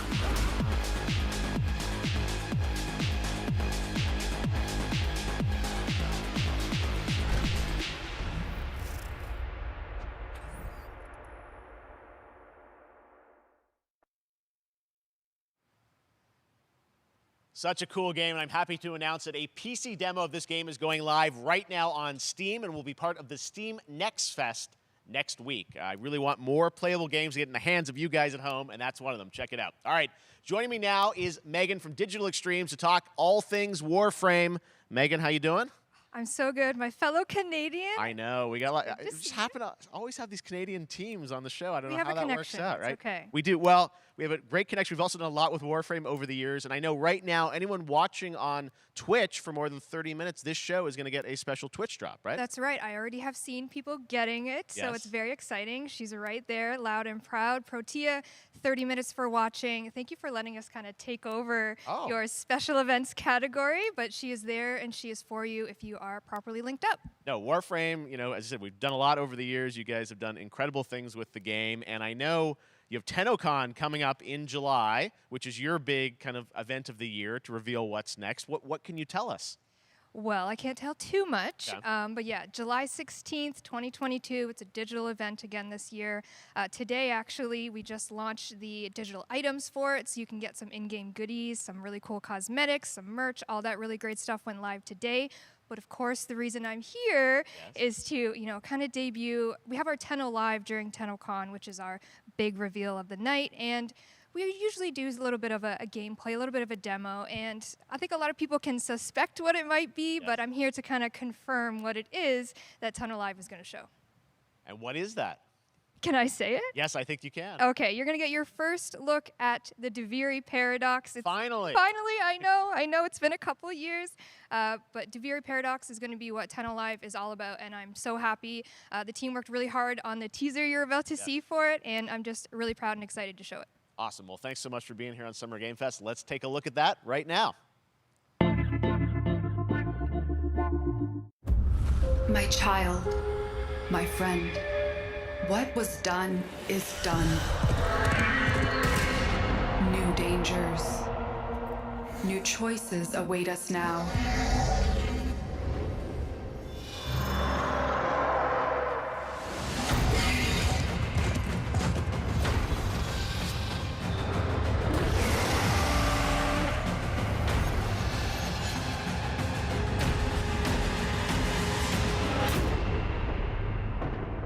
For now, dream of who we were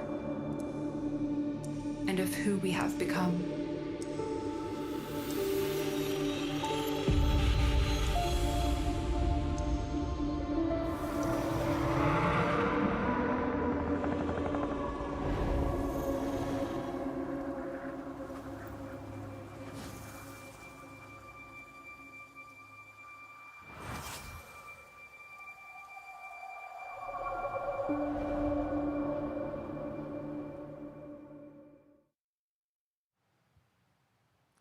Next, it's time for a new look at Honkai Star Rail, an upcoming open-world space RPG Yeah, a lot of space today from Genshin Impact studio Hoyoverse across mobile and PC. This studio continues to deliver, and this new trailer reveals for the very first time a new and exotic realm players will be able to explore.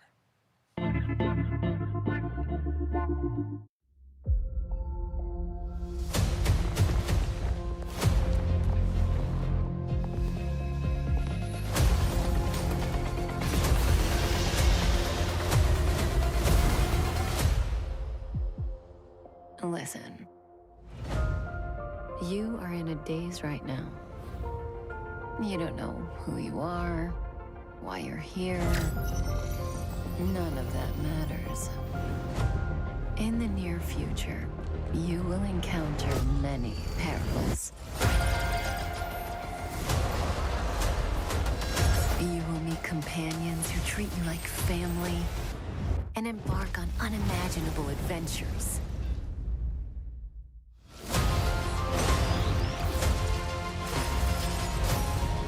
Remember what you feel in this moment.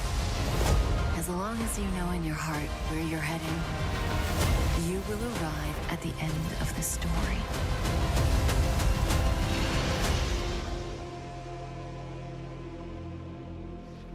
That's the you I like.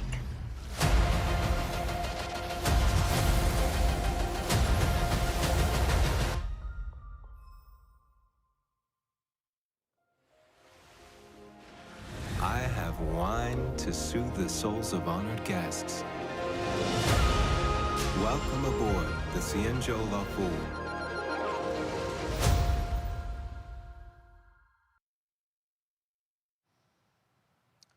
And that's not all from Hoyoverse. Today, I'm excited to introduce you to Zenless Zone Zero, their next major new IP. It's a futuristic urban action game. I have to say, I'm blown away by what I've seen so far. It was announced a couple weeks ago, and it has the detail of Genshin Impact with a fast-paced action style. Here is the world premiere of a brand new look at Zenless's notable characters, armed enemies, and world of danger.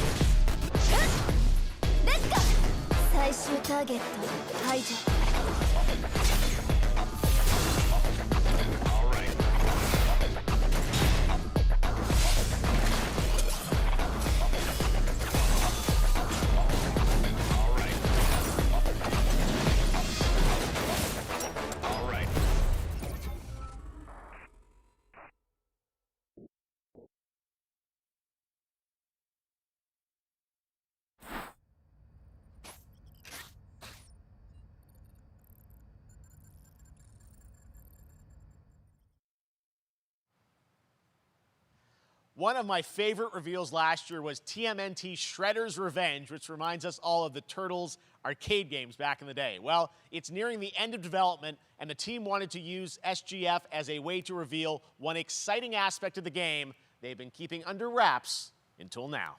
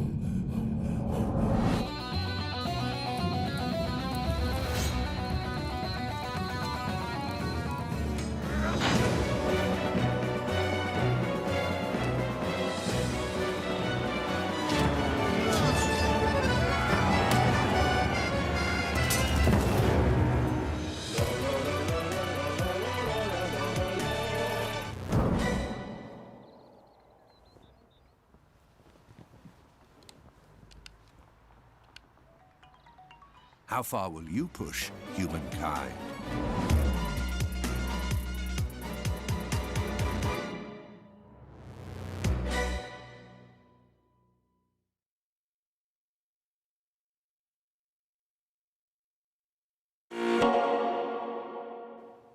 Humankind allows you to shape your civilization by combining a multitude of historical civilizations from the ancient to the modern era.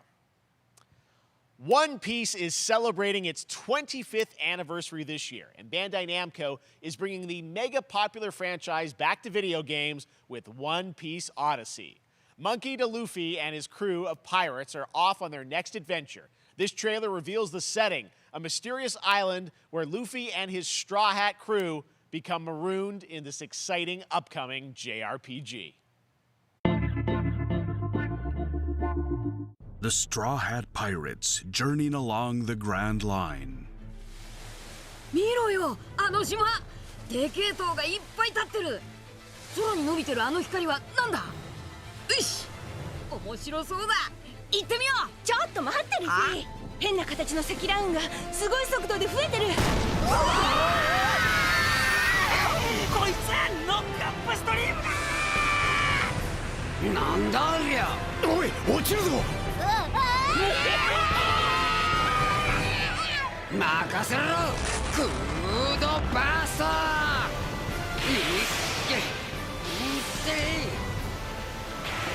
立て直すわよ。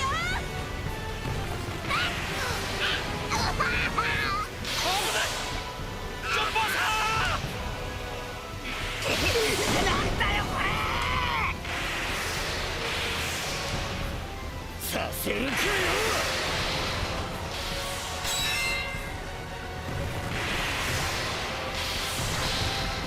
クソゴリ。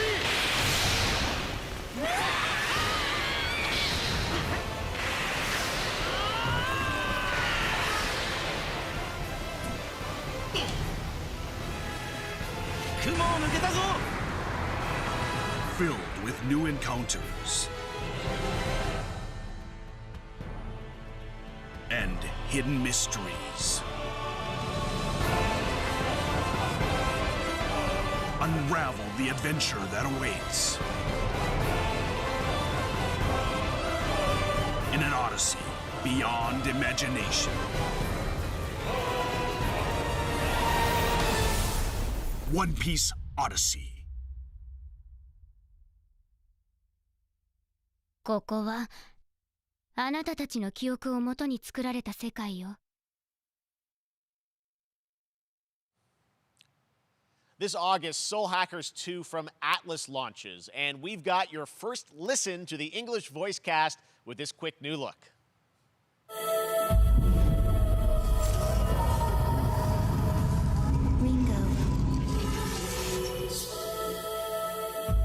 Ringo.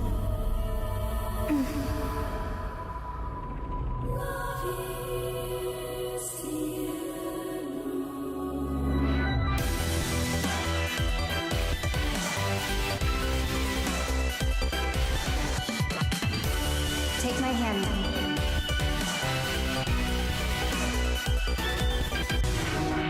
You get one more chance to make things right.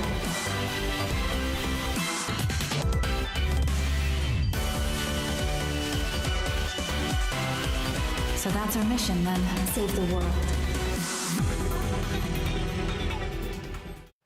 With so many new games featured across SGF events, you might be wondering how to plan for your summer gaming dreams. NerdWallet can help you find the smartest credit card to reward your gaming purchases at nerdwallet.com. The Epic Mega Sale is going on right now. Save up to 75% off top PC titles with an additional 25% off eligible products. And it wouldn't be the Mega Sale without the free Games Vault, featuring Maneater. Be sure to claim your copy before the sale ends on June 16th. Tune into the Epic Games Store Twitch channel for our summer showcase on June 10th at 2 p.m. Eastern, 11 a.m. Pacific. We're taking a look at new announcements and updates from PC titles heading to the store this year and beyond.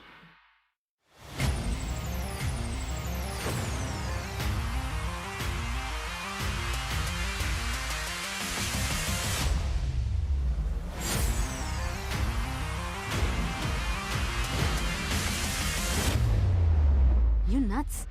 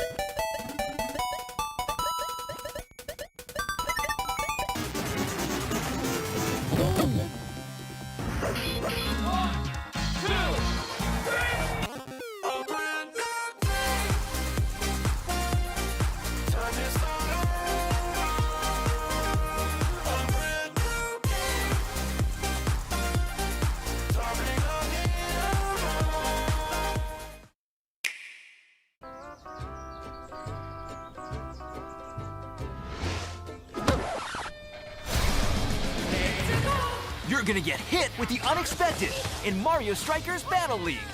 In this no-holds-barred, soccer-ish sport, chaos reigns supreme. So prepare to do whatever it takes to claim victory.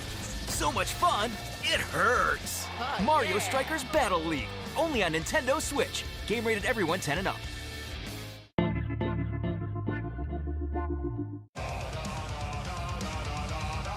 Hi, my name is Carl and I'm a developer on Metal Hellsinger. You know how in some games where the music's really good, you feel compelled to move and shoot to the beat?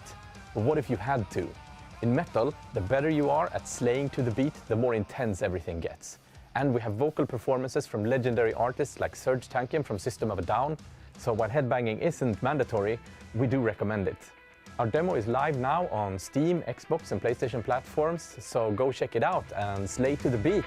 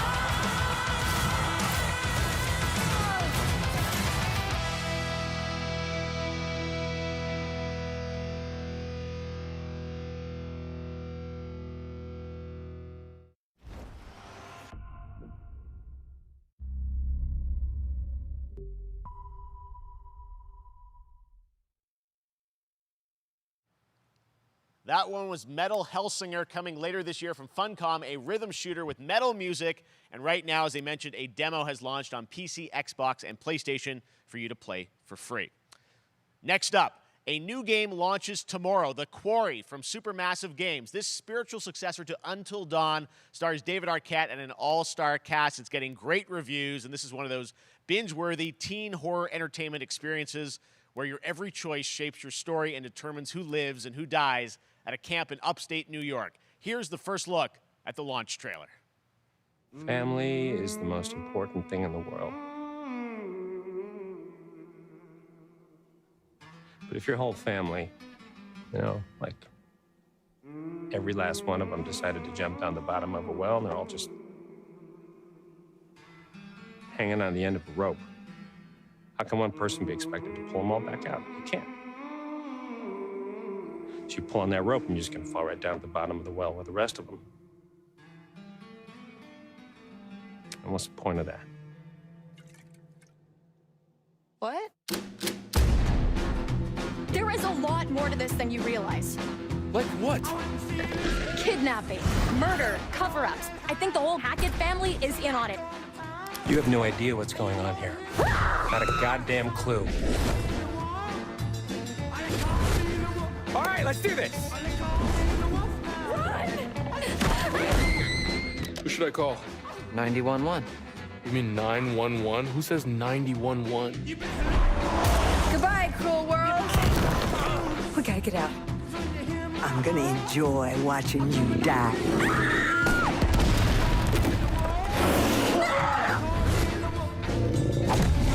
This isn't a ghost story. It's a creature feature. It's really happening, and you're all in it. This is gonna get a little messy.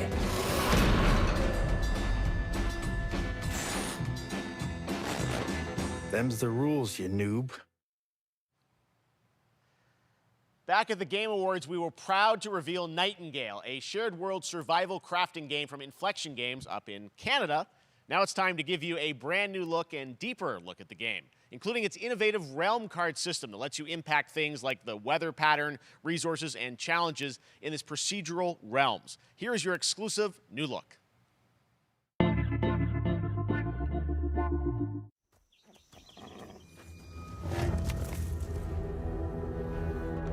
You're alone in the realms, I'm afraid. The portals are a mess.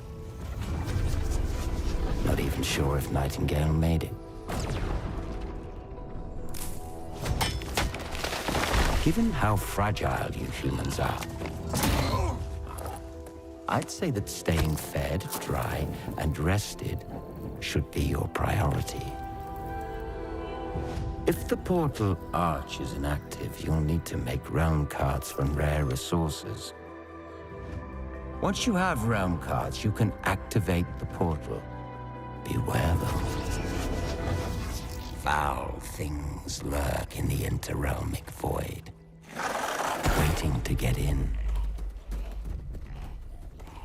Be ready with your axe pick.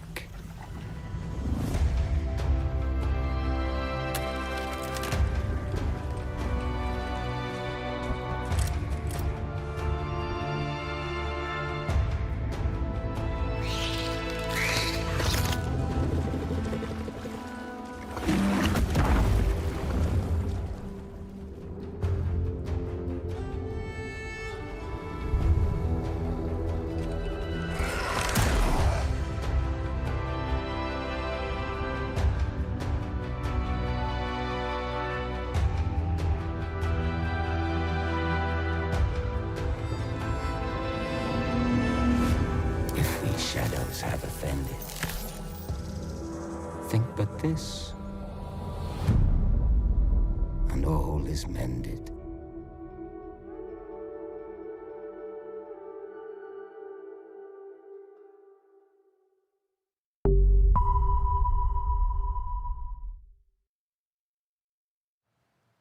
The Saints are marching in on August 23rd with the reboot of Saints Row that we revealed last year at Gamescom. And today, we're happy to announce the launch of the Boss Factory demo across PC and console, which lets you design and set up your character. And since it's Saints Row, you guys are going to have a lot of fun with this one. Check it out.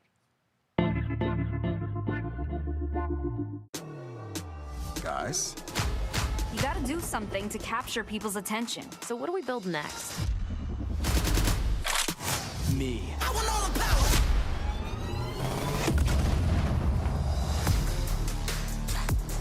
Yeah, I want all the power. I want all the power. I want all the power. We are so good at this. Which fool wanna challenge me? Got a pack on your back with a strap, can't relax cause you know there's no guarantee. I ain't never get this effect, don't react to the test of the mass and the cavalry. Stay correct as your majesty, savage, never kneel, never have defeat. Seriously, this is perfect. Dinner and a show, baby. Fall drop from the roof, is it? Yeah, cut them loose if they ain't gon' get the proof with you. If you're looking for the truth, mister, cash ain't grind, cause I got one thing to prove, trucker.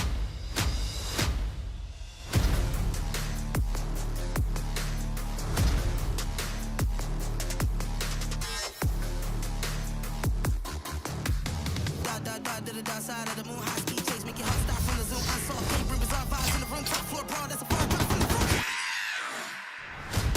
I want all the power, the money in the dollars, the judges in the alley, the tunnels in my palace, 100 miles an hour, cause I want all the power, I want all the power, I want all the power, I want all the power.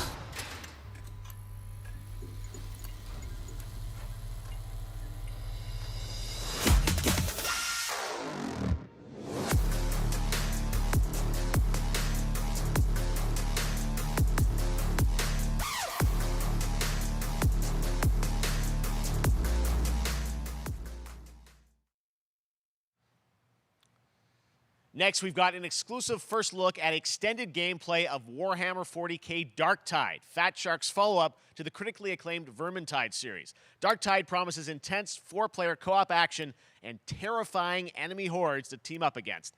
And it's out on September 13th for PC, on Steam, and exclusively on console on Xbox.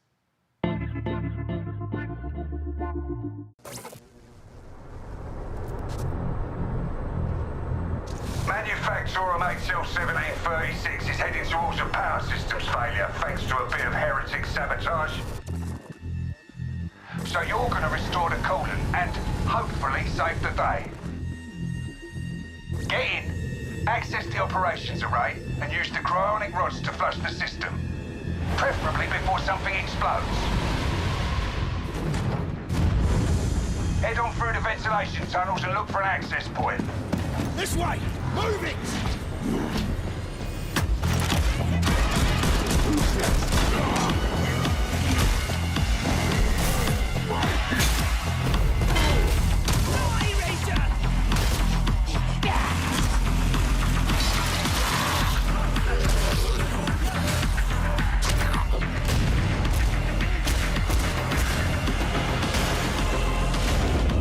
Set your data interrogators. If all goes well, we can unlock the system, prime the rods, and send them where they're needed.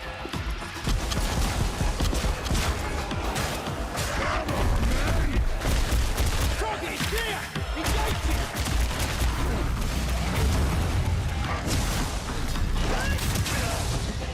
That's the first part done. Get to the base of the Matrix bar and put those cryonic rods to work.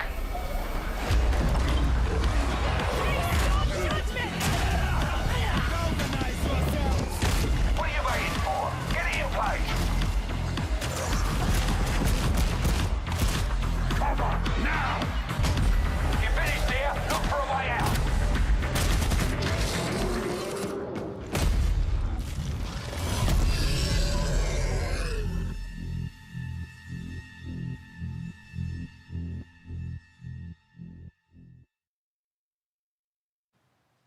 Bloober Team is known for psychological horror games like Blair Witch and The Medium.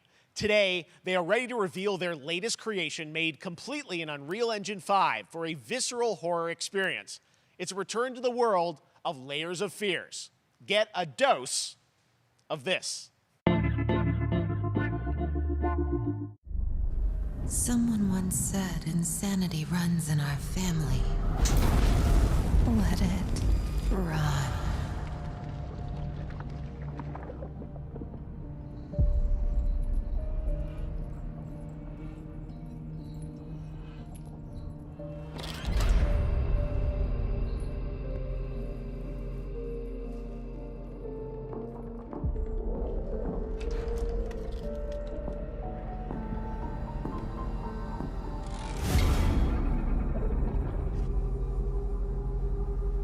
They say it's a tale of sadness and guilt, of an artist trapped in a place beyond redemption. It's a lie. This is a story of my fear, pain, and hatred, of the horror of my loneliness. And it is mine to tell. Now I see it. All this misery, all this suffering. There was no other way. Shouldn't have. You really shouldn't have.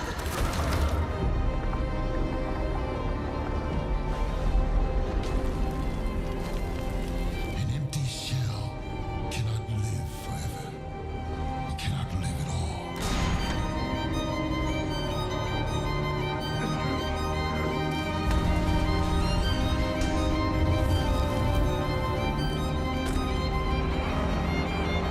I was trapped in this house, bound by this body.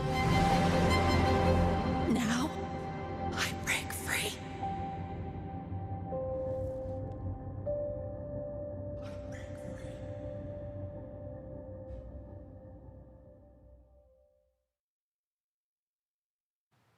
This October, Gotham Knights arrives. Batman is dead, and it's up to the Batman family, Batgirl, Nightwing, Red Hood, and Robin, to protect Gotham.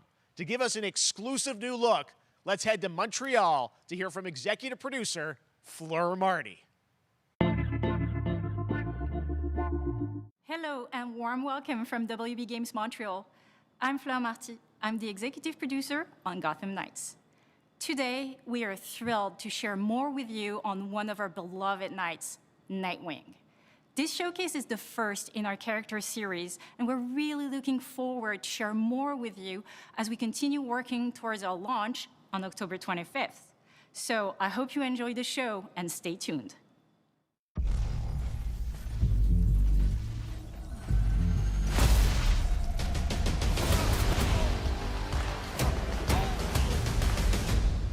I had nothing. And then this city became my home. Its people became my family. Gotham gave me everything. It deserves to feel safe.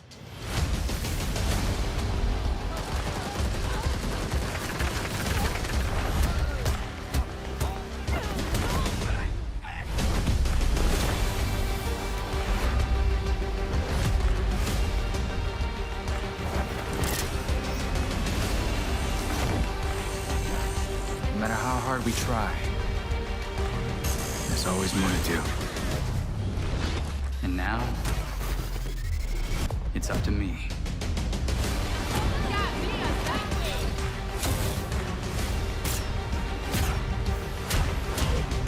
Got time for a dance, Nightwing?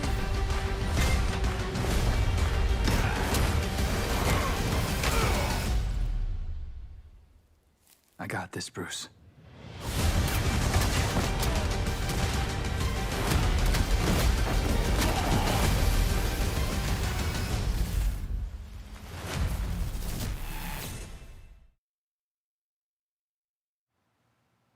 That was Gotham Knights, and now we welcome, oh, look who it is, Neil Druckmann from Naughty Dog, co-president of Naughty Dog. Great to have you with us, Neil. It's been an eventful day on the internet for Naughty Dog fans, and I think we jinxed ourselves. We were joking about last night, like, watch the assets will leak, and lo and behold, that's what happened. Well, the good news is there's some stuff that hasn't leaked that we have lots to share with people about all things at Naughty Dog. But first of all, it is it's a big month actually for Last of Us fans because Last of Us 1 and 2 both launched in June, and it's nearing its 2-year anniversary for Last of Us Part 2, which is hard to believe. Yeah, it's crazy. 9 years for Last of Us 1, 2 years for Last of Us Part 2, and we still hear from fans. They're still sending us letters and art, and these characters in this journey and this world mean so much to them. And it's just been kind of amazing. Like Last of Us Part 2 early this year passed a pretty big milestone. It sold over 10 million units. And that kind of support, that kind of success, we're so grateful to our fans. It has allowed us to grow as a studio, and now we can take on multiple projects, more than we've ever had at the same time. Multiple projects. Okay, very interesting. So what can Last of Us fans expect in the future from you? Thank you for asking, Jeff. Yes. So one of the things we've mentioned a while back is what started out as a multiplayer mode has evolved due to the team's ambition. They really wanted to do something beyond what we've ever done before at Naughty Dog. And we felt the way to do it justice is to make it a standalone title. And they've been working on it for the past 2 years. Ambition has grown, and we're not quite ready to fully unveil it, but we're ready to lift the curtain a little bit and just give you like an update of where we're at. Okay, well, what can you tell us about this new standalone multiplayer game? Yeah, so we have a concept art that we want to show. Yeah. But what I can tell you is that this game is big. Okay. It's as big as any of our single-player games that we've done, and in some ways bigger. It's got a story. The way we're telling that story is very unique to this game. It's got a brand new cast of characters. It takes place at another place, another part of the United States. It's like a city might be somewhat familiar, some people. I'm sure our fans have already figured it out. And it's really cool. And it's being headed by Vinith Agarwal, Anthony Newman, and Joe Pantnati, all veterans of Uncharted and Last of Us. And you're going to see a lot more of this game come next year. Next year, so we wait till next year to hear more about that one. Okay, well, very exciting that this has evolved, and I mean, that concept art looks incredible. I can't wait to see Naughty Dog's storytelling fused with multiplayer live game. It's something special. We can't wait to show it either. Okay, well, that's not all. We also have something that I've been reading about on the internet every day, it feels like. Up in Calgary, they're filming the Last of Us show for HBO, right? Yeah, so for the past year, we've teamed up with Craig Mazin of Chernobyl fame and HBO to adapt The Last of Us into a TV show. They've been filming, and it's pretty incredible. The stuff I'm getting back, when we're looking at back at Naughty Dog, we can't help but feel emotional because not only is it so good and the quality is so high, it's so authentic to what we've made in the game. I just can't. I couldn't be proud of, like, again, Craig and that whole crew and everybody that's up there. And their last day of filming is tomorrow. So the entire series, last day of filming is tomorrow. Last day of filming is tomorrow. Craig is up there right now, kind of Wow. wrapping it all up. So it's pretty close. It's closer than you might think. And you actually got to direct one of the episodes? Yes, I think that really speaks to the kind of collaboration and trust that exists between Naughty Dog and HBO. They invited me to direct one of the episodes. I think we have an image from the episode I actually directed. Ooh, okay. So we could, first look. Let's take. So you could see this is a certain museum that Yes. players might know from the game. And I really have to talk about Pedro Pascal and Bella Ramsey, and not only directing them, but seeing them do all the other episodes. They've thrown themselves at these roles for a whole year. Watching the nuance that they bring to these characters, their relationship on and off camera, I couldn't help but think about Troy Baker and Ashley Johnson. It felt so similar to the chemistry those two actors had when we made the game. And it really feels like this is going to be something special. And I will say this will be the most authentic video game adaptation yet. Well, I mean, that first image that they put out, it feels like the video game. Everything that I've seen, both public and other stuff, makes it feel sort of super legitimate, as you said, and that's awesome to see Joel and Ellie from the front side now for the first time. So we'll see more of that next year. That's coming as well, right? Serious? You'll hear about it very soon. That's okay. all I'll say right now. All right. Well, Last of Us HBO, very, very exciting. And I hear you actually have a couple actors from the show who are going to join us here. We happen to have a couple actors here that are part of the show. We should bring them up. Okay, come on out.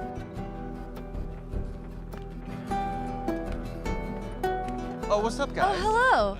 Surprise. Troy's back again. Hello, I know. Ashley. Good Oh, to see hi. you. Good to see you. I'm a little confused, though. I thought maybe Pedro Bella, but Troy Ashley out here from the game, right? So when Craig and I started working on the show, almost one of our very first meetings, we said, Troy and Ashley have to be a part of it. And we're such fans of like the talent and the helping us create Joel and Ellie. We felt like it was so important that they become part of the show. And it has to be more than just like kind of like a wink to the camera and like a cameo. Okay. These are real roles that we're keeping under wraps for now.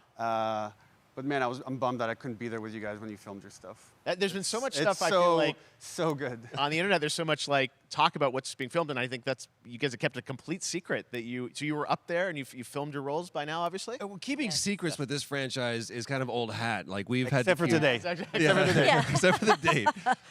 It was one of the hardest things for us to do is to not let people know that, because we're so proud of it and the work that we did. We worked hard. The crew. I have to say, when I walked out on set, to be met with literally every person that I met on that crew is such a fan of this game, and they all knew what it was that they were working on and committed to working on this project because of their fan and their love for the game was one of the greatest. It was like I was coming home to friends.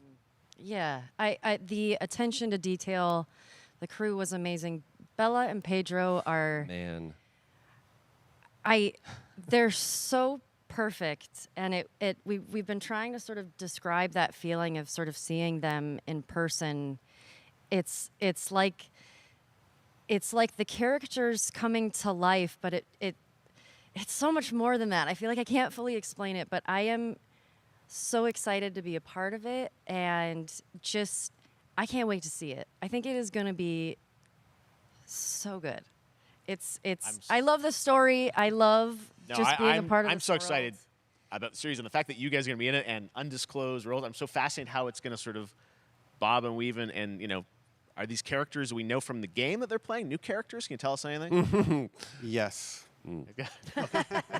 I can tell you. So sneaky. All right. Well, we're so excited. Maybe it's already on Twitter by now. Hey. All right. Well, let's talk about what was on Twitter earlier today. Lots of talk about the idea, or really what's happening is it looks like you guys are remaking the original game, and this is like a ground-up remake. Is that right? That's right. We wanted to give people the definitive version of the first game that wasn't encumbered by any technology. Wanted to find a way to get even closer to our original vision. We're able to do it on the PS5 and PC. And instead of talking about it, let's look at it. All right, let's take a look at The Last of Us Part 1.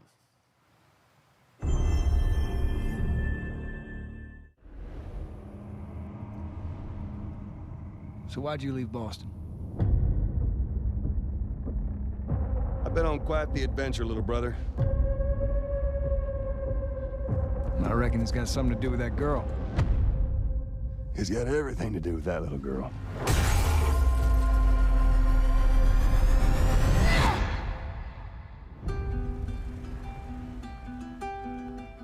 You know, I've never been this close. It's the outside. So is that everything you hoped for? Can't be any worse out there.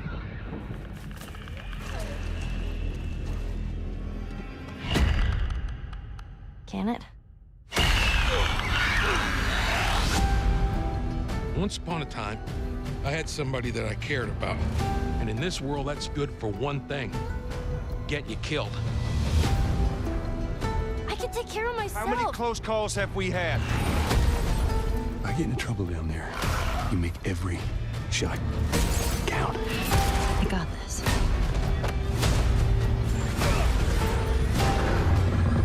Hope you know how to use that thing. I've had some practice.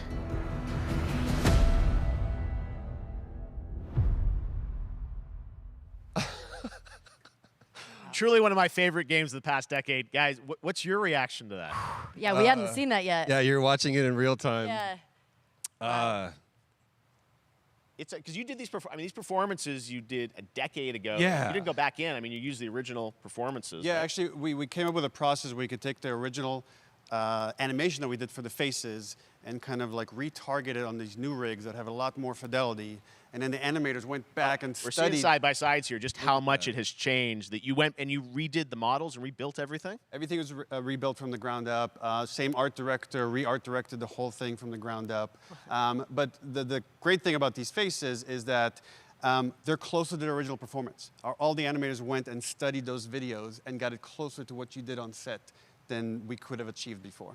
And that's just like one of the things we could talk about, like this brand new AI, like all the combat is redone. Just the fidelity of everything, 60 frames per second, all the stuff you're getting on the PS5. Again, we wanted to give, knowing because of the show, because they're all new players for PS5 and PC, we wanted them to have the definitive version of The Last of Us. Amazing. Well, now you guys get to replay. I mean, when was the last time you guys played the game? I actually played it again just to refresh my memory before working on the show. I was just a glutton for punishment, and I went straight from playing never part played one straight into part two. And so the last time that I played literally would have been 2 years ago, since we're celebrating the anniversary of part two coming out. So I mean, it looks like I'm definitely going to be up for another playthrough with this. I can't wait to go back because it was I can't wait. You guys did such an amazing job on that original game, and It's really, when you play it, when you see it in motion, it's really night and day from what it used to be. I imagine that think of The Last of Us 2 combat, but kind of that back in The Last of Us 1. Well, it's the whole, like, all the new animation system, the new AI system, everything we've learned on, like, Uncharted 4, Last of Us 2, we apply to this, again, to give that definitive version. Just to give a quick shout out, this project is headed up by Matthew Gallant and Shauna Skye. Okay. And you'll hear a lot more about it and see a lot more about it over the coming weeks leading up to the release September 2nd on PS5. All right. And shortly thereafter on PC. We will look forward to it. Now, Neil, you've talked a lot about games directed by other people. What are you directing? You still making games? Still making games. Okay. I haven't given up my day job. It's a little early to talk about it. Maybe if someone in PlayStation wants to leak it, then we can talk about it now. Otherwise, we'll save it. But you do have a new project. Do have a new project, but we'll save it for another Summer Game Fest. Okay. Okay, well, we'll see. We'll try and save it. All right. Troy, Ashley, Neil, thank you so much for dropping by Summer Game Fest, and I am so excited that The Last of Us is returning, as you said, in September. So thanks, guys. Appreciate it. Thanks, Jeff. Awesome. All right, well, that is going to do it. Thanks to Naughty Dog and PlayStation for that very special look at The Last of Us and the entire franchise and where things are going. Very, very excited about that. All right, Summer Game Fest continues over the next few days. Coming up right now on this very stream is Day of the Des with I Am 8-Bit and Double Fine, including an exclusive new look at the planet Atlanta.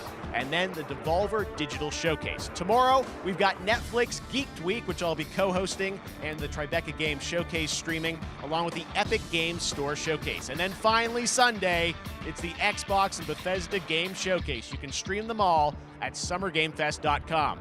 As for me, I'll see you again in August when we are back live in Cologne, Germany for Gamescom Opening Night Live on August 23rd. And then the Game Awards will return in December live from the Microsoft Theater in Los Angeles. And finally, I'm excited to share that Summer Game Fest will return in June 2023 as a digital and in-person event to bring the gaming community together. As a digital and in-person event to bring the gaming community together. Thanks for being a part of Summer Game Fest, and remember, there are more events and announcements to come. We'll see you soon.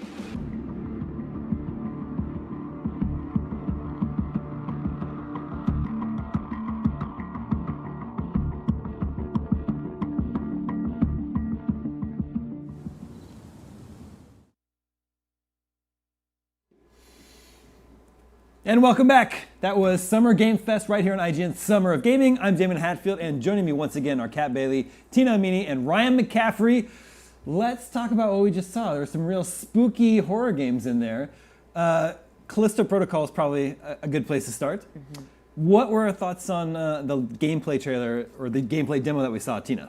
I mean, it was more of what we were expecting, which was a lot of gore, and I love that there was a Glenn Schofield cut specifically for trailer, the previous trailer that we had received.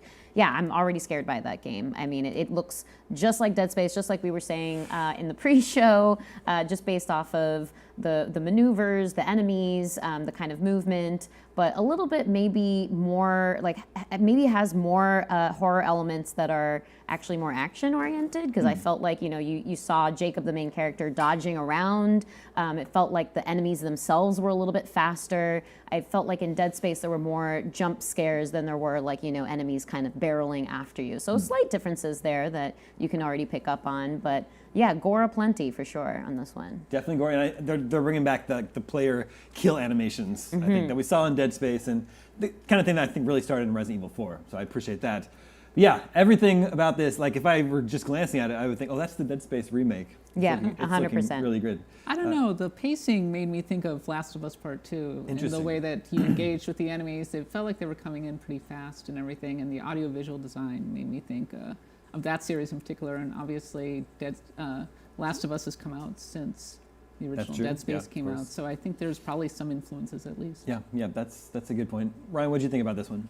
It looked great. I mean, visually it looks fantastic. I mean, this is the lighting's phenomenal, the character detail's great, the gore is good and gooey and gross, and if anything, I'll tell you, if I were EA, I would actually be thrilled to see how good this looks, because this being so Dead Spacey may very well get people in the mood for the Dead Space remake to come out after they finish playing this. So, you know, those games are about a month and a half apart.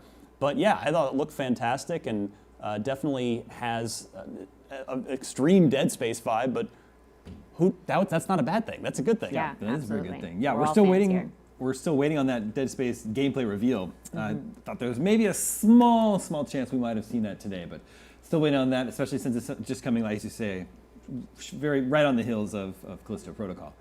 This game looks awesome. I can't wait to play it. One of my most anticipated games of the year. It's out December 2nd. But this was it was like horror was like the theme of the show, and I guess in particular space horror, right? So right near the top of the show, he unveiled a new Aliens game, Aliens Dark Descent. Yes, is that what this was called? And it's interesting, I think, being cool, but it's a little bit of a bait and switch situation, I think, because what they showed us was this like cinematic trailer. The game is like a top-down isometric, I assume, like twin stick shooter. I'm hearing tactics RPG, actually. Oh, whoa, really? Or like XCOM? Well, yeah. So a turn-based Aliens game. Potentially, yeah. So it's definitely not an action game. That it's kind of presented as a third-person action game, right? Like a team-based shooter or something like that. But, yeah, I believe the press release that I was looking at during the show did say real time. Okay, interesting. But yeah, I thought the same thing. I was like, wait a minute, are we getting our first-person shooter alien game since Colonial Marines, which you know was so hyped up and just couldn't quite deliver? And all right, I mean, third-person tactical aliens. I mean, it can definitely work. But yeah, it was. I think it did. The trailer did set a different expectation than what the game actually is. And definitely seemed to confuse people, because I saw people commenting on both, IGN.com comments as well as Twitter. Like, wait a minute, is this like XCOM with xenomorphs, or is this something different? So it was a bit of a bait and switch situation. And I definitely saw a lot of people commenting about Well, I really just wanted an Alien Isolation too, like a nice single-player storyline-driven experience with That's what we're all waiting creeping for. horror. I know, right? Exactly. It is single I can player at relate. least. That there is that much going for it. And I'm glad we're starting to get Aliens games again. We had Aliens Fireteam Elite last year, which was excellent. And to be fair, this type of gameplay, isometric top-down shooter, tactical or whatever, it could lend itself very well to Aliens because you're always being swarmed by lots and lots of enemies. Housemarque has that game Alienation. I can easily imagine that with an Aliens licensed skin put over it. It's time to bring back Alien vs. Predator, the first-person shooter with asymmetric multiplayer and everything. It's been that. How many times has that game been done? I think 3 times, all by the same developer, Rebellion. There was the original Atari Jaguar version, and then on PC a couple of times. But it was good. It was always good. And who was the developer of Alien Isolation? That was Creative Assembly, I believe. Do we know what they're up to? They're making Total War games. They're making they've done a lot of strategy games over the years. Yeah. Okay. Well, Aliens Dark Descent was a surprise. I think that could end up being pretty cool. More horror games set in space. Fort Solis, another Troy Baker vehicle on there. I couldn't quite put together what the game part of this is.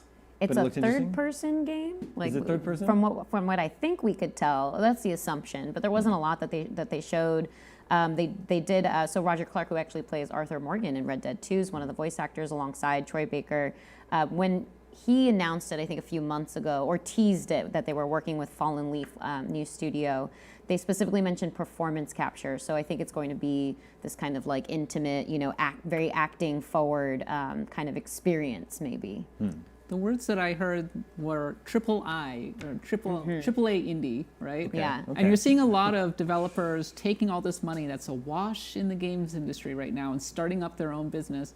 And they're using the tools at their disposal to make these really good-looking games that look like they could match up with kind of the best that you're seeing. Callisto Protocol is actually kind of an example of a triple I in some ways, because Glenn Schofield started his own studio. Backed by Tencent. There's a lot of backed by one of the largest companies in the world. Oh, there's a lot of money out there, right? So so Fort Solis is kind of in that vein as well. Nightingale, which we saw during the show.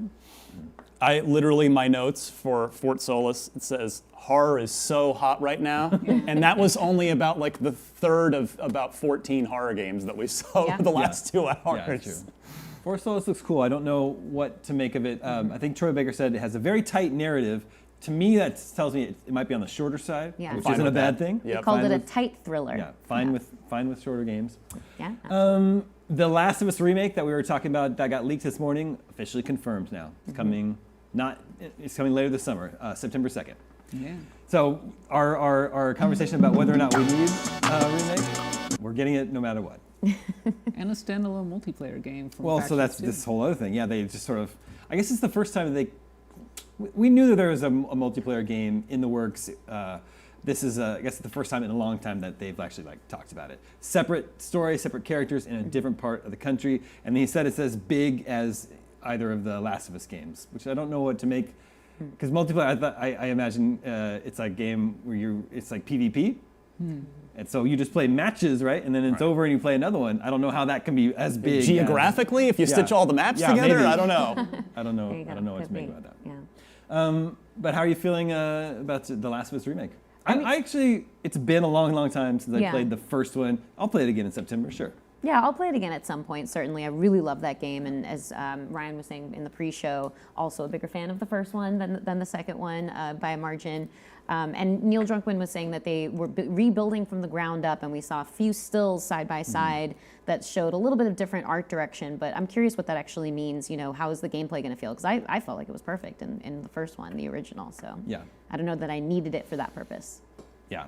The first one still holds up really well. I know Kat disagrees with me, but this is too recent. As far as I probably won't play this because I would rather play new games this fall. But again, it's not for me. It's for a million people or more who haven't played the original, who never did. I played Last of Us 2 first. Interesting. Before okay. I played like half of Last of Us 1, so I never really finished it. So this is my opportunity to go back and finish the original story. Yeah, that is the good thing about re-releases, remakes, whatever edition it is. It's just a good excuse to play for people who haven't. Absolutely. Yeah, for sure.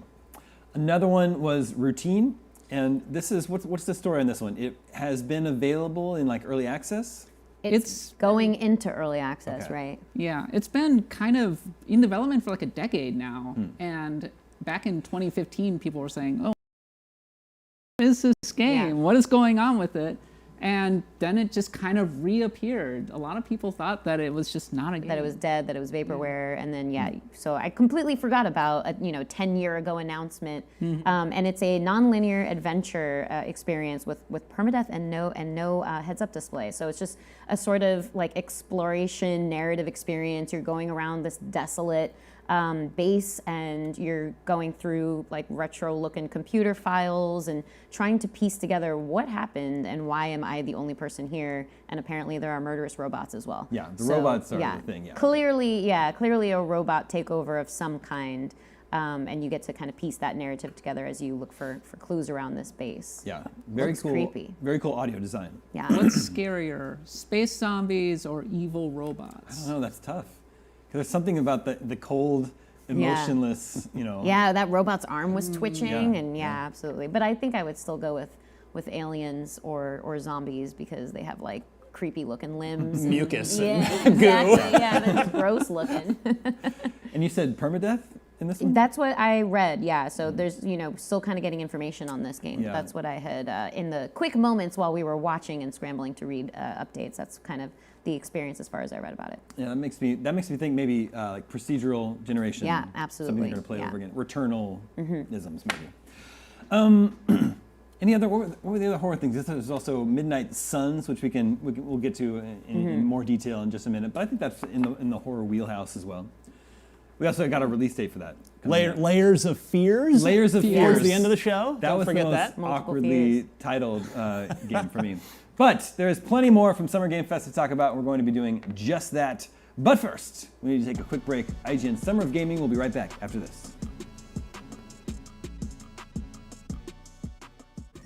IGN Summer of Gaming 2022 is sponsored by Metro by T-Mobile and by The Terminal List.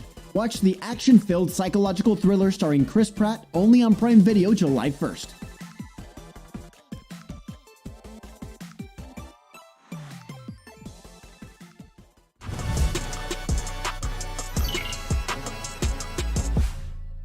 In a world with non-stop news about Marvel, Netflix, and Star Wars, you need a show with accurate reporting, hard-hitting commentary, and me. I'm Akeem Lawanson, the host of The Fix Entertainment. Whether it's the latest superhero scoop, film fiasco, or anime announcement, I'll be right here covering all the latest in major studio headlines and pop culture news. Make sure to catch The Fix Entertainment wherever you watch IGN.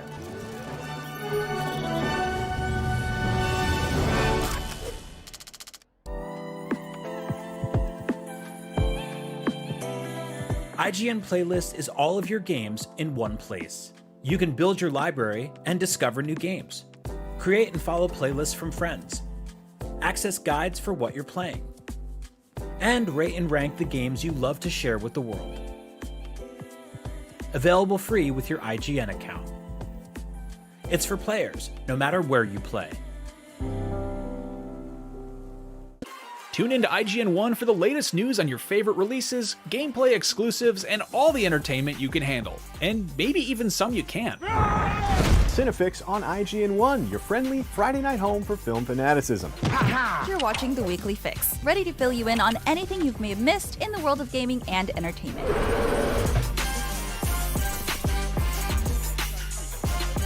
Find it all in one place on IGN 1. They turned into a network. Who knew?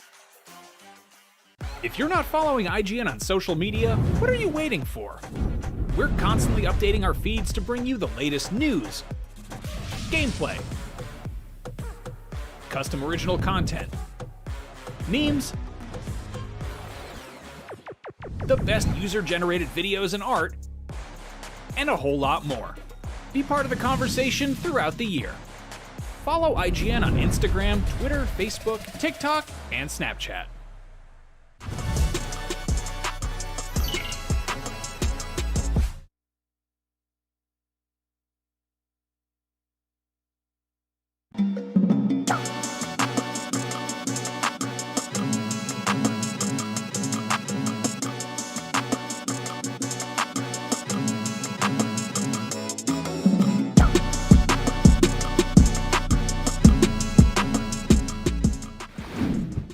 Return to Enoch in the brand new Outriders World Slayer. Either continue your Outriders save file or jump in fresh with the level 30 boost. Here's a sneak peek of what to expect.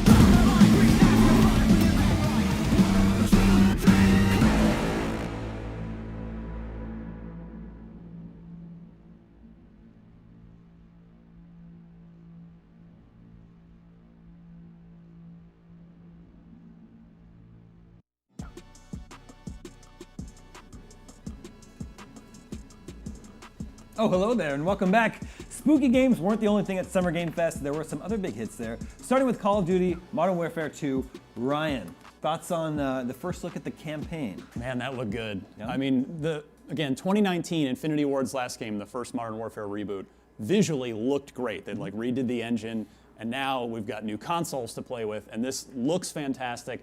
And this is clearly, I don't know if it's sort of meant to be a remake of the Crew Expendable mission from the 2007 original Call of Duty 4 Modern Warfare, or if it's just kind of inspired by it. But clearly, that's what's going on here. We've got a cargo ship in stormy weather, which is a recipe for good shooty times aboard that vessel. Now, at the end of the original mission, of course, bad things happen, and you got to get the heck off of that vessel before it sinks. I would not be surprised if something similar happens during this as well, but we got a lot of look at some of the little underwater stealth tactics and just some of the moment-to-moment gameplay. And again, the visuals looking fantastic. You can see some of the mist effects on the water and the lighting.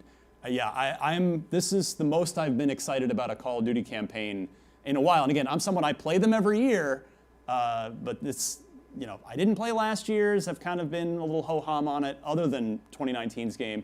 This looks really great. My hype meter's high on this one. Yeah, the water effects are really impressive. And then when they get up on deck, there's a moment where a tarp blew away, and I was like, well, that's the most realistic looking tarp flying through an air I've ever seen in a video game. I love the idea of shifting cover because of the water, and because a lot of Call of Duty levels can end up feeling a little static when you're playing it. So anything that can change up the environment and keep things feeling interesting, I really like. Yeah, this one's looking cool. I've also not played a Call of Duty campaign in a very long time. Maybe I'll dip into this one. We did finally get, as I was saying before, Midnight Suns. Another look at that, a reintroduction to that, and got a release date. I want to say that's October 7th. Yes, it Correct. is. Also confirmed a bunch of new characters that are joining it. Comparing it to its reveal last summer at Gamescom, what did you think about today's showing? The interesting thing is that the actual trailer was more or less a cinematic trailer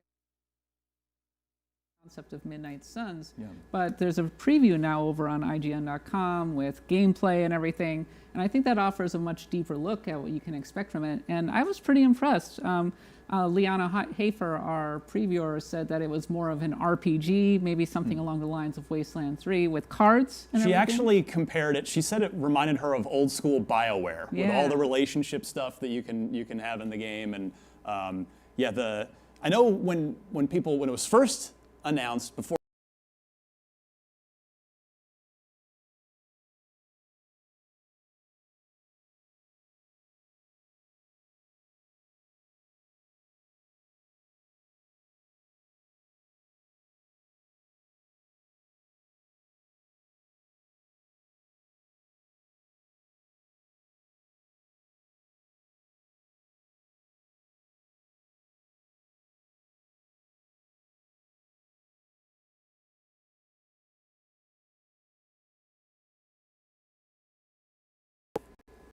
Still no publicly shown gameplay though.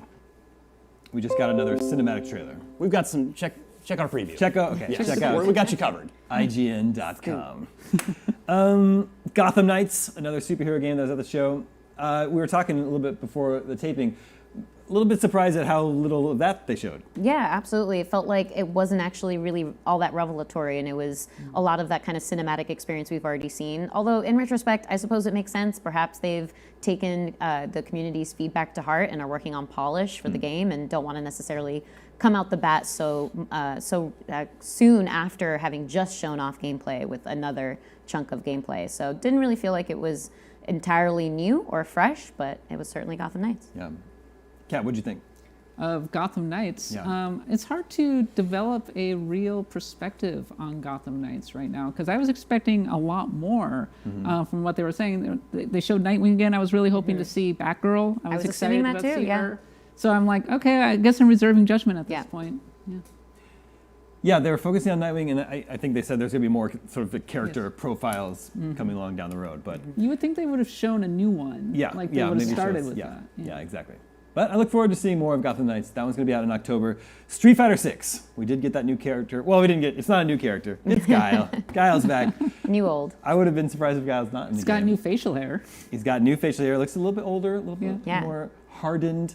But we didn't really get that look at the single-player mode that we wanted to see, right? Yeah, absolutely. So hard to tell from there, but always exciting for the fan base to see what are the other characters that are being added and what do their models look like, and are they just far enough away from what we're comfortable with, but familiar enough at the same time. And I would say Guile kind of hit the mark on that one. Yeah. His hair's getting bigger. I mean, got the big Well, thing with the still. ears. his arms and chest are getting bigger. But no, Capcom's got a showcase coming up. They do have Yes. another one next week. Absolutely, good point. There's always that fine line to walk. You want to get your game out there, but it's like, how much do you show and before Yeah. your own event? So it's one of those kind of inside baseball things we think about at IGN. Like, well, they're probably going to have more at their own showcase coming up in a few days. And it felt like this was for the fans. So it was like, here's a move showcase. Here's the stuff that he can do. And Yes. so they can go frame by frame and be like, oh, look at the standing fierce Yeah. with this guy. Yeah, look at him combing his hair. Yep. Yeah, for sure. Gotta love it. Okay, we also got looks at several indie games today. One I wanted to call out was a game that I'm excited for, and I'm glad it's happening, but I was a little bit frustrated with how it was shown today, and that was Flashback 2. This is a sequel 30 years in the making for what they used to call cinematic platformers back in the day. Flashback and then Out of This World, Another World. The legacy today would lead up to the games like Limbo and Inside. So super excited for this, but then the gameplay was like projected onto different surfaces that made it very hard to see. And I don't know if they're like worried about showing a 2D game at a big event like this. I think they should. I want them to feel more confident in it. I just want to see what this game looks like. Yeah, when Jeff was setting it up, it was like, oh, thought I it played was this gonna when I be- was a kid, loved it. You and I were both like, return to Monkey Island. Here's that release date trailer we've been waiting for. We did not get that, but I'm with you. I mean, I have a lot of love for both Out of This World and Flashback from the Sega Genesis days, and so yeah, I mean, a little more time with Conrad and a new side-scrolling platformer adventure is sign me up for that. Yeah, so for sure. yes. And then Tina, I think you liked what you saw of Witchfire. Yeah, so we knew that Witchfire was going to be making a return, had made its original announcement at a Game Awards event. I think that was actually several years ago in 2017. So it was cool to learn a little bit more about it, and what we saw was a little bit similar to its first reveal, but we've actually learned a little bit more, and I'm quoting here from our news story, which was sourcing from a press release, that the context of the story is that you're out there trying to find an infamous witch of the Black Sea to destroy the phantom army that protects her and retrieve a mysterious artifact that can finally turn the tide of war. So it's kind of based around paganism, and you're going after this witch, and you're apparently a sinner of a pagan, and that's why you have all of these abilities, and you're kind of fighting off this army. So it looks like really interesting movement, some really cool area of effect damage that we hadn't seen in the game's first reveal. So that looked really cool, and I like to see a variety of weaponry too. I'm always a fan when there's a crossbow in a game, so that was a really nice little sneak peek at that one too. Do we know when this one's coming out? That one actually is going to be later this year, Q2 of this year. They said they didn't, and then they specifically said they didn't want to narrow down the months to get themselves trapped and locked into a specific month release date before they were perfectly ready. So looks like it will be around the end of the year, though. This was like if Bulletstorm and the classic Raven Software first-person shooter Hexen from back in the day had a baby, it would be this game, and that's a very good thing. All right, well, Summer Game Fest is just the tip of the events iceberg. All month long, IGN is giving you a front row seat to all the biggest gaming keynotes and conferences. When we come back from this quick break, we've got to look at two upcoming games, The Quarry and Marvel's Midnight Suns. Thank you to Tina, Kat, and Ryan for talking Summer Game Fest with me. IGN's Summer of Gaming continues right after this.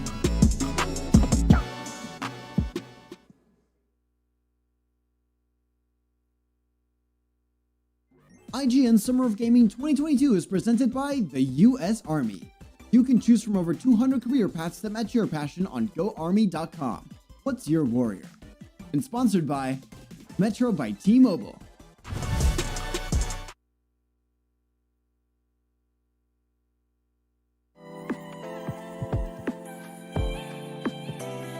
IGN Playlist is all of your games in one place. You can build your library and discover new games. Create and follow playlists from friends. Access guides for what you're playing. And rate and rank the games you love to share with the world. Available free with your IGN account. It's for players, no matter where you play. If you're not following IGN on social media, what are you waiting for? We're constantly updating our feeds to bring you the latest news, gameplay, custom original content, memes, the best user-generated videos and art, and a whole lot more. Be part of the conversation throughout the year. Follow IGN on Instagram, Twitter, Facebook, TikTok, and Snapchat. Tune in to IGN 1 for the latest news on your favorite releases, gameplay exclusives, and all the entertainment you can handle. And maybe even some you can't. Cinefix on IGN 1, your friendly Friday night home for film fanaticism. You're watching The Weekly Fix, ready to fill you in on anything you may have missed in the world of gaming and entertainment.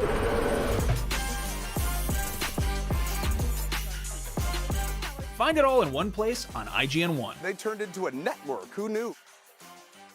In a world with non-stop news about Marvel, Netflix, and Star Wars, you need a show with accurate reporting, hard-hitting commentary, and me. I'm Akeem Lawanson, the host of The Fix Entertainment. Whether it's the latest superhero scoop, film fiasco, or anime announcement, I'll be right here covering all the latest in major studio headlines and pop culture news. Make sure to catch The Fix Entertainment wherever you watch IGN.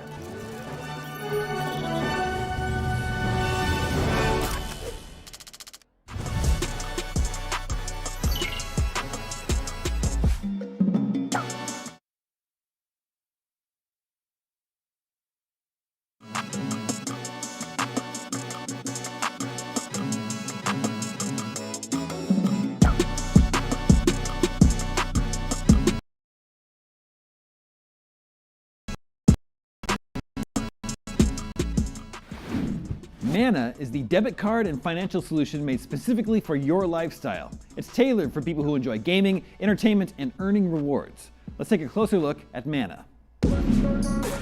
Ready to game the system? Meet Mana. You slay. You achieve. You win. So should your bank account, because your power shouldn't stop when the game does. Mana is the best gaming rewards debit card where you can earn perks and points by paying and playing, and get rewarded with the things you actually want. And we make it easy to set up and start. Just sync your favorite games to your Mana account and start completing quests for next level rewards, like that skin you can't wait to show off, or your next gear upgrade. No gimmicks, no surprises, no kidding. So why pay any other way? Pay with Mana. Pay with power. Mana. Game the system.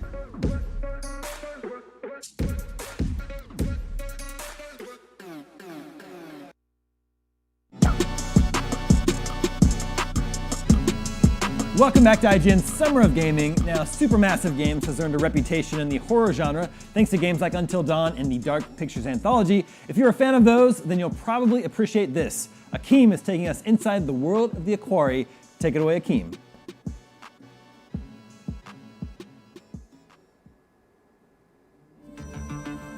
The fate of these 9 camp counselors will soon be in our very hands, and here to break down what we can expect come June 10th is none other than the creative director for the quarry, Will Biles. How are you, sir? I'm very good, thank you. Yeah, thank you for having me. Thank you for joining us. Like, I'm super excited for this game, and I know a lot of horror enthusiasts that are as well. Now, you've been working on the Dark Pictures anthology for a few years now. What have you learned from making these bite-sized horror stories, and how have they informed the development of the quarry? Well, so I haven't personally been working on them, but the studio, Supermassive Games, has been, obviously, like you say, has been working on them for a few years. We started off with Until Dawn. We had no idea what we were doing in those days. We were kind of putting it together in various different ways. We kind of knew what we wanted to get from it, but it was all very much kind of experimental as far as the development was concerned, because we had nothing to go by. Having done that, and like you say, working on the Dark Pictures, we've developed a whole bunch of ways to kind of optimize storytelling in a branching narrative. So we've kind of developed our own tools for that. Is there any spoilers you can possibly give us? Okay, so there is a spoiler. And so we've had this thing where everyone can live and everyone can die, and it's been part of the staple of the games that we make, because what we wanted to do with this was, like, we wanted death to be something to be frightened of. Most games, you die and of course you get better. Yeah. And that just means then it's an annoyance at best, really, and you've just kind of lost a life and it's fine. But we want to do with our games that if you die, that character dies and that's it. The story moves on, and that's, like I say, with the spoke stories we can do that, because, you know, if one character's one spoke, all the rest of the wheel still stays whole, and we can meter out the places where they can die, and it's not just one place. It's like 12 places down the line they can die and die and die and die. So everyone can live, everyone can die, and with this game, obviously, we've thrown in a nice little twist, which is that there are werewolves. Werewolves. Okay. So people can get bitten, and of course, when they get bitten, they become dangerous themselves, and not straight away. You don't know whether they have been or they haven't been. That really throws a big twist in it. So it's not just live or die; it's live or die, or other. I'm assuming with that in mind, as the player, you have to make a decision then. Once you start seeing that person kind of turning to the dark side, I'm assuming. So even more decisions are to be made. And is it right that I read this, Will, 186 different outcomes? Yeah, at least. At least, So yeah, I mean, the maths is crazy on this stuff. So there are we literally at the end of the game, when you get to the very end, we bring cards up on every single player, dead or alive. I mean, they can be dead in a bush, they can be alive and fine, whatever it is. But every single character in the game has one of these cards, just so you go, oh right, I know, okay, what the hell happened to them? So, you know, it can be. In fact, I won't give too much away now because they're at the end stuff. But we had to write 186 of them for all the different characters for all. So there's an ending that's this. There's another ending that's that for that character. There's also a whole bunch of different places where those can happen as well. So it's not just like an Until Dawn where it was always in the lodge at the end. There's a number of different locations where it can end, depending on how you play it through. And then, of course, I mean, and I don't really count this because I think it's a bit of a cheat. If you start to look at the multiples and the way that can be sort of, or, you know, those variants can be put together, it literally goes into the millions then. But that feels disingenuous, to be honest. It doesn't. Those aren't real endings. Those are just combinations that are different. Yeah, like just different minor outcomes that could take place. Yeah, but also just it's like 5 people are alive and 1 person's dead, and then 5 people are alive and then 1 person's dead, but they died slightly differently. It's not really a different ending. It's like, you know, so yeah, it's kind of, once you start to get those kind of combinations, then I kind of start turning the thing off for that. Yeah. But still, so much for fans to experience. Now, Supermassive Games have gotten this reputation for being party experiences where friends play the game together, almost like it is a horror movie night. Was this something you all set out to do, and how has the development of the Quarry been influenced by the fan reaction to games like Until Dawn or the Dark Pictures anthology? Literally on Until Dawn, we called that a date game, a date movie game. It was that whole thing of playing it together. With this, we've kind of that couch kind of co-op that we had then was not formalized at all. It was just kind of like you just shared the controller backwards and forwards. We've really pushed on the accessibility on the game, just to kind of widen the audience and allow people to play it who aren't massive gamers, but also keep gamers kind of happy. So we have all these accessibility options, and you can just dial them up and dial them down. The length of a QuickTime event, how easy it is to shoot, auto aim, all that sort of stuff. Each person can have a profile and set their own thing up. So you can have somebody who's a big gamer and somebody who's a non-gamer both play the same game together, and you just set your little profile up. As soon as it's your turn, you hand the controller over. It'll adjust the game for you to adapt to your playstyle. So this is so the Quarry, would you say, is like a date game? Yeah. It's a definite popcorn, sit down on the sofa date game. Yeah. So no more for me personally, Will. I'm going to let you know this right now. No more Netflix and chill. It's going to be the Quarry and chill. So I'm going to hit people up. It must already be like hard to write a game that's so centrally focused on choice, but even doubly so when characters can die at a variety of points in the game, anytime. So can you speak a little to how challenging it is to write games like that, and maybe shed some light on Supermassive's process when it comes to crafting these types of stories, because it's got to be a huge undertaking. So yeah, it is. I mean, it's a process, definitely.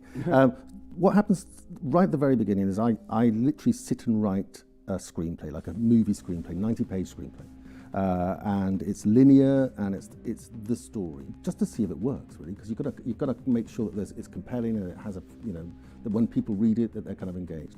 Once we've done that, a team of people come in, the narrative design team come in, and they look at every single bit of that story along the way, and they think, okay, what if, when that happened, if that didn't happen and something the opposite happened?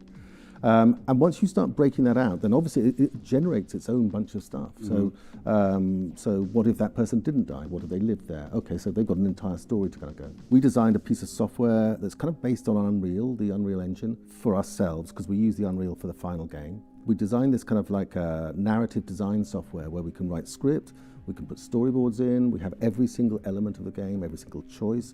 We have a thing called a Boolean, which is where an effect from earlier in the game has set something, so somebody fell over and they got mud on their face. So a Boolean will sit in front of an area where that mud must always be there for that character until they clean it off or whatever. All the sort of locomotion and exploration, all of that sits in it, and we can play the whole thing through in storyboard form with kind of like a robo voice. So when we're writing in, we can write this thing and we can hear for timing, so we can play the whole game through way before we even start shooting, and that really helps us out. I mean, it takes well over a year to just even do that section. Now, the Quarry has a fairly star-studded cast featuring the likes of David Arquette, Brenda Song, Ariel Winter, and many more. What was it like working with the cast, and were there any actors that you had in mind for the roles right from the get-go? Do you know what? Yeah, pretty much all of them. So when we're writing, it starts off as just characters when I very first go through it. Weirdly, so when I very first wrote it, the characters in my head was kind of out of Scooby-Doo. Yeah. Oh, nice. That was, I mean, kind of. It was just that sort of like, oh, okay, so that's in my head. Obviously, once it starts to flesh out, and we've got a great writer called Graham Resnick. He's LA-based. He starts writing out the dialogue, and once the dialogue starts coming through, characters just flesh out. Mm-hmm. And at that stage, we start looking through who we would want to play the roles.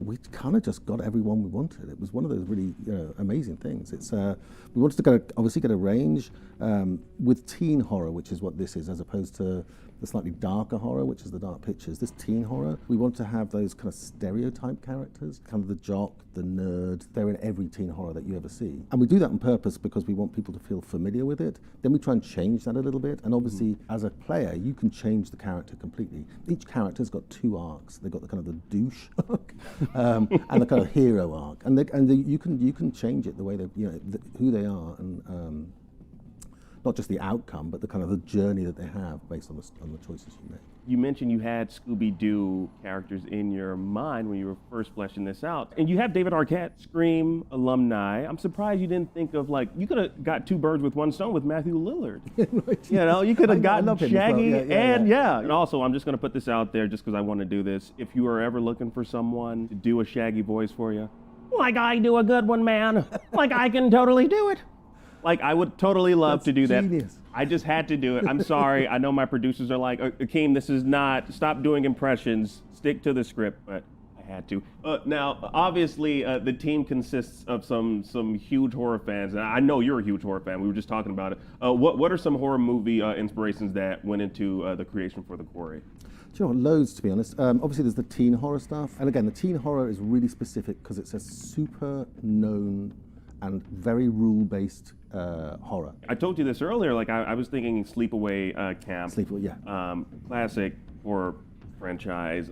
Even more modern, I was looking at the Fear Street trilogy, and it kind of gave me those vibes when I heard it was when this game was announced. When I saw it, back in March, I believe, I was like, oh, I'm digging the vibes of this game. And like again, it's horror based. Like I was a huge fan of Silent Hill, Resident Evil, still am, of those two franchises. But it's like, if it's horror related, I'm already sold. And you got David Arquette in it, I'm even more sold. Like you got recognizable faces in this game. Like I'm in it already. Yeah. So you say that. So the thing about Fear Street's really important, and like you say, and Sleepaway Camp. But Fear Street was this thing across times, different times, and we very purposely went down this kind of anachronistic route of it's a modern day thing. It's set contemporary, but it's kind of slightly it's kind of got an 80s vibe about it. But then also everything on the mountain, not on the mountain, on the at the camp and the hills around it and stuff has a very 50s vibe. So everything's Bakelite or kind of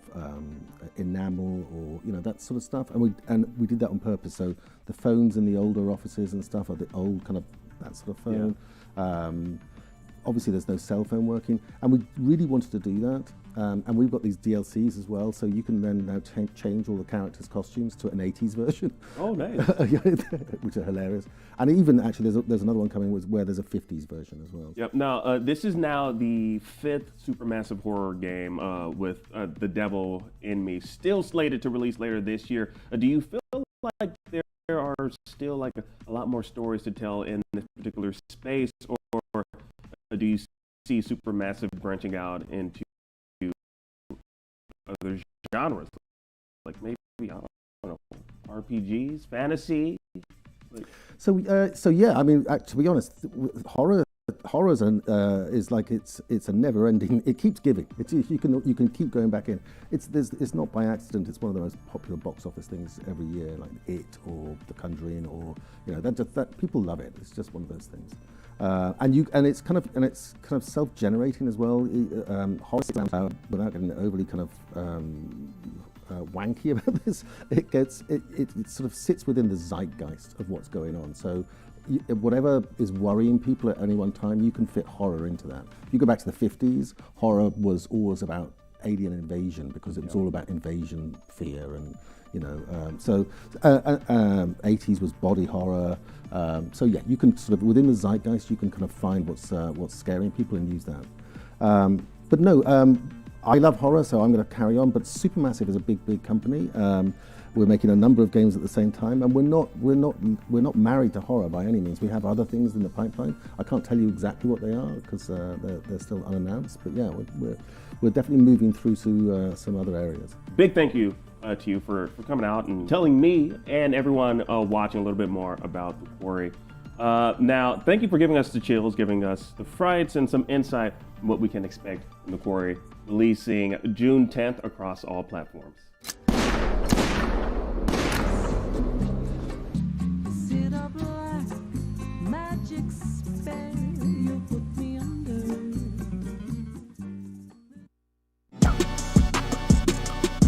If you haven't had enough of the quarry, coming up in just a moment, we're taking a look at some brand new gameplay, and later we're checking out Marvel's Midnight Suns. Don't go anywhere, unless it's an emergency. Then maybe you can go.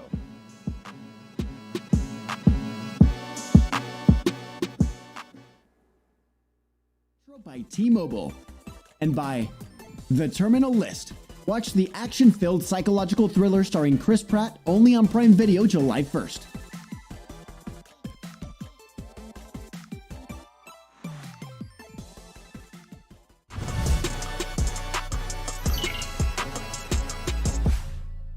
In a world with non-stop news about Marvel, Netflix, and Star Wars, you need a show with accurate reporting, hard-hitting commentary, and me. I'm Akeem Lawanson, the host of The Fix Entertainment. Whether it's the latest superhero scoop, film fiasco, or anime announcement, I'll be right here covering all the latest in major studio headlines and pop culture news. Make sure to catch The Fix Entertainment wherever you watch IGN.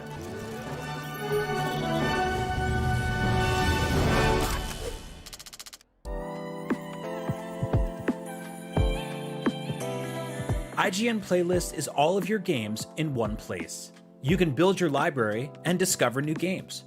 Create and follow playlists from friends. Access guides for what you're playing. And rate and rank the games you love to share with the world.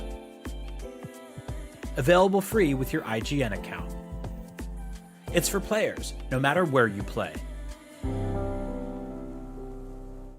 Tune into IGN 1 for the latest news on your favorite releases, gameplay exclusives, and all the entertainment you can handle. And maybe even some you can't. Cinefix on IGN 1, your friendly Friday night home for film fanaticism.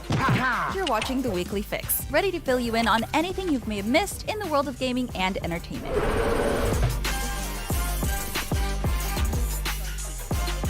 Find it all in one place on IGN 1. They turned into a network. Who knew? If you're not following IGN on social media, what are you waiting for? We're constantly updating our feeds to bring you the latest news, gameplay, custom original content, memes, the best user-generated videos and art, and a whole lot more. Be part of the conversation throughout the year. Follow IGN on Instagram, Twitter, Facebook, TikTok, and Snapchat.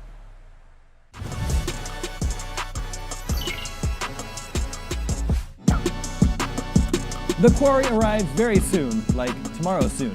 But if you can't get enough looks at this tense thriller, here's a big chunk of new gameplay with creative director Will Biles. Check it out. So, Will, walk us through what we're seeing right now on the screen.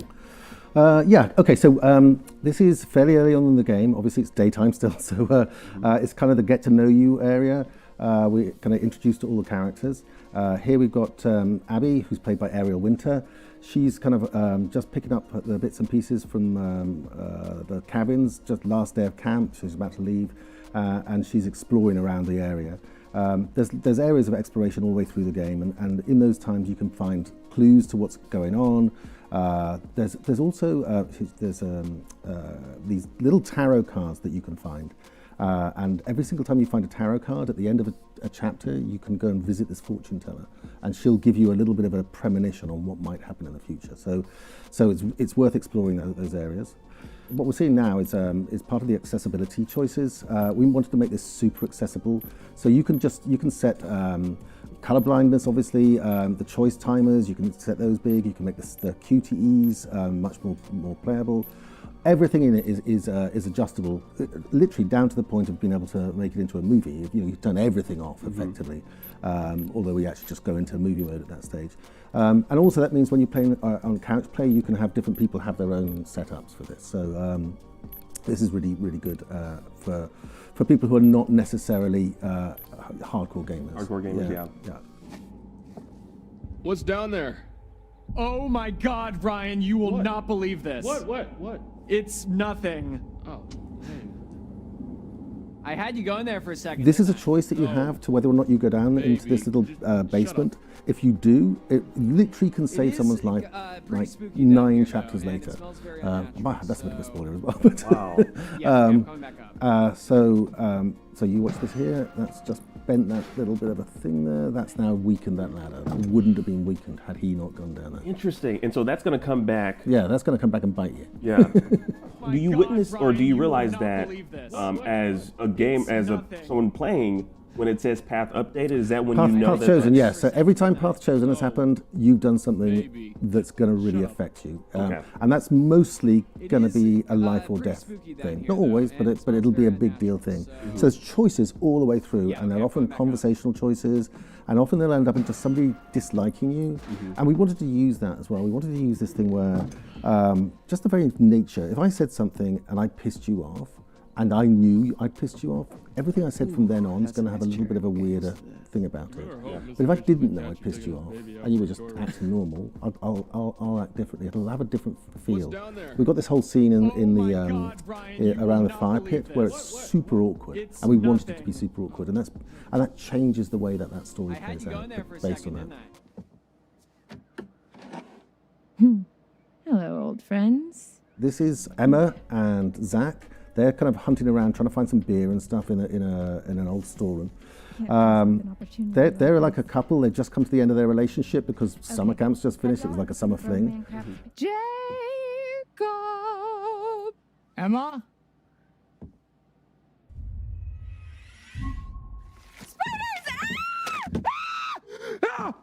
Oh my god! And now you can see there's a thing there. Now he's slightly pissed off with you. So again, that's going to be a change in the tone. And it goes to what you were saying earlier, how like if it were just the clown mask, he has no like, he's just happy. He's just like, because he's not afraid of clowns. But now he's going to have like this thing in the back of his mind, this feelings towards her because of what she just did, and how he is actually in fear of spiders. Yeah, completely. So I think we're gonna check out the movie mode, where we have 3 different options, I believe. The first 2, very obvious: everyone lives, everyone dies. Then we have director's chair. Can you break this down for us? Yeah. So like I say, for the ability to be able to kind of get this really as wide an audience as possible, is we've got these movie modes, and that's basically you set it going and you just sit back and watch it as a movie. Like you say, everyone lives, everyone dies, fairly self-evident. Director's chair is that you can go through every playable character and you can set up their characteristics. So under pressure, Dylan will be clumsy. In conversations, Dylan will be inconsistent.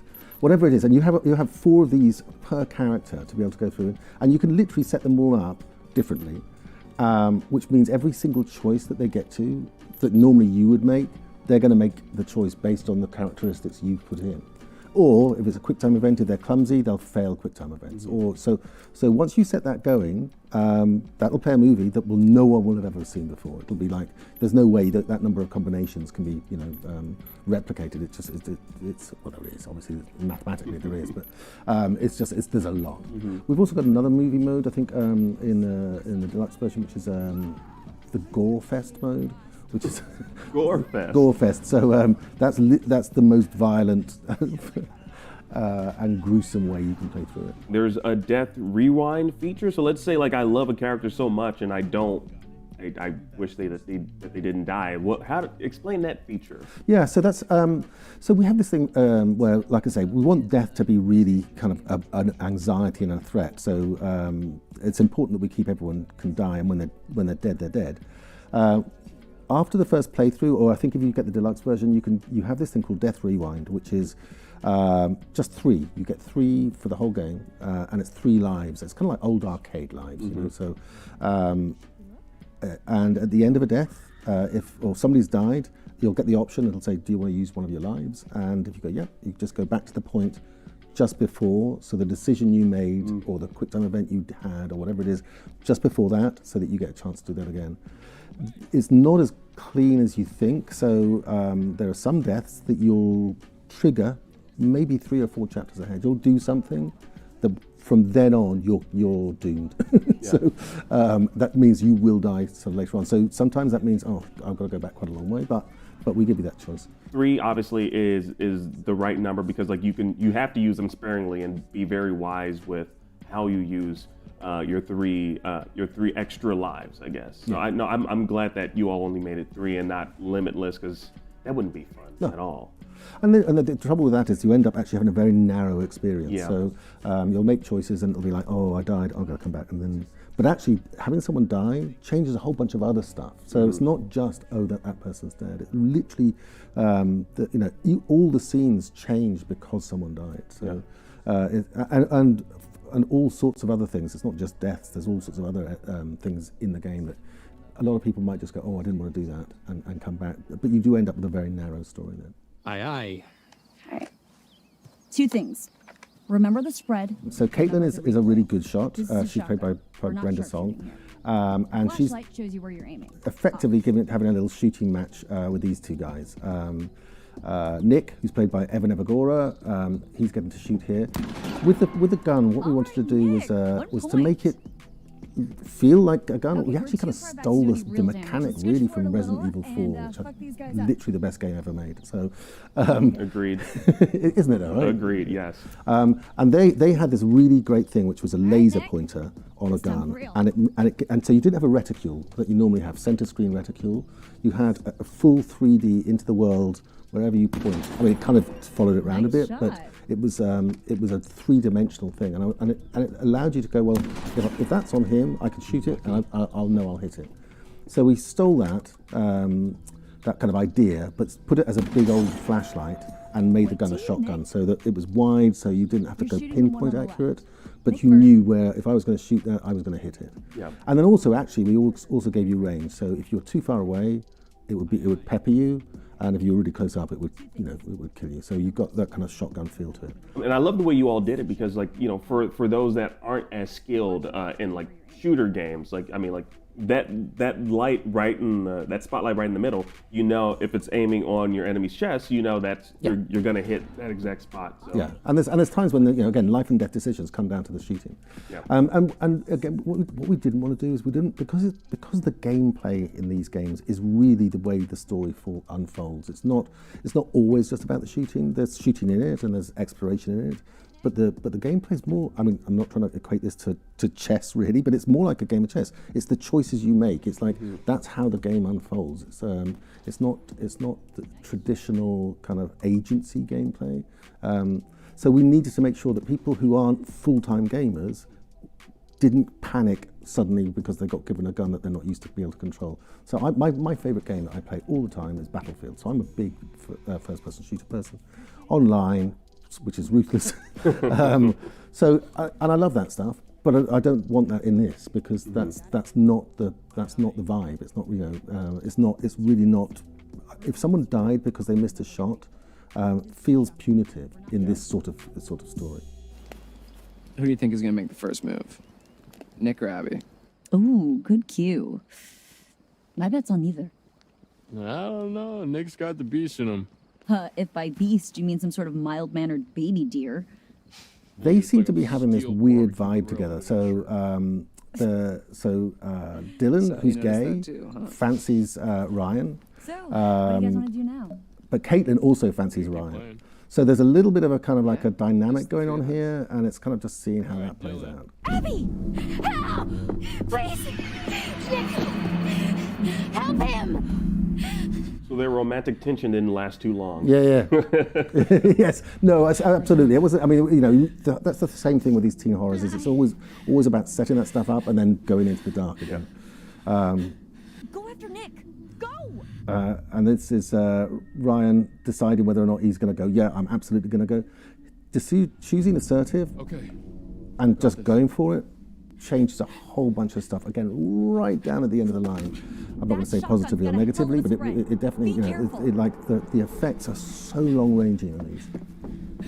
A big thank you to Will Biles for giving us the chills, giving us the frights, and some insight on what we can expect in The Quarry come June 10th on all platforms.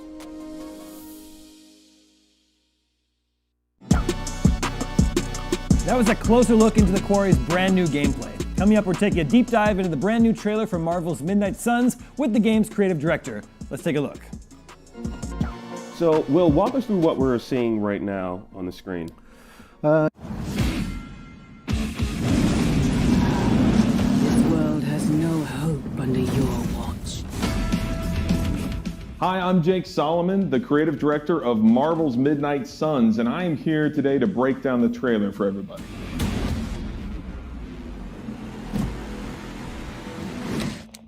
So we are looking at Venom, and this is a big reveal that Venom is in Marvel's Midnight Suns.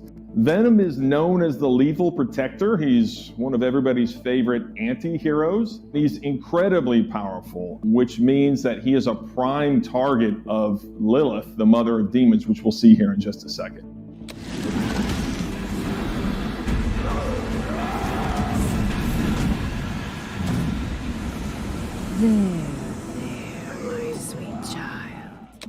Now, Now here we are looking at Lilith, the mother of demons in action. And she has a lot of different powers, one of which is to corrupt people. No matter how strong they are, whether they're a hero or a villain, Lilith can corrupt people and make them serve her mind, body, and soul. And so it is bad news for everyone that she has got her hands on Venom.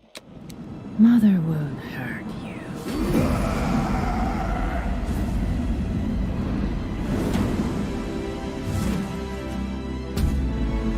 Typical Parker luck. And of course, we are hugely excited to have Peter Parker, Spider-Man, join the Midnight Suns. Wherever you find Venom, a lot of times you will find Spider-Man. So their story will be told in Midnight Suns as well. I'm gonna need some backup. Obviously, Spidey has some of the best costumes in Marvel, and it has been such an honor to work with Marvel to come up with a new suit for Spider-Man. And this, like all of our heroes in the Midnight Suns, it's a mix of magic and technology. It's Stark and Doctor Strange working together to make a suit to take on these new, more supernatural enemies. So yeah, we're really excited to give Spider-Man a new look that he can eventually unlock in Marvel's Midnight Suns.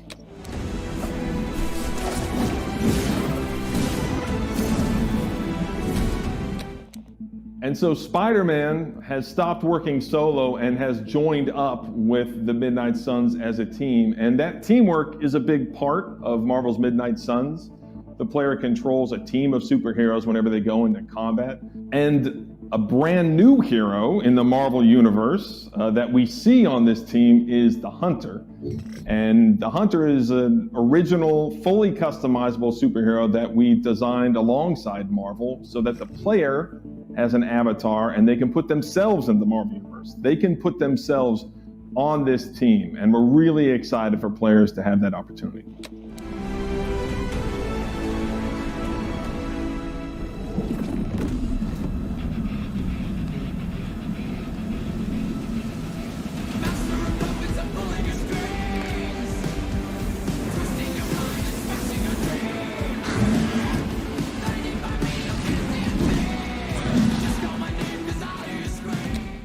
And the heroes aren't the only ones with a team. This is what makes Lilith so dangerous. She has built a team of her own because of her ability to corrupt. She can corrupt villains like Sabretooth, who we saw.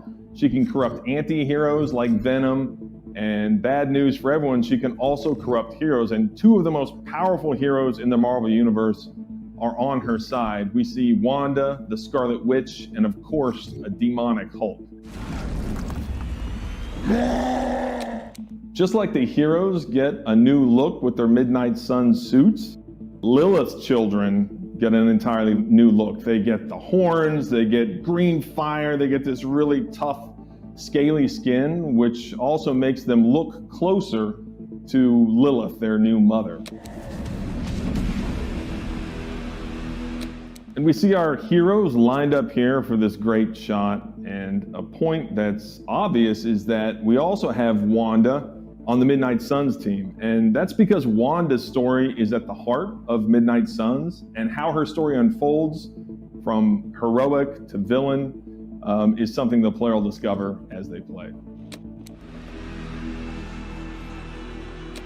And so here we have the Doctor Strange Defenders skin, and this is a pre-order bonus. This look may be familiar to people. I've always loved Doctor Strange's Defenders look. It was always very sleek and cool, so we wanted to give our take on that. And of course, the other heroes have lots of skins available as well.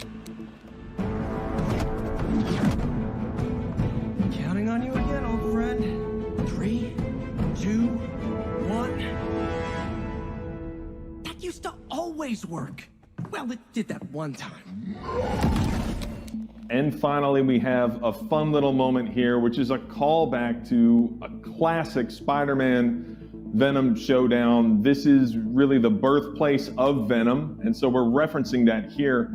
But as we can see, Spider-Man and Venom have two very different looks, and they're both in a very different place.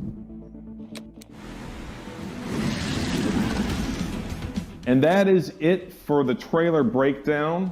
Thank you so much for watching. please check out Marvel's Midnight Suns when it releases on October 7th, and we're going to have a lot more information coming out between now and then, so stay tuned. And I will make you whole once more.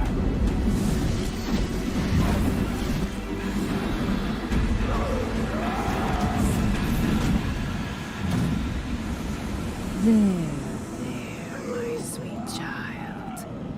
Mother won't hurt you.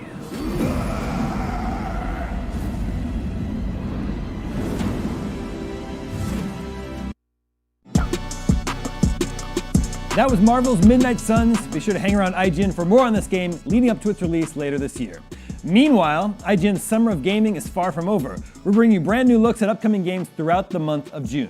Later today, we'll see what's new with Devolver Digital. Tomorrow, it's time for IGN's very own Summer of Gaming Expo, revealing tons of new games, and the Xbox and Bethesda showcase is this Sunday, June 12th, and there's plenty more going on, so make sure you don't miss out by following and or subscribing to IGN on your platform of choice. And with that, thanks for joining us. We'll see you tomorrow right here on IGN's Summer of Gaming.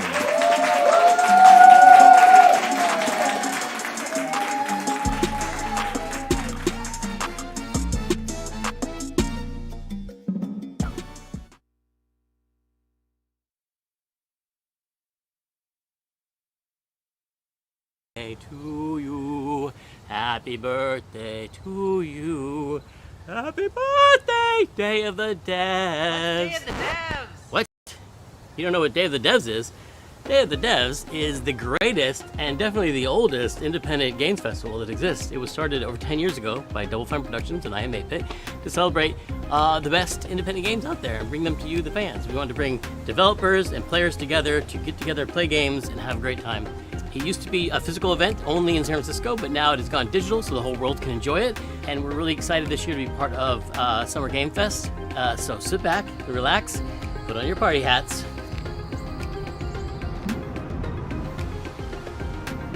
This thing? I'm supposed to put this on? That's right, everybody, put on your party hats. Everybody. Everybody. That's right, that looks good. Now we're cooking. Put on your party hat and enjoy Day of the Devs.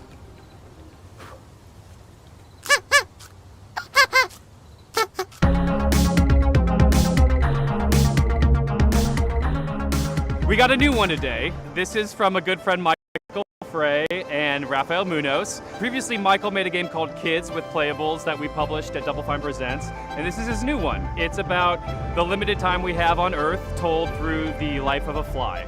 This is called Time Flies. Hello, everyone. My name is Michael. You might know my work from a game called Plug and Play. I co-founded a company called Playables where we made a game called Kids. But today we're going to talk about this guy in my upcoming project that is a collaboration with Rafael Munoz, who is the principal programmer on the game. The project we're collaborating on is called Time Flies.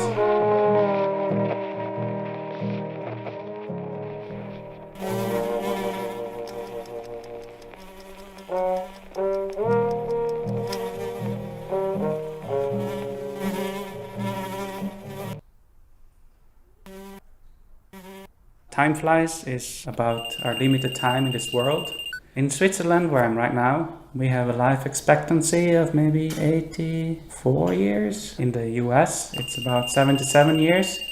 So you have a little bit less time to achieve the things you want in your life.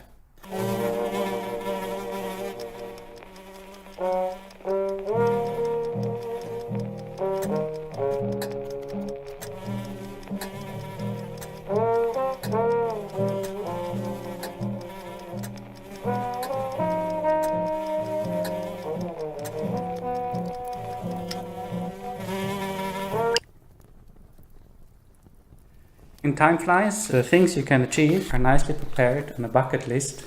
This is a very small part of that bucket list. So these are the things you can do in the world.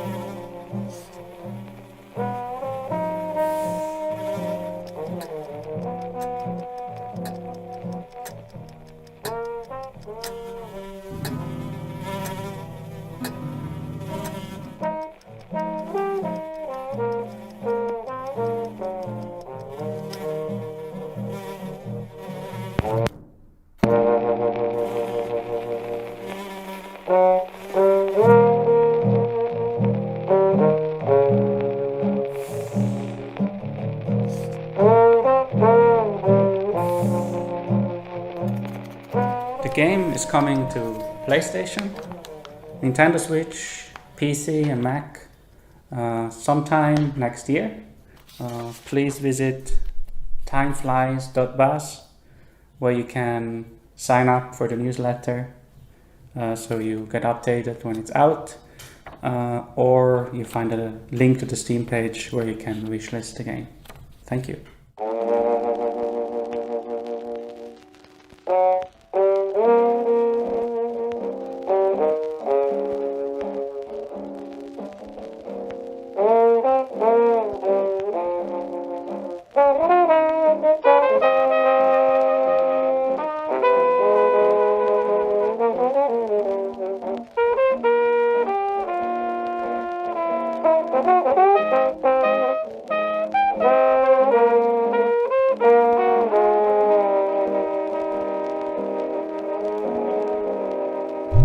Our next game is Planet of Lana, the debut title from Sweden-based Wishfully Studios and published by Thunderful Publishing. The gameplay is reminiscent of dark side-scrollers like Inside and Little Nightmares, but the vibes could not be more different. Who are these enigmatic enemies? What do they want with Lana's sister and her world? And what other secrets are there to uncover in this beautiful, boundless environment? Hello, my name is Adam Stjernljus and I'm the creative director at Wishfully. We're a small indie game studio in Sweden making Planet of Lana.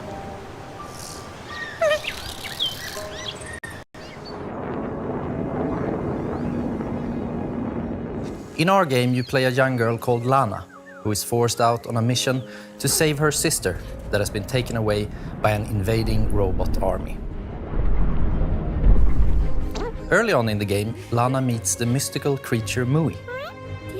You quickly develop a strong bond and friendship to Mui, and she proves to be both intelligent and loyal.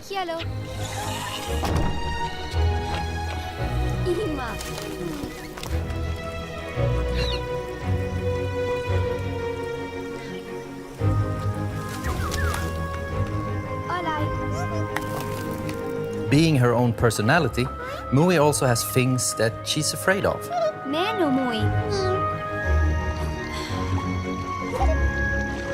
But being small and agile also has its advantages. For example, being able to reach places that you can't.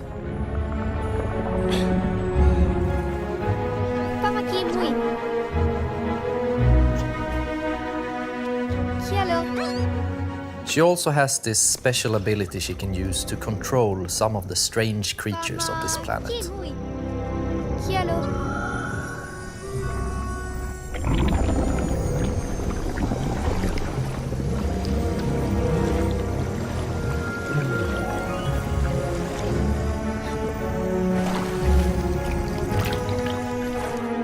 Together, you have to make it through both the harsh and beautiful environments of Novo.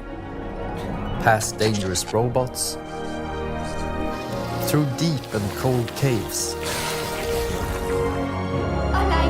unraveling long-forgotten mysteries that all lead to your destined future.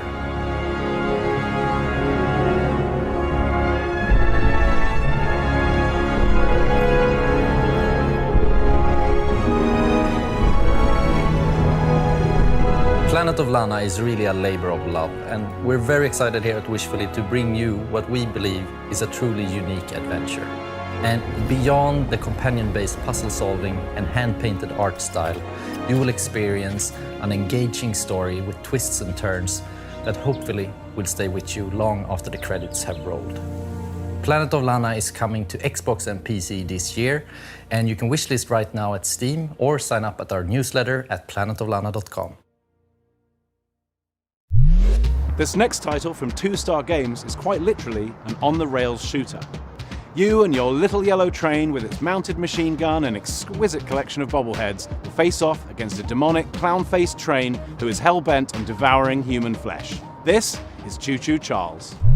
Hey, I'm Gavin, I'm the solo developer behind 2-Star Games, and I'm currently making Choo Choo Charles.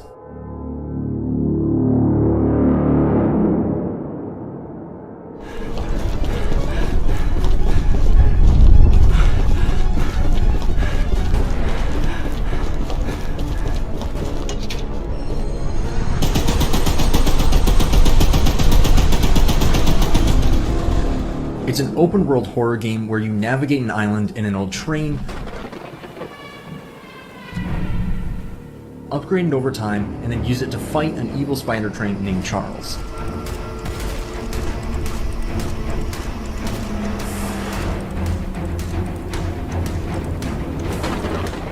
If you pump enough lead into his face, that'll probably encourage him to run off and find something else to eat.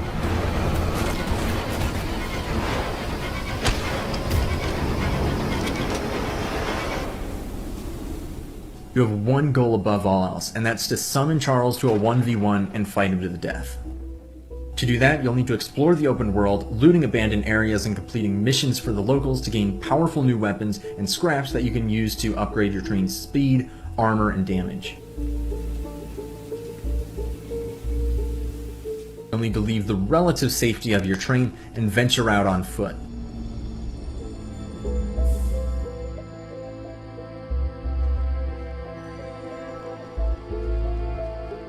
This is where things get really dangerous, with Charles constantly roaming around looking for his next meal, and camps of shotgun-wielding cultists looking for someone to feed to him.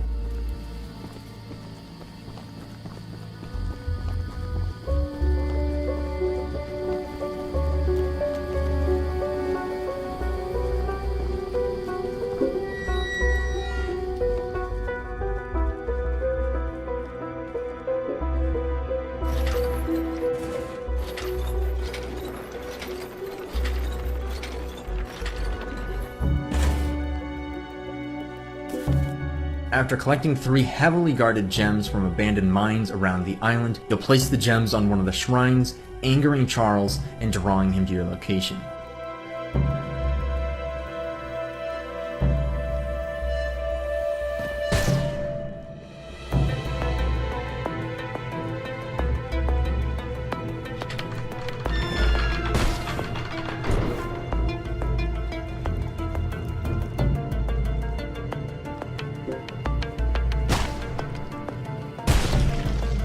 Best be careful out there, because it might be unwise to wander too far from your train.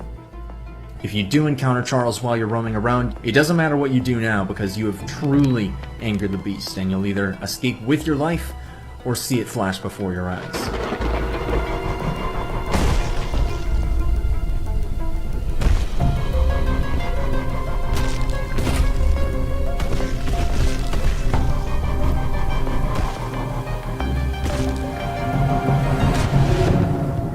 If it sounds like something for you, be sure to follow and wishlist Choo Choo Charles on Steam. I'd greatly appreciate it. It really does mean a lot. We've got a special one for you. It's very personal and near and dear to I Am 8-Bit because it's a I Am 8-Bit Presents published title. It's called Escape Academy, and think of it like Hogwarts, but for escape rooms. It's from developer Coin Crew Games, and they hail from the arcade amusement space. They've designed escape rooms in real life. Better they talk about their game than me. Here they are. Hey, I'm Mike. I'm Wyatt. And I'm Michelle, the art director. Wait, am I supposed to say I'm the... Hey, I'm Mike. I'm Wyatt. We're the founders. And I'm Michelle, the art director. Oof, okay. This is... I hate that. All right, once more with feeling. Hey, I'm Mike. I'm Wyatt. And I'm Michelle. And we're Coin Crew Games.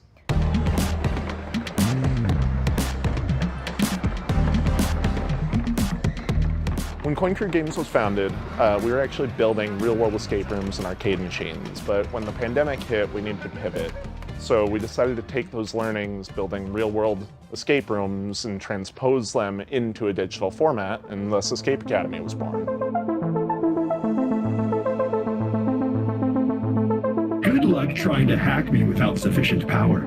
Probability of your expulsion, high. Escape Academy is an escape room adventure game that you can play either single player or co-op. You play as a student at this titular, mysterious Escape Academy, where you get to master the art of puzzle solving and train to become the ultimate escapist. What are you waiting for? A room full of gas is no place to relax.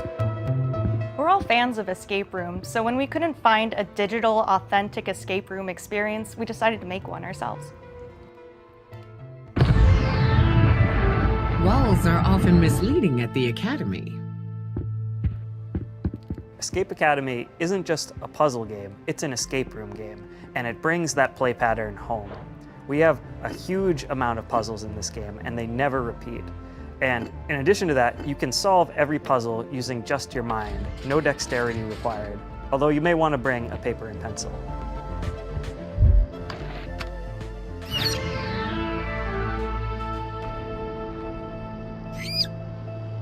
The academic theming gave us the leverage to create a wide variety of rooms that support the narrative and put players in situations they would never find themselves in real-life escape rooms.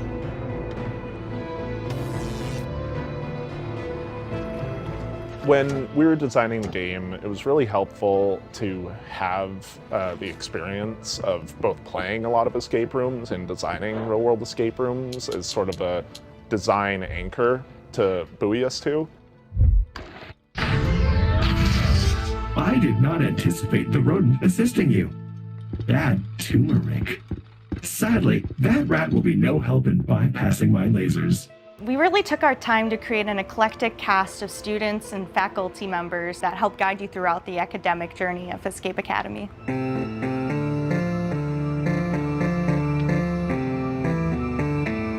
Building on the lessons that you get in each room and raising the stakes throughout your journey at the Academy was definitely a design pillar we wanted to make sure came through in the final game. I am not feeling so well. Analysis, I have succumbed to disco fever. Escape Academy is coming to Xbox, PlayStation, and PC on July 14th and will be available day one on Xbox Game Pass. And you can wishlist us today on Steam. We'll see you at the Academy. Thanks! Escape Academy!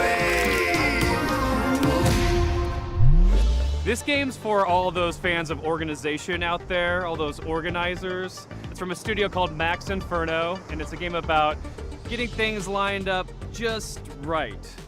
It's called A Little to the Left.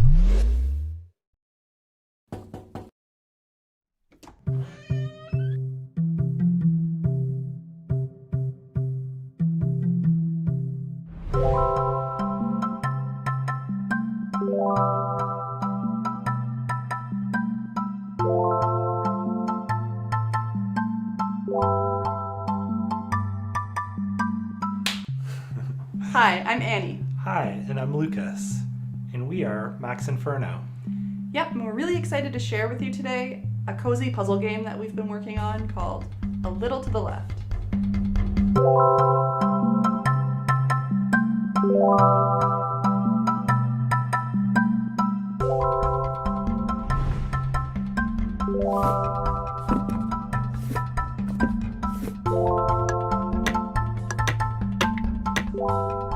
A Little to the Left is a game where you sort, stack, and tidy up the house. In each level, puzzles are hidden among regular household objects, and you solve them by arranging items in a very particular way.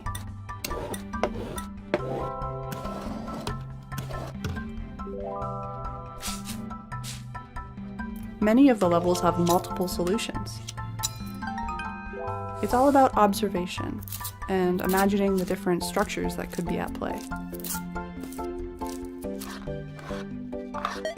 The game takes inspiration from our own home and some of our own little tendencies. Another big source of inspiration for the game is our cat, Rookie, who should be around here somewhere.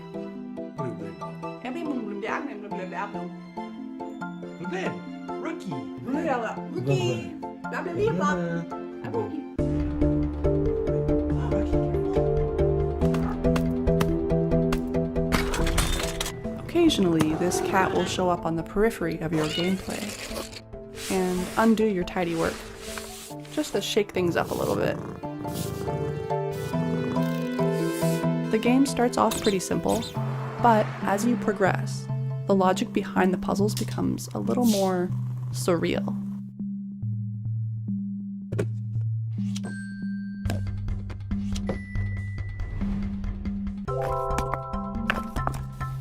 There is a lot to tidy up in A Little to the Left.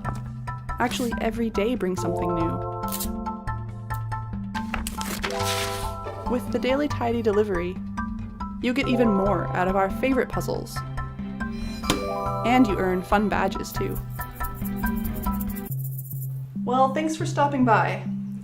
We hope you enjoy A Little to the Left when it releases later this year. See you later. Bye.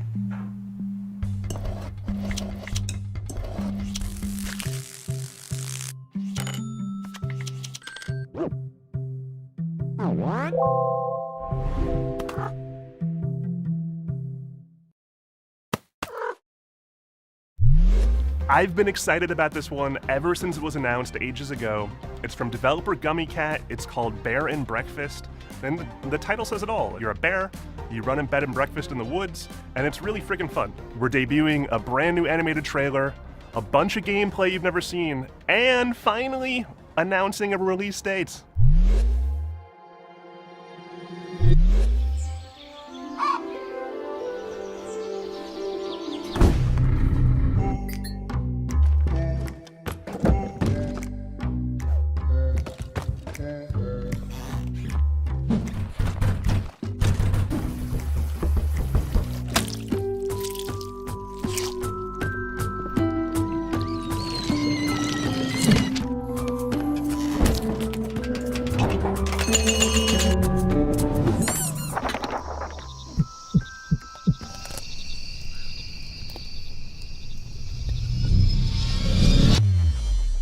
I'm Ioana. And I'm Radesh. We're from Gummy Cat in Romania. Today, we're showing you our first game called Bear and Breakfast. It's a laid-back management adventure game where you build and run a B&B in the woods, but you're a bear.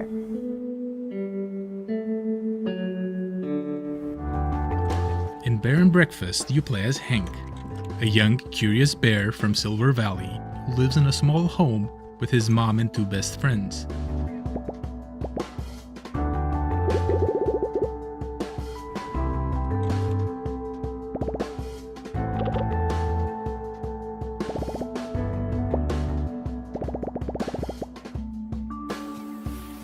We grew up on management sims. Games like Theme Hospital were big inspirations for us, but we also wanted to make a game that tells a story alongside the usual management stuff.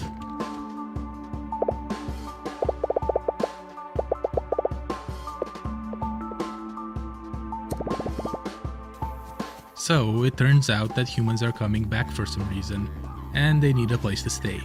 There's old, rundown buildings all over the place, and you're just the bear for the job.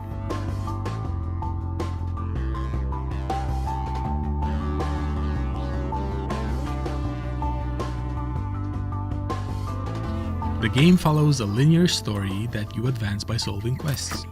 A lot of them involve finding materials, building rooms, crafting furniture, and decorating stuff.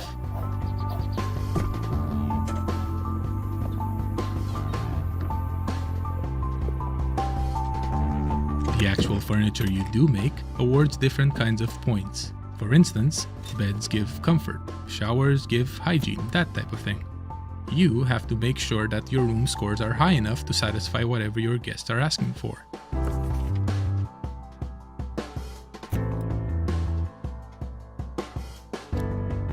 Each type of score comes with its own challenges. For example, later on you'll need to cook food for your guests through a minigame.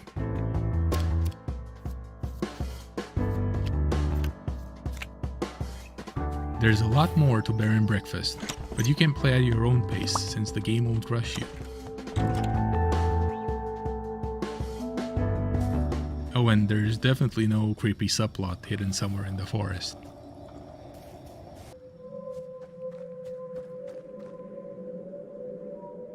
We're very excited to be part of Day of the Devs this year, and we can't wait to introduce you all to Hank and his friends when Bear and Breakfast launches later this summer.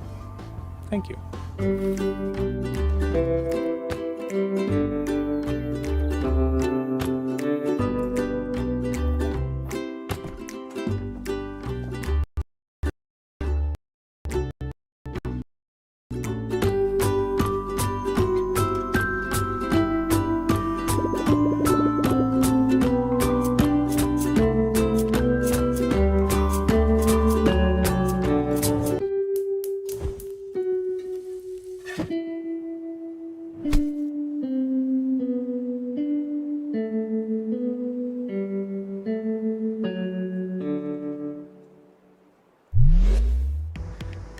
I don't want to say a lot about this next one. It's full of secrets and puzzles and mystery that are best discovered on your own. It's a beautiful game from a studio called Shared Memory. It's a pixel art Metroidvania full of interesting creatures. It's called Animal Well. Hi, I'm Billy Basso. Today I'm going to be showing you a game I've been working on called Animal Well.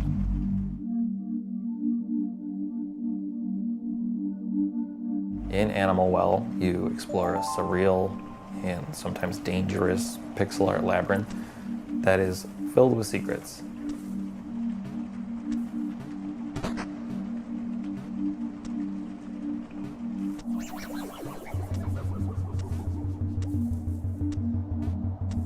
As you explore, you'll encounter various creatures, but it's not always clear if they're friendly or not, so it's best to proceed with some amount of caution.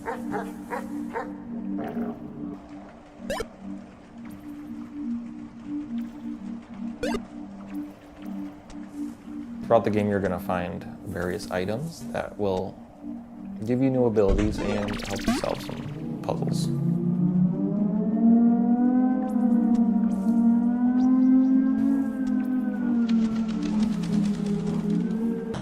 Every item in the game has multiple uses, but you're going to have to experiment if you want to figure out what they all are.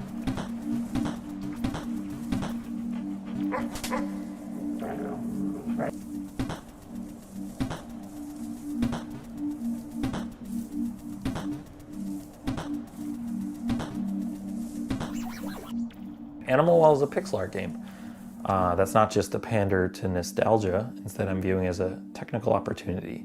A 4K TV screen has 144 times as many pixels, but that means I have 144 times as much processing power to apply to each pixel. Throughout the game, you'll see a lot of things like fluid sims or dynamic lighting effects that haven't really been used in a pixel art game before.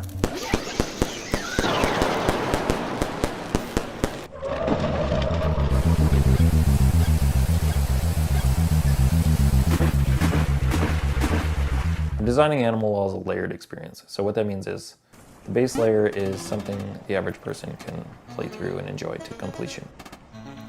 But then there's a second layer, which for most games you would consider this part like 100%ing the game. There are lots of hidden items in nooks and crannies throughout the world. They're not obvious and you might need some help to find these. The third layer has puzzles that don't really present themselves as puzzles. They might go unnoticed for years, potentially, or they might require some community collaboration to solve. Also, there's a puzzle in this video that may require some community collaboration to understand. But the first 10 people to figure it out will get a free copy of the game at launch. And then while you're doing that, you can maybe wishlist it. But yeah, thank you so much.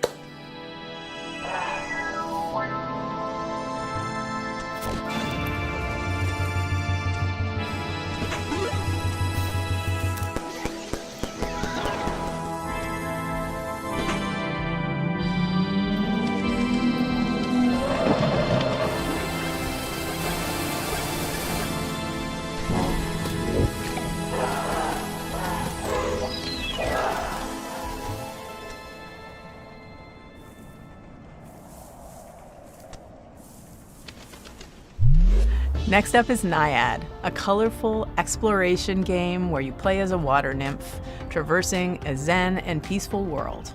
This game comes to us from Highwarp, a solo developer from Spain. Hi, I'm really happy to be part of the 10th anniversary of Day of the Devs at this exciting Sunroof edition. I'm Melwin from Highwarp, a solo dev indie studio from Spain, working on bringing to life very unique and personal games. I would like to share with you a preview of Naiad, a relaxing and colorful exploration adventure overflowing by a river. I put all my love creating every part of this game, so please enjoy.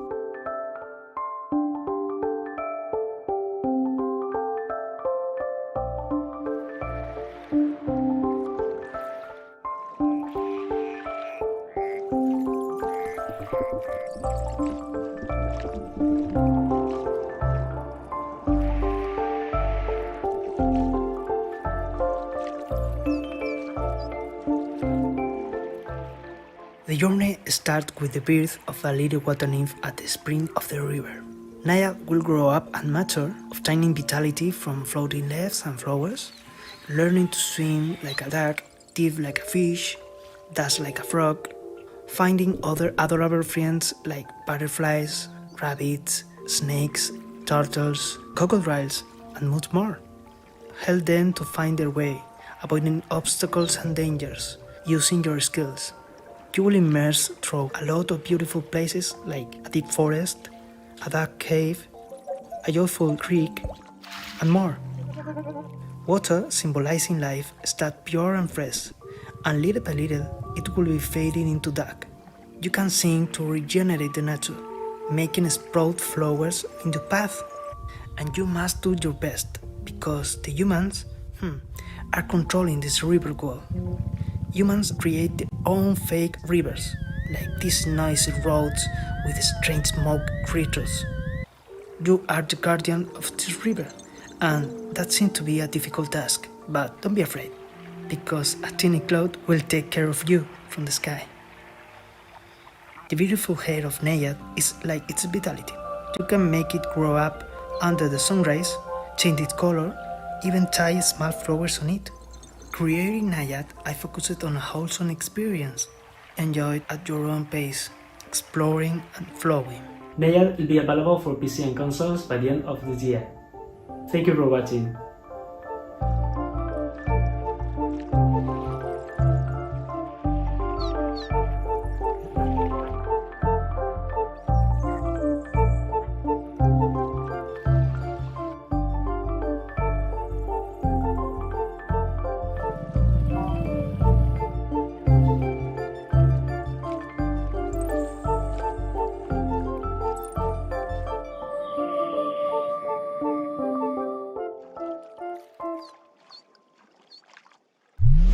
If you ever find yourself longing for the good old days, then why not take a trip back to the Stone Age in this cooperative life and farming simulation game from Sodaden and Cryptico.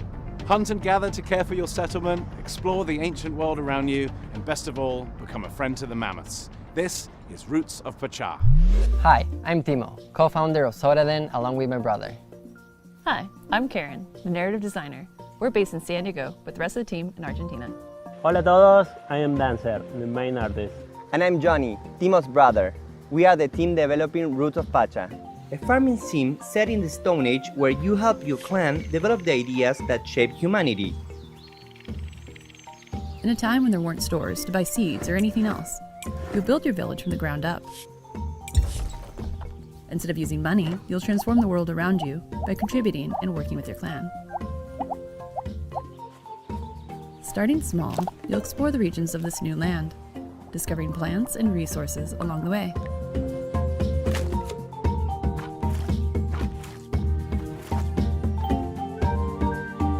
Many of the ideas you develop were the cornerstones of early civilizations like farming, domesticating animals, and the creation of tools that are now common.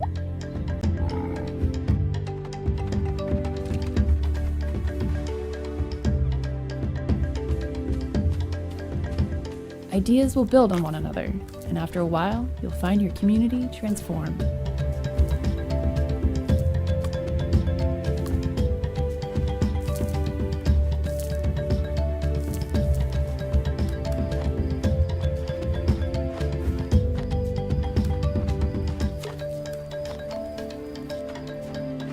You'll venture into the caves to meet the spiritual world, to try and explain who you are and why you're here.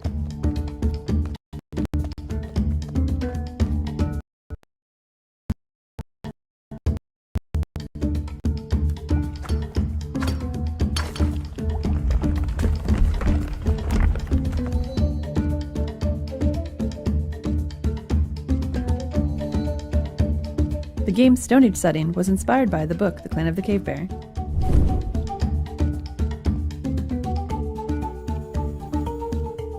Roots of Pachá is set in simpler times, but the society is still complex. For example, finding something to eat went from satisfying a basic need to making a dish and creating a reason to gather. As you discover ways to make life easier, you'll find time to experience all the fun Pachá's world has to offer.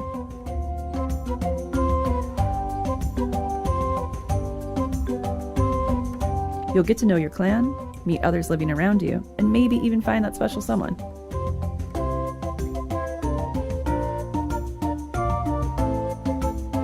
Our love of farming sims started with the first Harvest Moons, and Stardew Valley took it to the next level.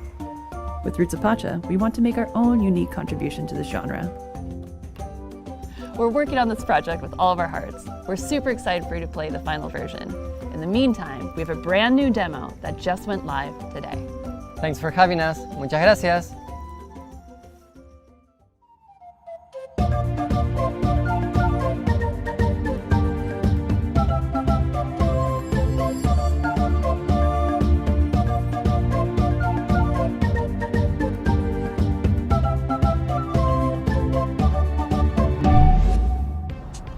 And now I am very pleased to present a world premiere from our friends at Us2 Games, the folks who brought you Monument Valley, Alba, and a bunch of other really, really cool games.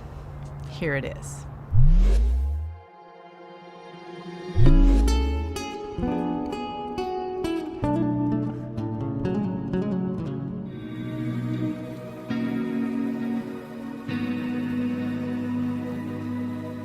At Us2 Games, we really try and take what's meaningful and great about games and deliver that to everybody. So with Monument Valley, we made people care about a character for the first time if they've never really engaged with games very much. And with Alba Wildlife Adventure, we took open world games and packaged that into a kind of theme about saving an island that more people are going to want to engage with than just the hardcore. And with this game, what we really want to do is take these genres that we really love, like roguelike games and turn-based tactics, add a little bit of sports game in there as well, and themes about dreams and conflicting fears, and really package that together into something that feels really unique. In the game, you play the role of Desta, who's a young person in their early 20s, who's coming home for the first time, having not left home in the very best way. Their relationship with their mother and their family and their friends, there's a few of them that were a little bit broken. And they were broken because they didn't really have the words to say. And their father, who used to be a big part of their life, unfortunately passes away, and they don't have those tools and that person to lean on to bridge that gap. So they manage to go home, they find this old ball they used to play with their dad, and when they try and fall asleep with it, they find themselves in a world between worlds, neither asleep nor awake. And when they're in this, they can explore these moments, these memories, and solve these creative problems through a ball game. And when they do that, they find the right words to say to confront these people. The people we're going to be meeting in Desta's dreams are people who were significant to Desta before they left town a couple of years back. And there are lots of people they don't know quite as well, too, and some people who have been shaped by Desta's impression of them in their dreams. But they've all had a profound impact on Desta's life. These characters are really interesting because all of them are interwoven as part of Desta's story, but also with each other. They don't just appear as abstractions, but they really feel like a part of the makeup of Desta's background. One way or another, the people that Desta meets throughout the game helped Desta become who they are today. And they've taught Desta a number of different things, like standing up for themselves, taking risks, expressing themselves, and more. There are a few different themes in the story, but I would say that certainly loss is a big part of it. Finding yourself, courage and perseverance, and reawakening. No pun intended. It feels like we've been able to put a lot of ourselves into Desta. The same is true for pretty much all of our games, but Desta in particular is very personal to a lot of the members of the team. I'm sure we can all relate to some of the themes of maybe having ghosted a friend and not being sure how you could get back in touch with them, or dwelling over how you might have said something in a conversation and having that play over and over in your mind, which is one of the core themes of the game. It's definitely got more depth and more game mechanics than anything we've made before, and it's being designed from the ground up to be a multi-platform title.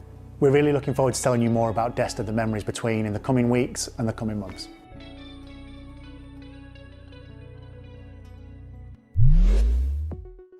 This next game is called Shim. It's a shadow platformer. You're a little blobby character platforming around inside shadows, and a game with a really cool minimalist graphic art style. I hope you like it. Hi, I'm Ewout and I'm the developer of Schim.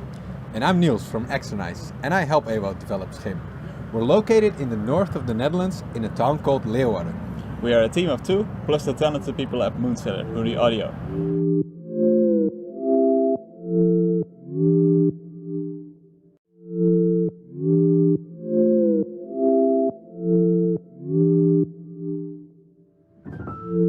Schim is a game where you move around in shadows.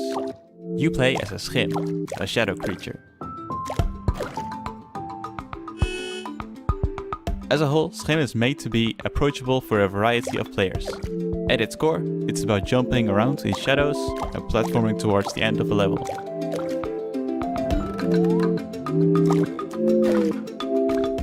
Each shadow has her own schim.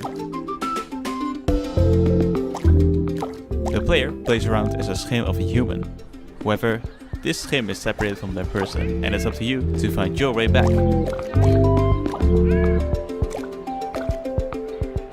In the game, you will also help other schim characters who have also been separated from their shadow.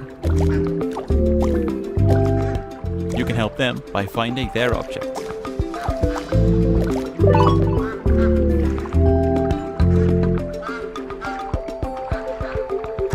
Schim takes big inspiration from the feeling of playing as a child. Playing imaginary games with made-up rules. Move around in shadows and jump to the next shadow.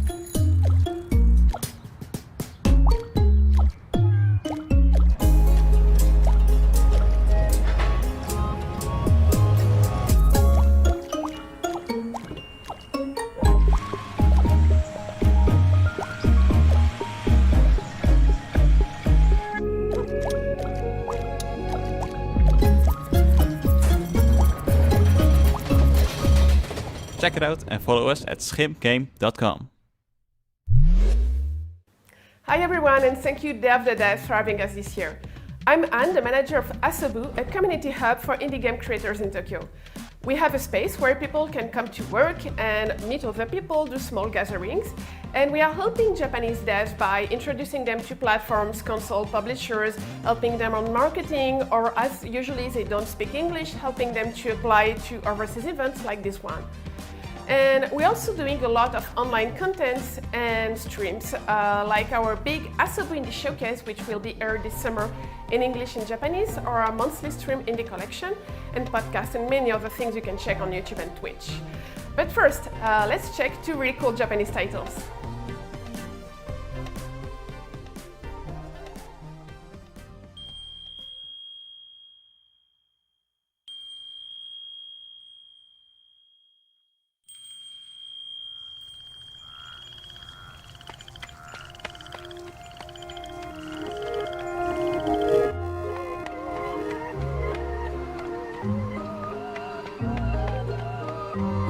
Fox and Frog Travelers, The Demon of Arashino Island, is a 3D action-adventure game with a Japanese-inspired atmosphere.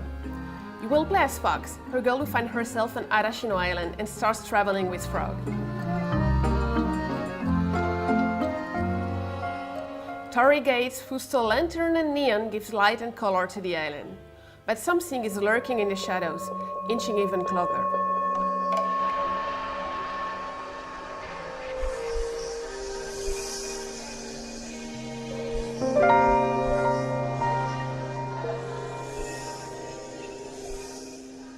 Fox and Frog Travelers is developed by Rias, an illustrator and concept artist that came up with the idea for it, based on one of his illustrations.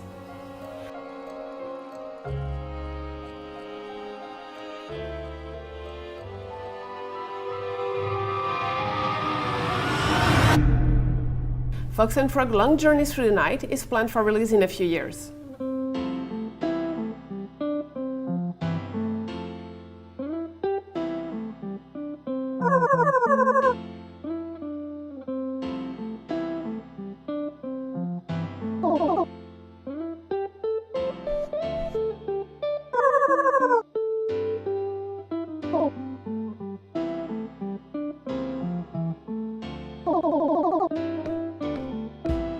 First game of the young solo developer Yo Fuji, Goodbye World is a narrative game about 2 young indie game creators, the shy Kani and the extrovert Kumade.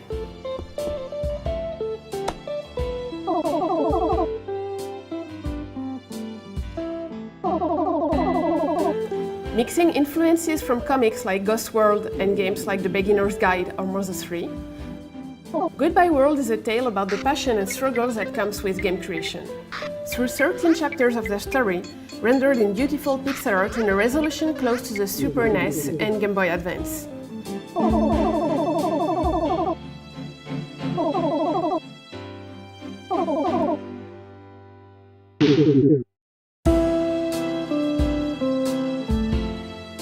Goodbye World is due out on Steam later this year. If you like those games, don't hesitate to wishlist and to follow the devs on Twitter. And if you are interested by Japanese indie scene or indie games, you can follow us on Twitter, on Discord, chat with us, and watch our Indie Game Showcase, which is coming this summer. And thank you again for watching, and Day of the Devs for having us. The process of moving to a new city can be daunting. Our next game, Birth, from solo developer Madison Carr, who hails from Chicago, explores the idea of quelling loneliness through this puzzle adventure. Hi, my name is Madison, and I am making a game called Birth.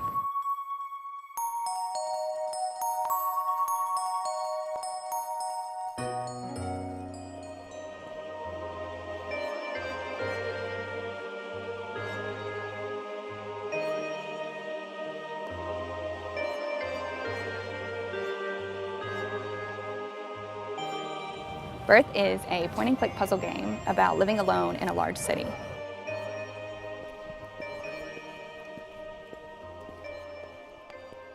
In order to quell your loneliness, you decide to create a creature, a friend, a partner for yourself, by collecting spare bones and organs that you find while traversing the city.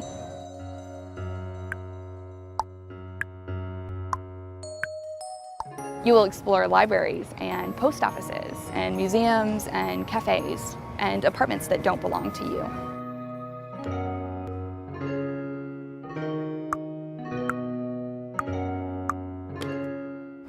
In each of these buildings, you will meet creatures, and you will get to know them by searching through their personal belongings.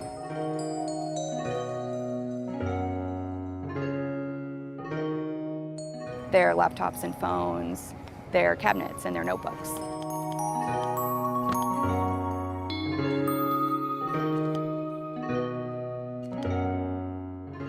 Within these personal belongings, there are puzzles. Some are physics-based, some are pattern-based, some are abstract. There are no instructions, and you are rarely doing the same thing twice.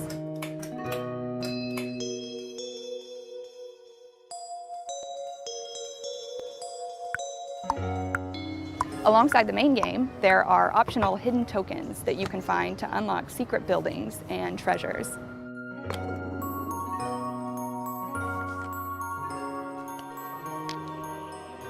Birth comes out this August. I made this game with my whole heart, and I hope that you like it.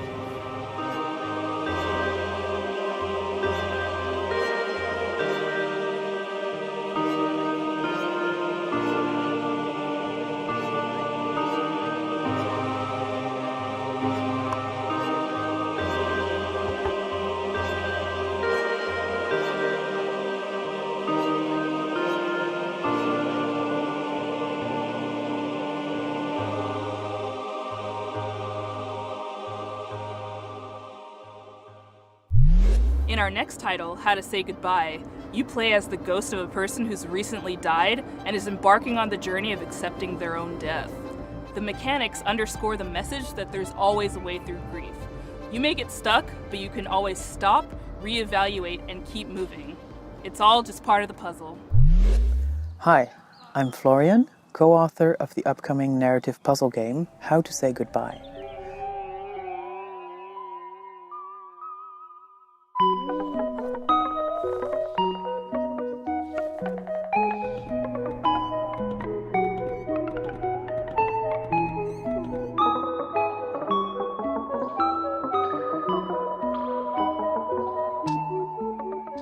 In How to Say Goodbye, you help a group of quirky ghosts overcome various obstacles and conundrums by reorganizing the level as you like.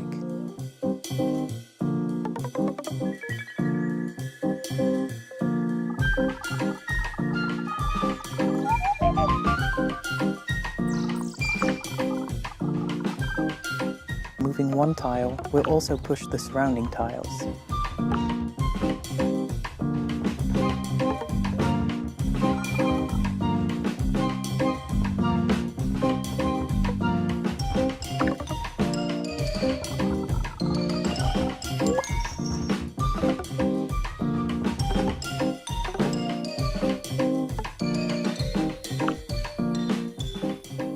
puzzle elements are only moved around, but never removed, so just like a Rubik's Cube, the puzzles never end up in a state where you can't solve them.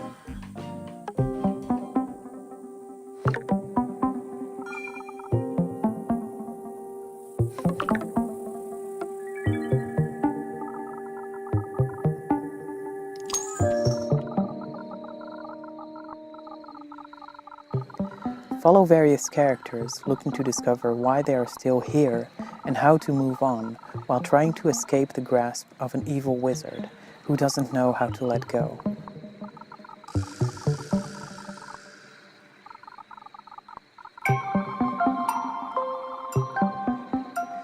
How to Say Goodbye tells a story of loss and grief, but we intend the experience to be as gentle, kind, and positive as possible.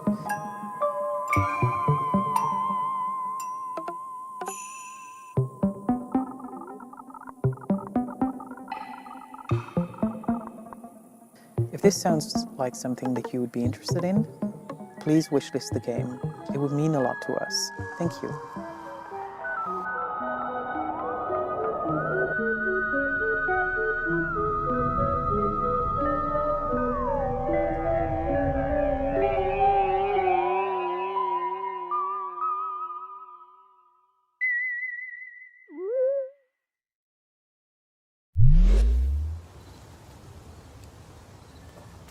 Oh, hi.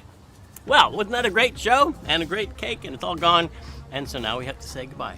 I hope you liked that. I hope you liked all the games. Thank you to all the developers for making such fantastic games and for bringing them here for everyone to enjoy.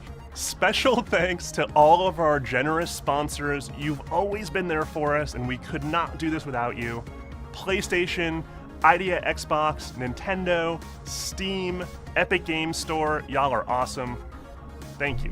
Extra special thanks to Dose One, the Magic Man, for supplying all the beats and sound effects and tunes you hear in every Summer Game Fest edition of Day of the Devs.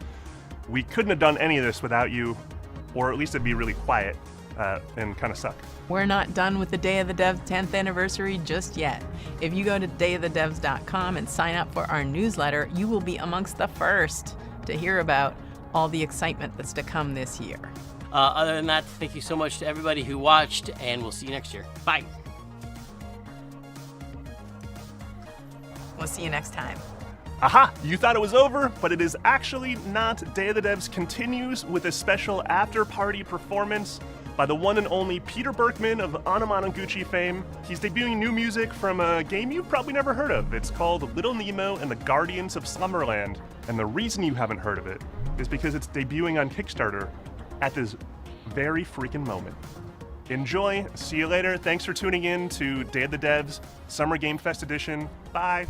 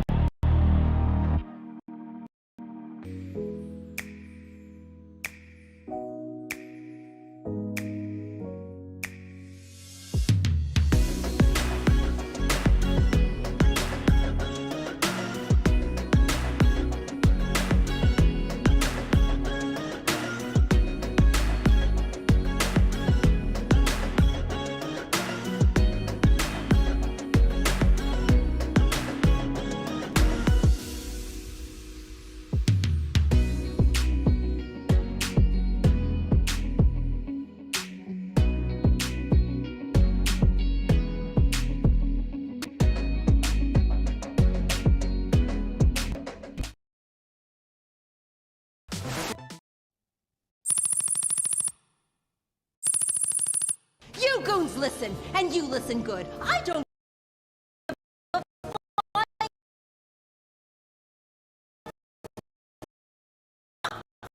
about marketing reports. We are losing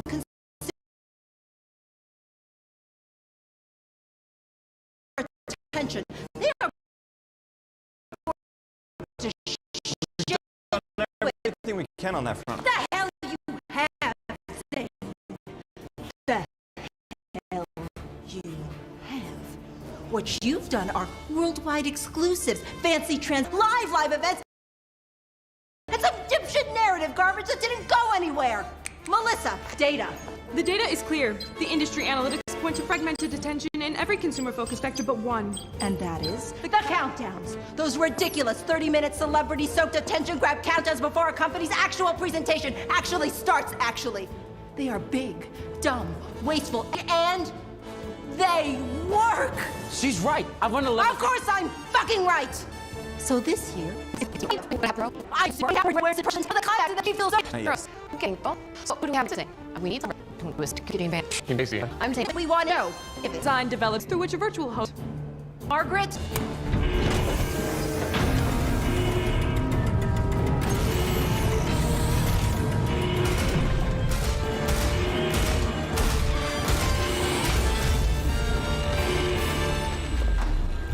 What the fuck is that? What's up, nurse?25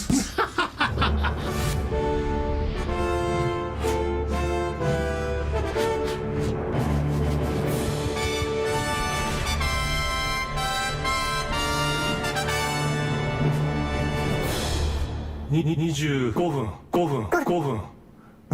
59秒か9秒か25分58秒25分57秒25分56秒9秒25分55秒25分5分54秒25分53秒かな25分52秒52秒25分51秒25分50秒25分49秒25分48秒8秒25分47秒25分46秒26分6分45秒25分44秒25分43秒25分42秒25分41秒25分40秒10秒ああ疲れてきたぞ25分39秒20なんとかああ誰もいないなこれはいつまで続くんだ25分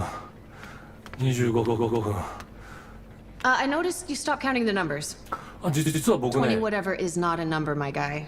Let me see if we can get you some kind of a break from the numerals. Madge. My name's Margaret. Shut up, Madge. Does this thing, I'm sorry.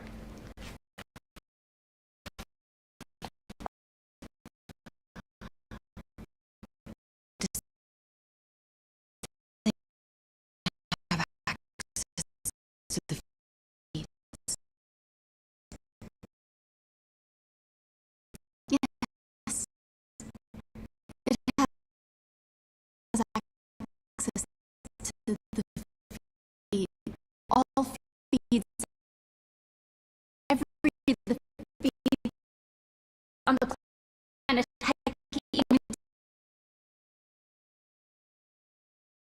to transform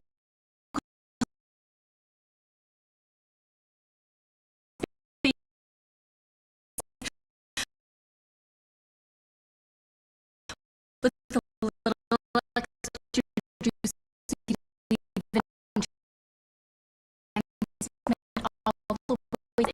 Sure, yeah. Can he?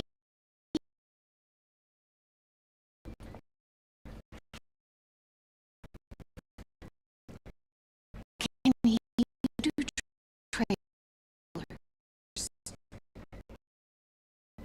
Yes. Trailers. Numbers. Feeds. Launch codes. Replicate. Updates. Satellite. Destruct instructions. Suggestive talk dances.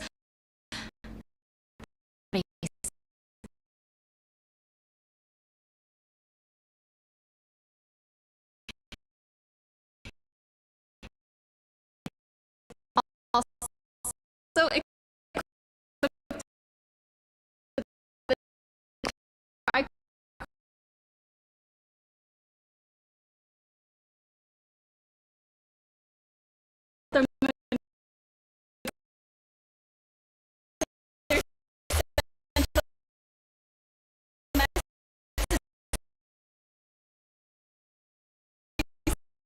Cannon.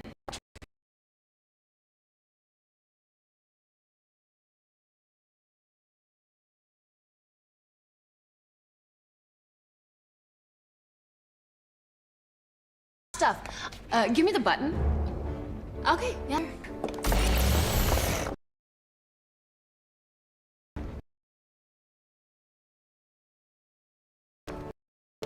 What? See? And I.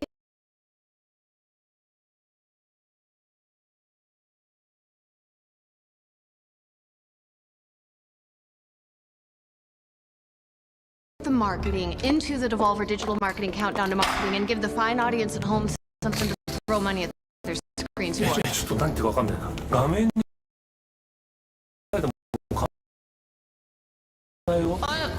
It works. We did a thing. 投げたのもう。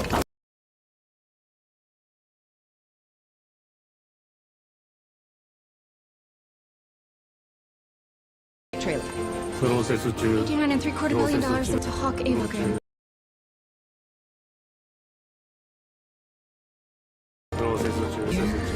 プロセス中。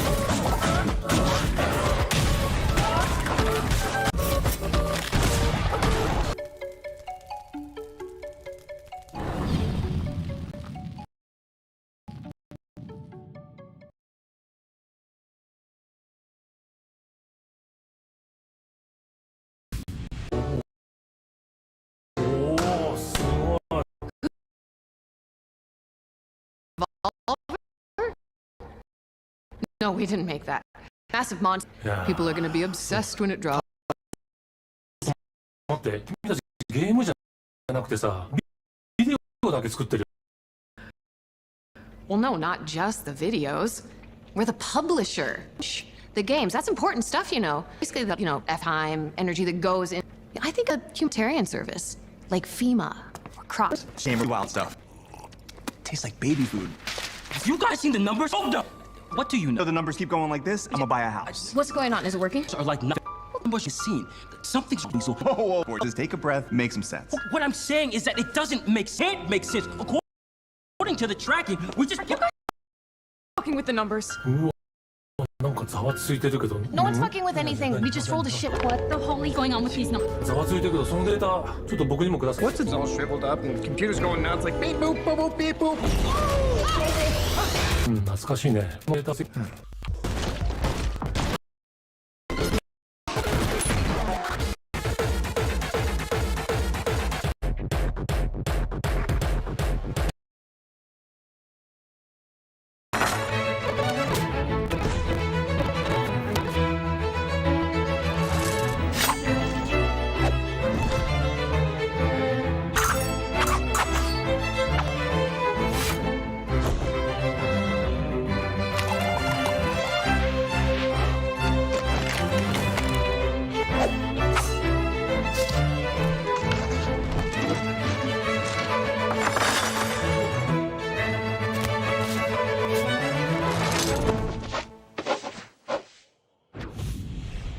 Another massive spike. Like big time massive. What do the numbers look like, though? They just keep... Publishers, platform holders, and soulless holding companies.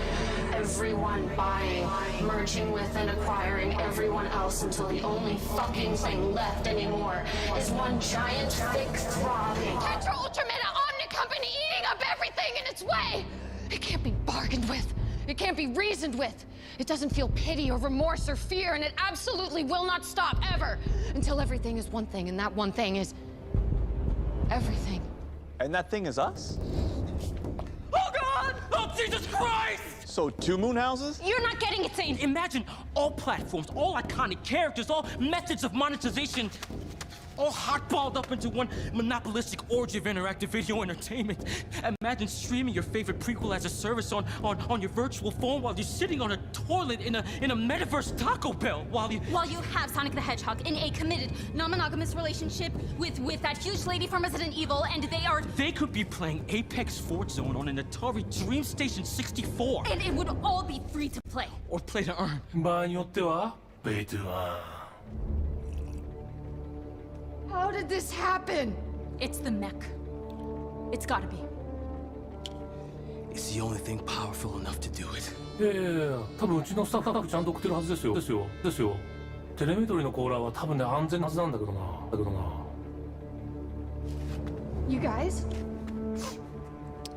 You guys follow the directions, right?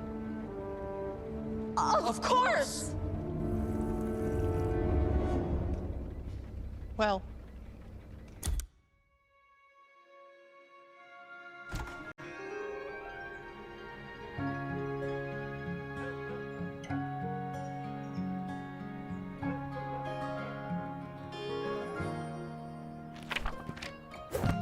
Once upon a time, there was a plucky squire named Jot. Jot roamed the land in search of adventure, battling beasts, helping the helpless, and generally being very heroic. But then, one day, he discovered something rather curious. A world he never knew existed.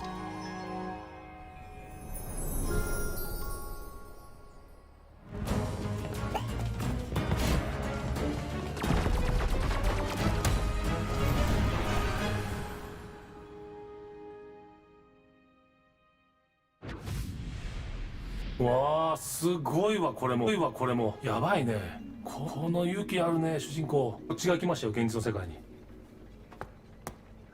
I can't tell if it's just that these games are amazing or if it's... What the fuck happened to my shirt? What's going on? Is this the singularity? I just got sent a review copy of Metal Gear Cooking Mama Mobile. I don't even know what that means. Do you even know what that means? The industry's folding in on itself. どうですか It slaps real hard, 10 out of 10. That's not the point. G Fuel just put in an offer to buy Valve. Microsoft bought Bethesda again, just for fun.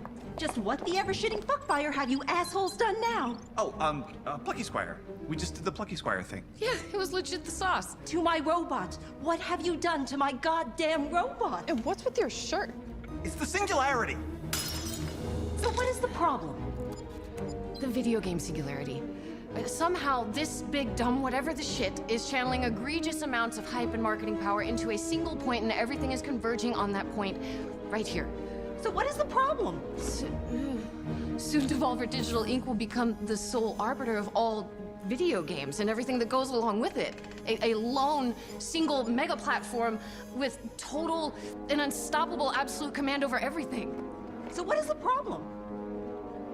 We don't know what we're doing. The Devolver barely functions as a marginally successful video game publisher. We can't be the central ordinal nexus of all industry. Why not? Why aren't you getting this? Oh, I get it. This is the, Yeah? You can't...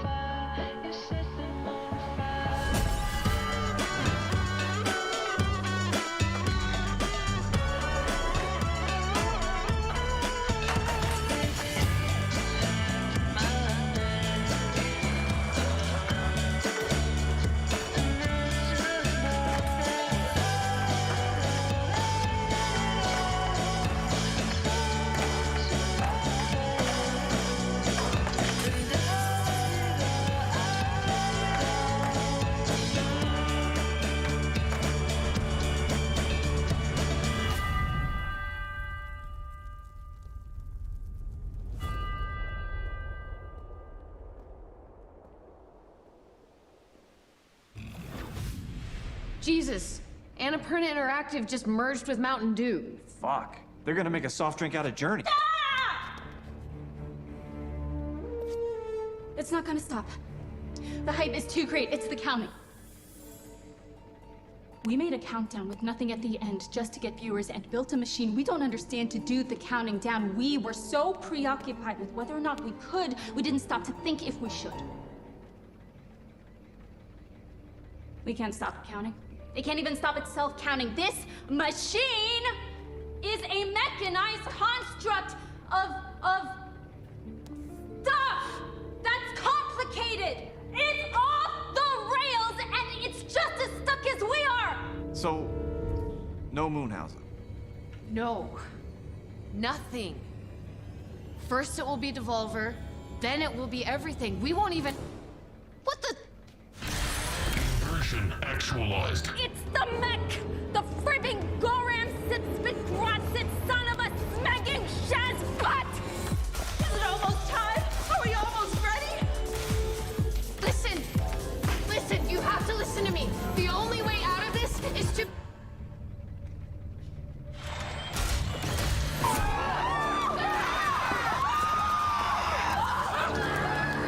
We were wrong! We were so wrong!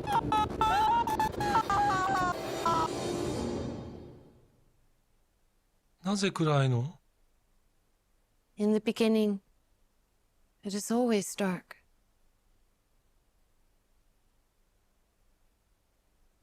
A single loot box coin.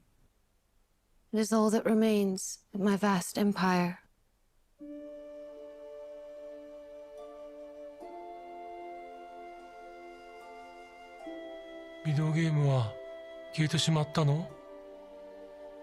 Yes.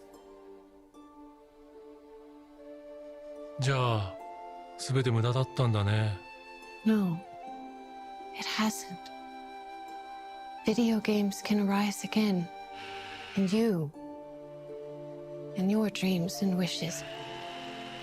どうやって？ Open your hand.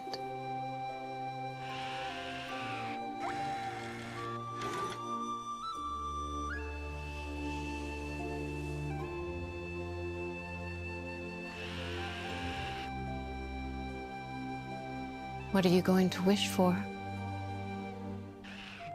わからない。 Then there will be no more video games anymore.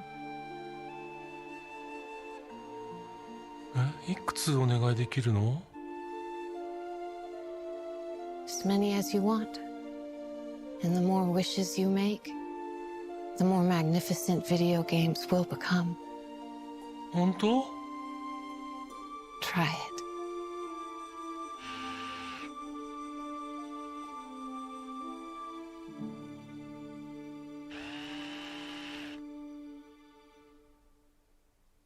じゃあ最初のお願いは」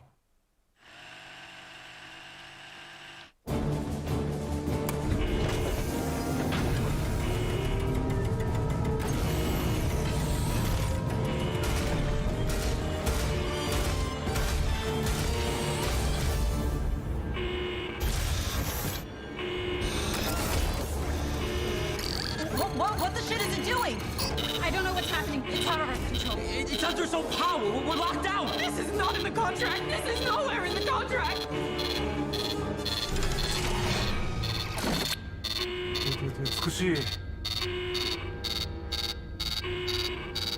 Well, ain't that some shit?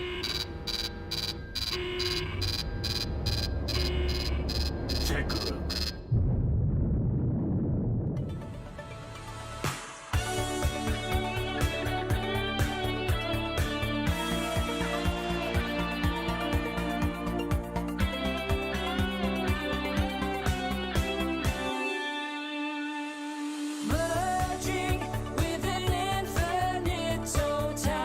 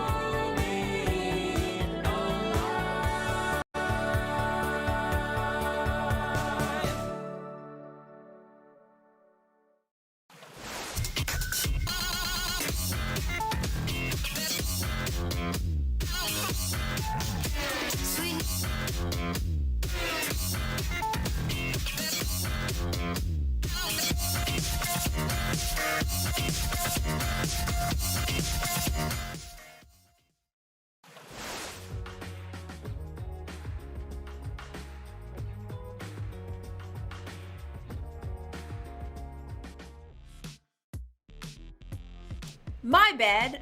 I was so impressed with the Devolver Digital Showcase. I didn't want to interrupt. My bad. Did y'all see that? Did y'all? Yeah, yes, thank you. Thank you, chat. Y'all are wonderful. I appreciate you. All right. I hope you're ready to join the cult of the Lamb specifically. And did y'all see Skate Story? Did anybody get weirdly emotional about Skate Story? That was, I don't know, just being a demon made of glass and pain. And I still have to skate. I really love that. And then Plucky Squire. I was caught off guard. I'm ready for that. Plucky Squire looked good. Yes. I'm glad that we brought the cult in today. All of you Devolver heads, that was amazing. I love watching that every year. Now, we have so many cool games, and we'll actually be chatting with some of the devs about them. So if there was a game you were excited about that you saw, we might be hitting on that. Now, it's time. We're gonna be talking to our first dev from Free Lives, and this is the company behind the endlessly satisfying Angerfoot, a lightning-fast FPS action game about kicking doors down and kicking ass. Please welcome lead artist Luke Walters and designer Robbie Frazier. Welcome in. Hi. Hello. Hey. Welcome in. Hi. Nice to meet you both. Hi. Welcome, Luke, and welcome, Robbie. Thank you so much for joining us today. Thank you for having yes, us. absolutely. Yeah, it's I super have good. to ask, Luke. Being the lead artist on this game, how does that feel? Like, what's the energy that you take into every time you're getting ready to work? Every day I start off with several energy drinks and obviously listening to Angerfist and Invitral and getting pumped. That's basically what gets me going. But no, seriously, it's insane. I actually got to see my art on the Devolver Expo. That was mental. I would actually go a little wild if I saw anything of mine on the Devolver Showcase too. So hey, bowing down. And I have to ask, as the designer, I don't know how you keep it together. I feel like designers are like the great organizers of all. What is your mindset when you're hopping in and working in Free Lives? I'd love to know, Robbie. Yeah, I'm gonna be honest. It's super easy working at Free Lives. We have a really great setup here. We have a lot of freedom to do good creative work, and it's a super cushy job. So yeah, and I work with amazing people. So it's pretty Okay, easy. so no, that's really good. Go ahead, just pass me the resume. I'll give me the application. I'll sign up today. I'd love You happy to to have move a to super... South Africa?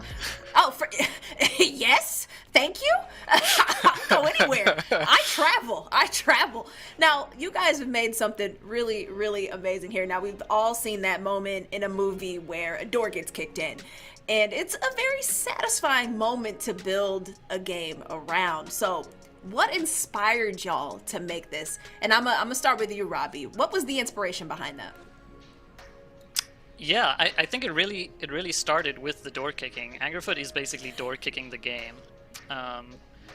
We started at the end of 2020. We had a little company getaway. We did a game jam, and Luke and I just started making Angerfoot, and it was immediately just the most satisfying thing to kick a door down and have it fly off its hinges and smash a bad guy against a wall. And yeah, that's basically from then on out. We just knew we wanted more of that and just make it sillier. It's basically how it started.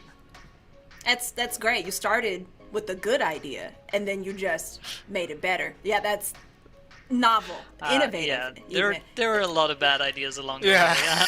I'm not gonna lie about that one. I mean, you gotta wade through some of the bad ones to get to the good ones and to make the good ones better. That's the process. Y'all know this. We just pack it full of the bad ideas. Enough of them and they start looking good. That's the idea. Yeah, Luke's absolutely right.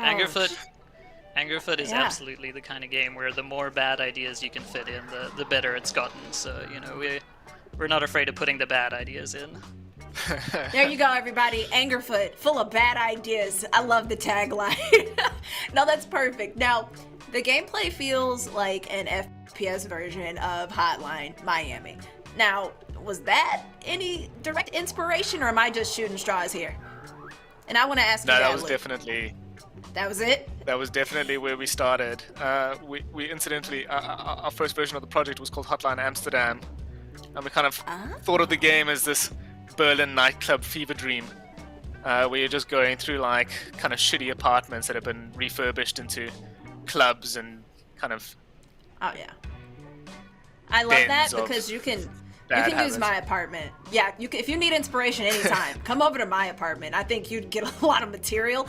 Yeah. Now, speaking of, design and inspiration, I noticed that you have the carpet from The Shining in your game. Now, can you please tell us why? and just give a little more about your level design. I want to know more, Luke. The carpet of The Shining just feels like a staple. And when you have to think of like 10 carpet designs, you end up just like there's only so many tiger print carpets we could put in, so we also put in the Shining carpet. Only so. And the level design is so. Both Robbie and I do a lot of the level design, and then it kind of starts out with basically we just think of like cool encounters that we can arrange, and then we just arrange several of them in different rooms along the way, and that kind of just builds up into a level, and then kind of a level is themed around a couple cool encounters with passages in between. Okay, I like that. And then we had jokes after that. We had jokes. Right. Yes, that's the most jokes of the level design process. I love that. The jokes are really important. We actually have a few questions from chat, and this is from Marsu. What kind of gameplay loop does Angerfoot have? And I'll have you answer that, Robbie. I feel like you're burning to answer this question. Yeah, sure. So Angerfoot, it's kind of it's fast-paced, and it's designed so that the levels are short, and you die often, but you restart very quickly. So ideally you fail a few times until you have a perfect run and you feel like John Wick, and you like clear the level in 30 seconds, hitting only headshots and smacking people with doors, and you're like the ultimate badass. And then you move on to the next level and keep going and unlock new shoes and stuff. So that's the basic loop. It's like short levels, fast gameplay, punishing, and like punishing but mastery focused, like short enough to learn the levels, to get really good at each encounter, and to really feel cool when you win.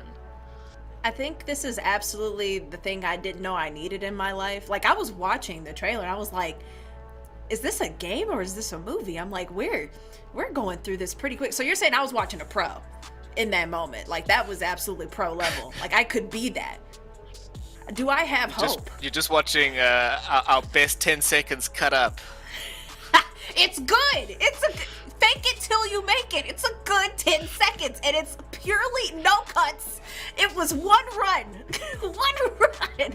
I can appreciate that. I have another question. This is from Burrito Blast Off. Are there gonna be different shoe options, Luke? Yes, so the shoes are going to be expanded even further. Every shoe has its own special ability, so we're going to be expanding that like as we go over the game. So yeah, more shoes, more ways to kill people, and a lot of them are also going to be deeply pointless. Which we're really excited about. I love that. I'm excited too. Like, I just wanted to have it. That's the only thing. All right, I got another question from Arigato HD. Does your leg progress with experience points from the kicking, Robbie? Is this going to be taken account of? It doesn't yet, but that's a really good idea. Yeah, we're big fans of skill trees here, so it's not out of the question that we'll add like a leg skill tree to the game. There you go. See, you should have patented that idea, Arigato. I don't know. You should have used that to apply for your job. You know, your cushy job over there, Free Lives. I don't know what to tell you. It's too late now. It's public domain. Yeah, it's too late. It's gone. I'm sorry. Now, I got another question from Efe. What engine did you use to develop the game? Bold question. Can we ask that, Luke? We're using Unity Engine. Unity! I love Unity. I always love hearing it. There you are. There's your answer. Yes, go learn Unity right now. C# is your friend. All right, I love that. Now, I have to ask, are y'all planning to expand the weapons that you can equip, like perhaps a high heel with extra crit damage? You know, since we're on the shoe subject. I want to ask. You thought about having a high heel with a gun in the heel, so every time you kick, it shoots a bullet. So there's definitely high heels planned. You're speaking to me right now, and I appreciate you. That is my love language. Have you? So I can't even ask this. You've gotten so much feedback from the community, I'm sure. Did y'all incorporate any of that? Is there like one thing the community was like, we want this, and y'all were like, yes, Robbie, let us know. Yeah, we've had a prototype available on itch for about 18 months now, for a while. So you know, there's been a version available. People have been playing it. People have been enjoying it. People have been speedrunning it. And yeah, we've incorporated a lot of stuff. We've found a lot of bugs. We've you know, we've got a nice little community on the Discord as well. So we're definitely like incorporating as much community stuff as we can. And yeah, we're hoping that now it'll get much bigger as well with you know, it being officially announced by Devolver and things like that. So exciting times. Oh, super exciting. I love it. I noticed that the music is so good. Now, can you tell us about this music just a little more? It's very propulsive. It makes you want to kick doors. Luke, weigh in. How does, because I heard you were listening. Yes, please. So like, it all kind of started because I'm a big fan of this like unbelievably obnoxious genre of music called hardcore or hardstyle.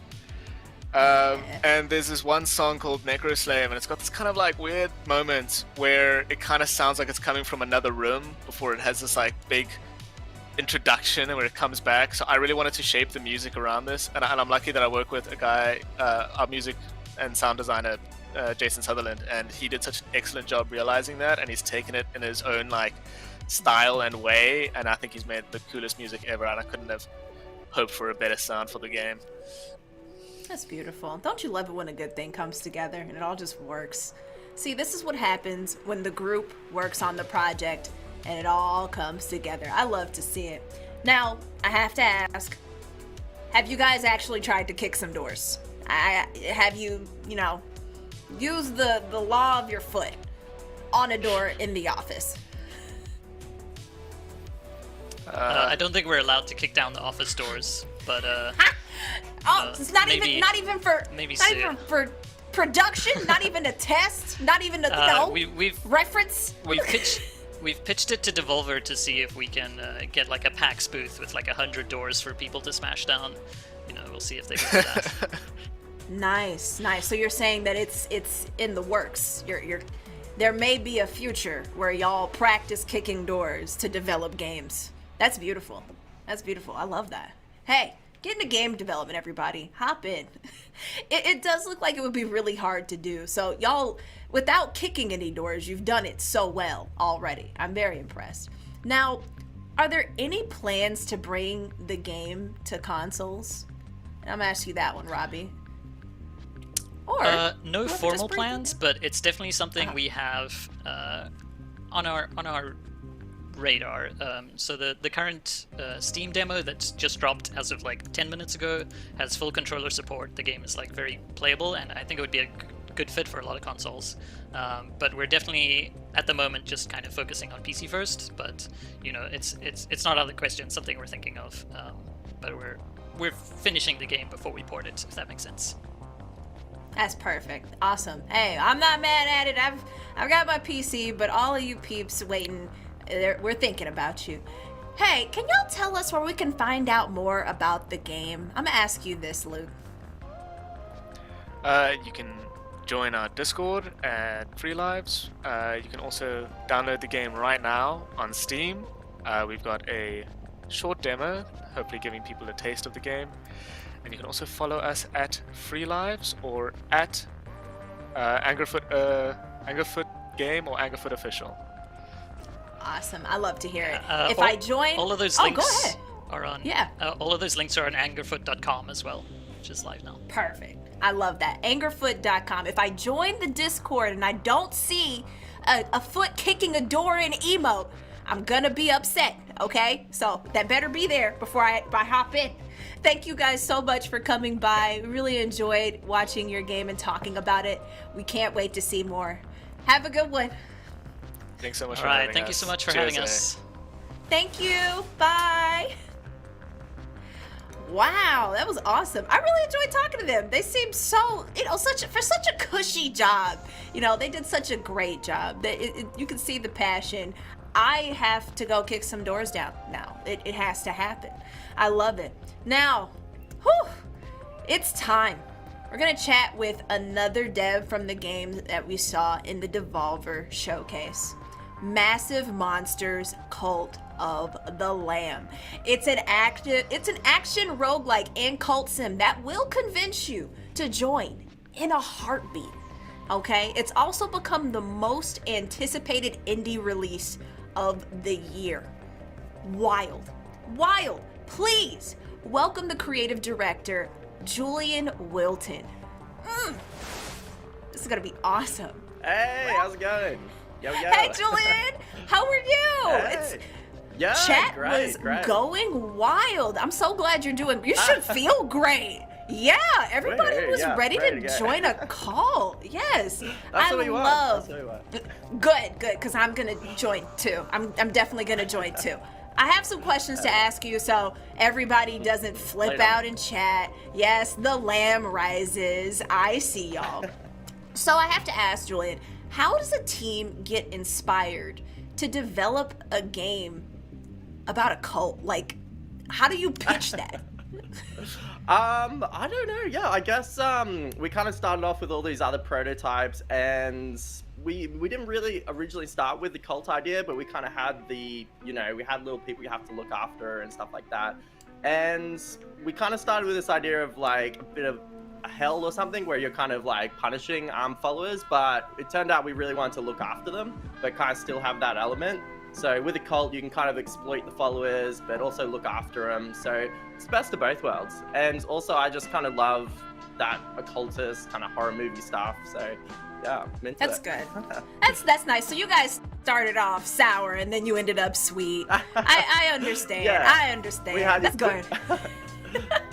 That's beautiful. We're trying to be a bit, we're trying to be a bit y'all bad boy with the new game, because our last one was a bit like family friendly. So we're like, this one we're gonna got a bit crazy, but we couldn't do it. We had to. We love drawing cute faces on things, so we're still getting the best of both worlds. I love it. I'll take care of you, but you're still gonna do what I want. You hear me? Now, Yeah, the game's exactly. art style walks the line between adorable and just straight up evil. Like, just straight up. Can you tell us how we landed on this look? How did y'all get here? Yeah, well, I guess kind of, going on from what I was saying before, just kind of this idea of, making it something a bit more dark, something a bit more spooky, a lot of inspiration from, horror movies and kind of other mediums to kind of bring it together. Even like a lot of cartoon shows like Over the Garden Wall. Things were a bit, kind of a bit creepy. You're like, what's going on here? Gravity Falls as well. But then, kind of bringing in these kind of familiar cartoon style that, people love. And it's just the way we kind of draw, so I don't know, made it easy for us. That's beautiful reference material. Over the Garden Wall, super creepy, along with the other things that you... So good. So already the look comes from a grounded place. Now, can you tell us a little bit more about the base building in the game? Like, how far does it go? Yeah, so the base building around the game is kind of, there's a few elements to it. There's kind of like you're looking after your followers, so you gotta like build them beds, you'll kind of cook food, so you'll build a little cooking fire, but then you'll kind of get them to make resources and stuff for you as well. So you kind of got a little wood mine and kind of stone mine, they'll kind of like get resources for you. And then you also kind of have a main shrine where they'll all kind of pray at you, and through that you're kind of getting new building unlocks and stuff like that. So it's just kind of getting resources and doing fun stuff with your cult. You can get a little confession booth where a follower will come, tell you their woes, tell you the gossip, what's going on. and then, you know, you'll get some loyalty from them for kind of interacting with them in that way, which can be used to kind of set new doctrines for the cult and kind of new rules for living, I guess. I love that. So not only are they're not, you know, just leeching off of us, you know, they got to do some stuff too, but you also kind of get to influence it. Yeah, you get to influence, do you get to influence the type of cult that you create, or is that more of just like keeping them in check?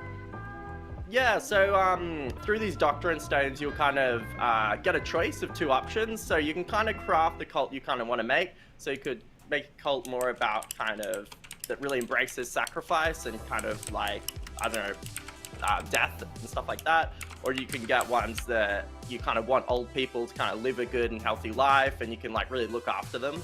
It's all a balance between kind of like how much, like, do you want to exploit your followers and be really kind of a bit mean to them, or do you want to be like a good cult leader, be nice to your followers? So. I love that. So we get to choose. Hey, you know, maybe I'm a little mean. I've been told I was a little mean. You'd be surprised. So... Well, yeah, it's kind of it goes into this question of like, do I kind of want to get a bit stronger? Am I going to put myself forward, or am I going to put my followers first? Perfect. And yeah, you get a bit evil sometimes. Hey, I'm just letting you know, it's me every time. No question. No question. Now, I see that some abilities and weapons are teased in the trailer, but can you tell us anything else about combat? Is there something that, you know, you're excited about, or you would compare the combat to?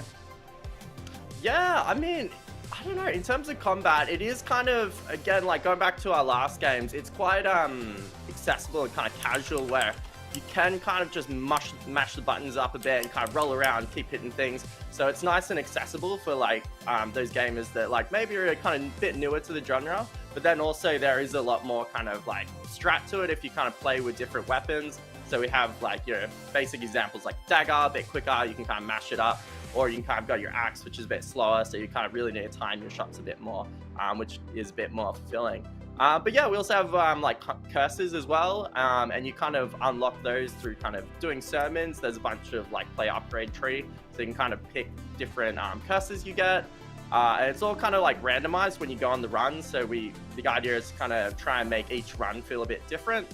So maybe it's a bit similar to Binding of Isaac a little bit in that regard, where you're kind of changing up the play, changing up the run each time. But yes. I like that. I like, you know, some variety in my curses. You know, I try to hex people at least once a week, so we'll see if this works out. Yeah, absolutely. Now, are there going to be some secret items or like Easter eggs that I have to look out for? So there is, we have a few mechanics in the game for kind of unlocking kind of deeper content. There is like all the follower skins, so you can kind of, there's quite a few like secret ones kind of put around. So there's like little one snail one, little axolotl, you know, all the good ones. And then we also have decorations, so you kind of unlock and find secret decorations. Then there's also these kind of quests in the world where you can unlock new fleeces, which kind of, again, change up your run. So one might be that you don't get any kind of tarot cards on a run, which kind of, again, change up the gameplay a bit. But you kind of get 4 to start with, or you kind of start with no red hearts, but you start with heaps of blue hearts. So just like little things that kind of change up the run again. And they're all kind of done through exploring side quests and kind of finding little secrets in the game. That's really good. That's really good. I actually have some questions from chat.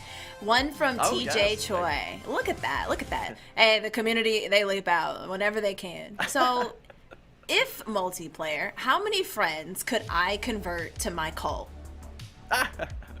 Well, TJ, currently it's just single player, unfortunately, but you know, you can always spread the word, get your friends into it. We'd love to kind of suss out maybe a kind of co-op-y thing like down the line. Definitely not for release. But yeah, we'd love to get something in at some point. But yeah, you know, you can just tell your friends, you know, compare notes, compare bases, you know, just do cult things together. Yeah. Let's do cult things. Yeah, cute cult things. Yeah. I have another question from the Mac Geek. Are the levels random, as in procedurally generated, making gameplay more varied in that form? Yeah, so dungeons kind of randomly generated. The way it works is there's a bunch of different rooms, kind of room types so there's a big kind of rectangle one here. And then there's kind of like encounters, so it'll kind of pull in different things of like encounters and kind of put them in the room. So yeah, like the idea is hopefully you shouldn't see too much of the same kind of enemy encounters, and yeah, it'll always change up. There's also kind of like a node, and in that node there's like a dungeon run, and then when you've kind of finished that, it opens up a map and you can kind of choose a direction of where you're going, kind of similar to Slay the Spire kind of map or something. And yeah, you can kind of find new rooms. There might be a shop on the way. There might be kind of a question mark room, which has a little story in it, and stuff like that. And yeah, just things like this, like a weapon shop. So yeah, each run should hopefully feel quite different. I love it. That's how it should feel. I love that. Now I have another question from C47 Man. What came first in conceiving this game? Lambs or cults? That's a good question. I honestly can't really remember. I feel like I don't know. I feel like we definitely drew some lammies. I definitely drew some lammies. We probably had about like 10 or so good lamb editions. This is number 10 that we got here. And I think, yeah, it must have come similar time when we're exploring the occult stuff. It maybe wasn't like cults yet, but we're like, occult, Lamb of Christ, there's a lot of kind of, meaning and definitions and stuff with kind of a lamb character. And we actually originally had kind of the main character was a lamb, and we had this kind of goat antagonist or whatever, and kind of gonna be the evil guy. But he kind of wasn't really that threatening, so we kind of created these new kind of cult leaders. But yeah, that's kind of the idea started with just lamb and the goat. Oh, that's okay. I love that. Thank you for answering, because I feel like after a while, the cult and the lamb would just blend together. Like it's just all one. Like what begins and what ends.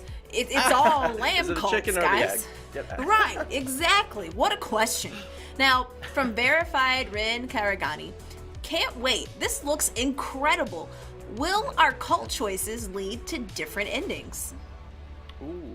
There's kind of only one kind of, there's a bit of a, there might be a choice along the way, but the ending and kind of story in the game is kind of linear, but the way we kind of create dynamic kind of content and stories in the game is through the followers, so they kind of really drive a lot of the game. So they'll kind of come up to you with quests, and there's a few kind of different story quests where one thing might lead to another thing, and they kind of create stories in themselves. Even if you kind of get one quest and then randomly get another one, the players can sometimes kind of connect the dots a bit, even if we like inherently didn't design that, but this kind of stories can write themselves a little bit. I love it. From the chat, I just had to point this out. Somebody said cult is lamb spelled backwards. Yep, cult is lamb nice. Spelled backwards. It's the truth. I think I have another question from Kotek. Will there be Twitch integration? Yes. We're actually working with someone to create a bit of a plugin where Twitch viewers can kind of help or hinder the cult leader they're watching on stream. Saw a little demo of it the other day, and it's looking very cool. So yeah, looking forward to seeing how that will work more.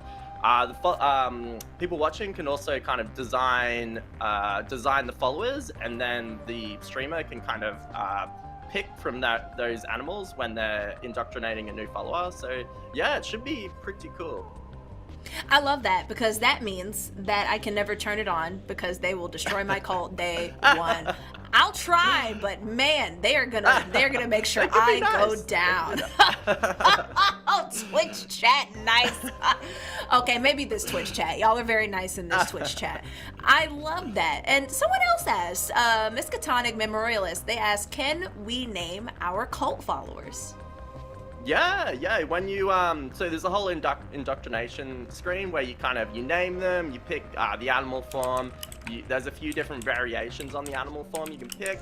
They also kind of start out with a few traits. So some cult members, they hate seeing poop or something. Other ones might love seeing poop. So you might choose. That might change where you do a few things. Like, you might put their beds away from poop, like away from outhouses and stuff like that.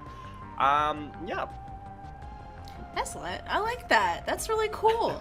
Now, I have to ask, was there anything that you were trying to put in the game? Was there a stretch goal that you had that, that didn't quite make it into the game? You might throw it into some future DLC?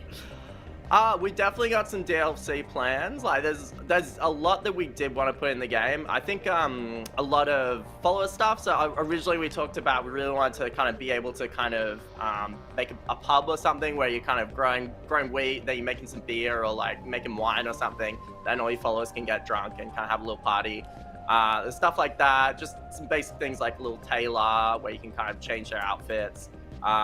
We've talked as well, like maybe for DLC, this idea of kind of Cult of the Seas, where maybe you'll make a little ship and you'll kind of set up other colonies around this kind of procedurally generated world. So we've got lots of ideas, and we definitely plan to kind of support the game a bit after release. So hopefully we'll get them in eventually.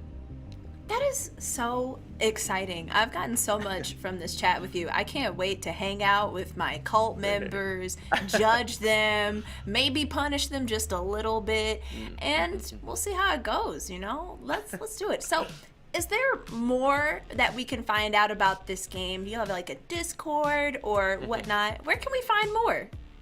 Yeah, so if you just go to maybe cultofthelamb.com, we've got it all there. We just got, just happened, just looked at it. We've got the pre-order up for the game. We've got a demo on the Steam Next Fest.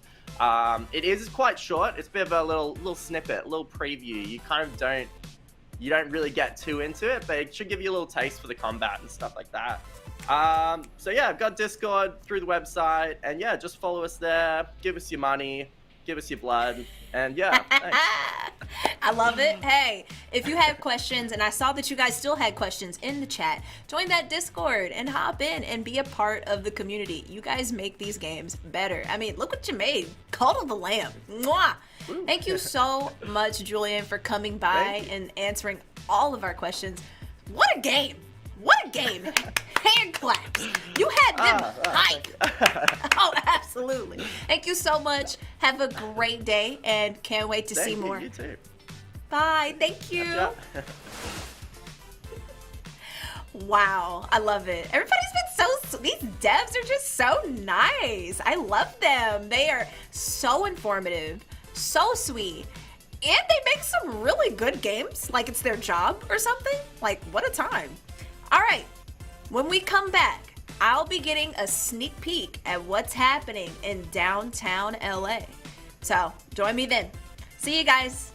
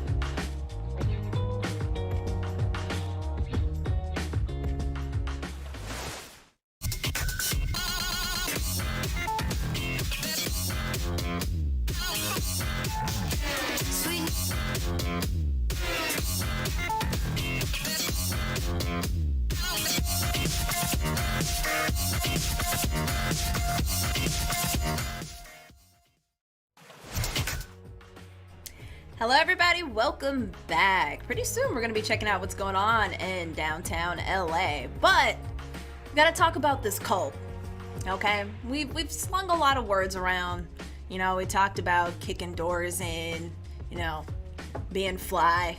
Yes, time flies. It really has. It is already around time for our time to end. It makes me kind of sad, but it's cool. So I'm just here once again to have you all sign up to be a part of my cult. I don't know what we're gonna call it. Are we gonna call it like Cult of the Flies? Lamb Chops? Yeah, it's Morbin time. What are your cult names? Because I feel so inspired by Cult of the Lamb. I also really love Angerfoot. I feel like it's just the game for me. Like if I just want to decompress, let me just pull out my Angerfoot. Yeah, I'm gonna kick some doors down. Maybe it's your door. Okay, it's not your door. I promise. It's not your door. It'll just be a random door. Bro, it'll be a random door in the middle of nowhere, okay? I'm not coming for you. Yes, the Cult of the Broken Oreo? What a name. What a name. Okay. While you guys come up with cult names, we're gonna go ahead and see what's going on in downtown LA with Bruce Green. Let's check him out. Chelsea, can you hear me? Chelsea, are you there? Hello? Hi. Hello? Hey! Chelsea, Bruce! Chelsea, can I be part of your cult? Can I be part of your cult? Yes. Okay, so you have to be fly. All right? That's the only requirement. Now, I don't know if you saw the character I made for you, the boss I made for you in Saints Row. Yeah, no, I heard you call me Morbius, Chelsea. That's what you called me Morbius. Well, okay, ignore that part. But you were very fly, okay? You were looking good. You say I look like a vampire, aka I look like I was dead. I mean, okay. Vampires don't put words in my mouth. Vampires look great, all right? Remember, there was a whole era where we were lusting after vampires, okay? Yes. Yeah, you got me. You got me. Hey, we're still lusting after vampires. Exactly. We're still lusting after vampires, Chelsea. All right, never mind. Yes. Hey, we got stuff to do. We got to actually talk about what's happening here downtown. What's happening? This is the Twitch Gaming Summer Gathering set. We're going to be down here all day tomorrow talking about video games for, I think it's like 10 hours or something like that. We're going to be here in this amazing place, Chelsea. Now, I want you to, the camera's going to kind of take a look around here.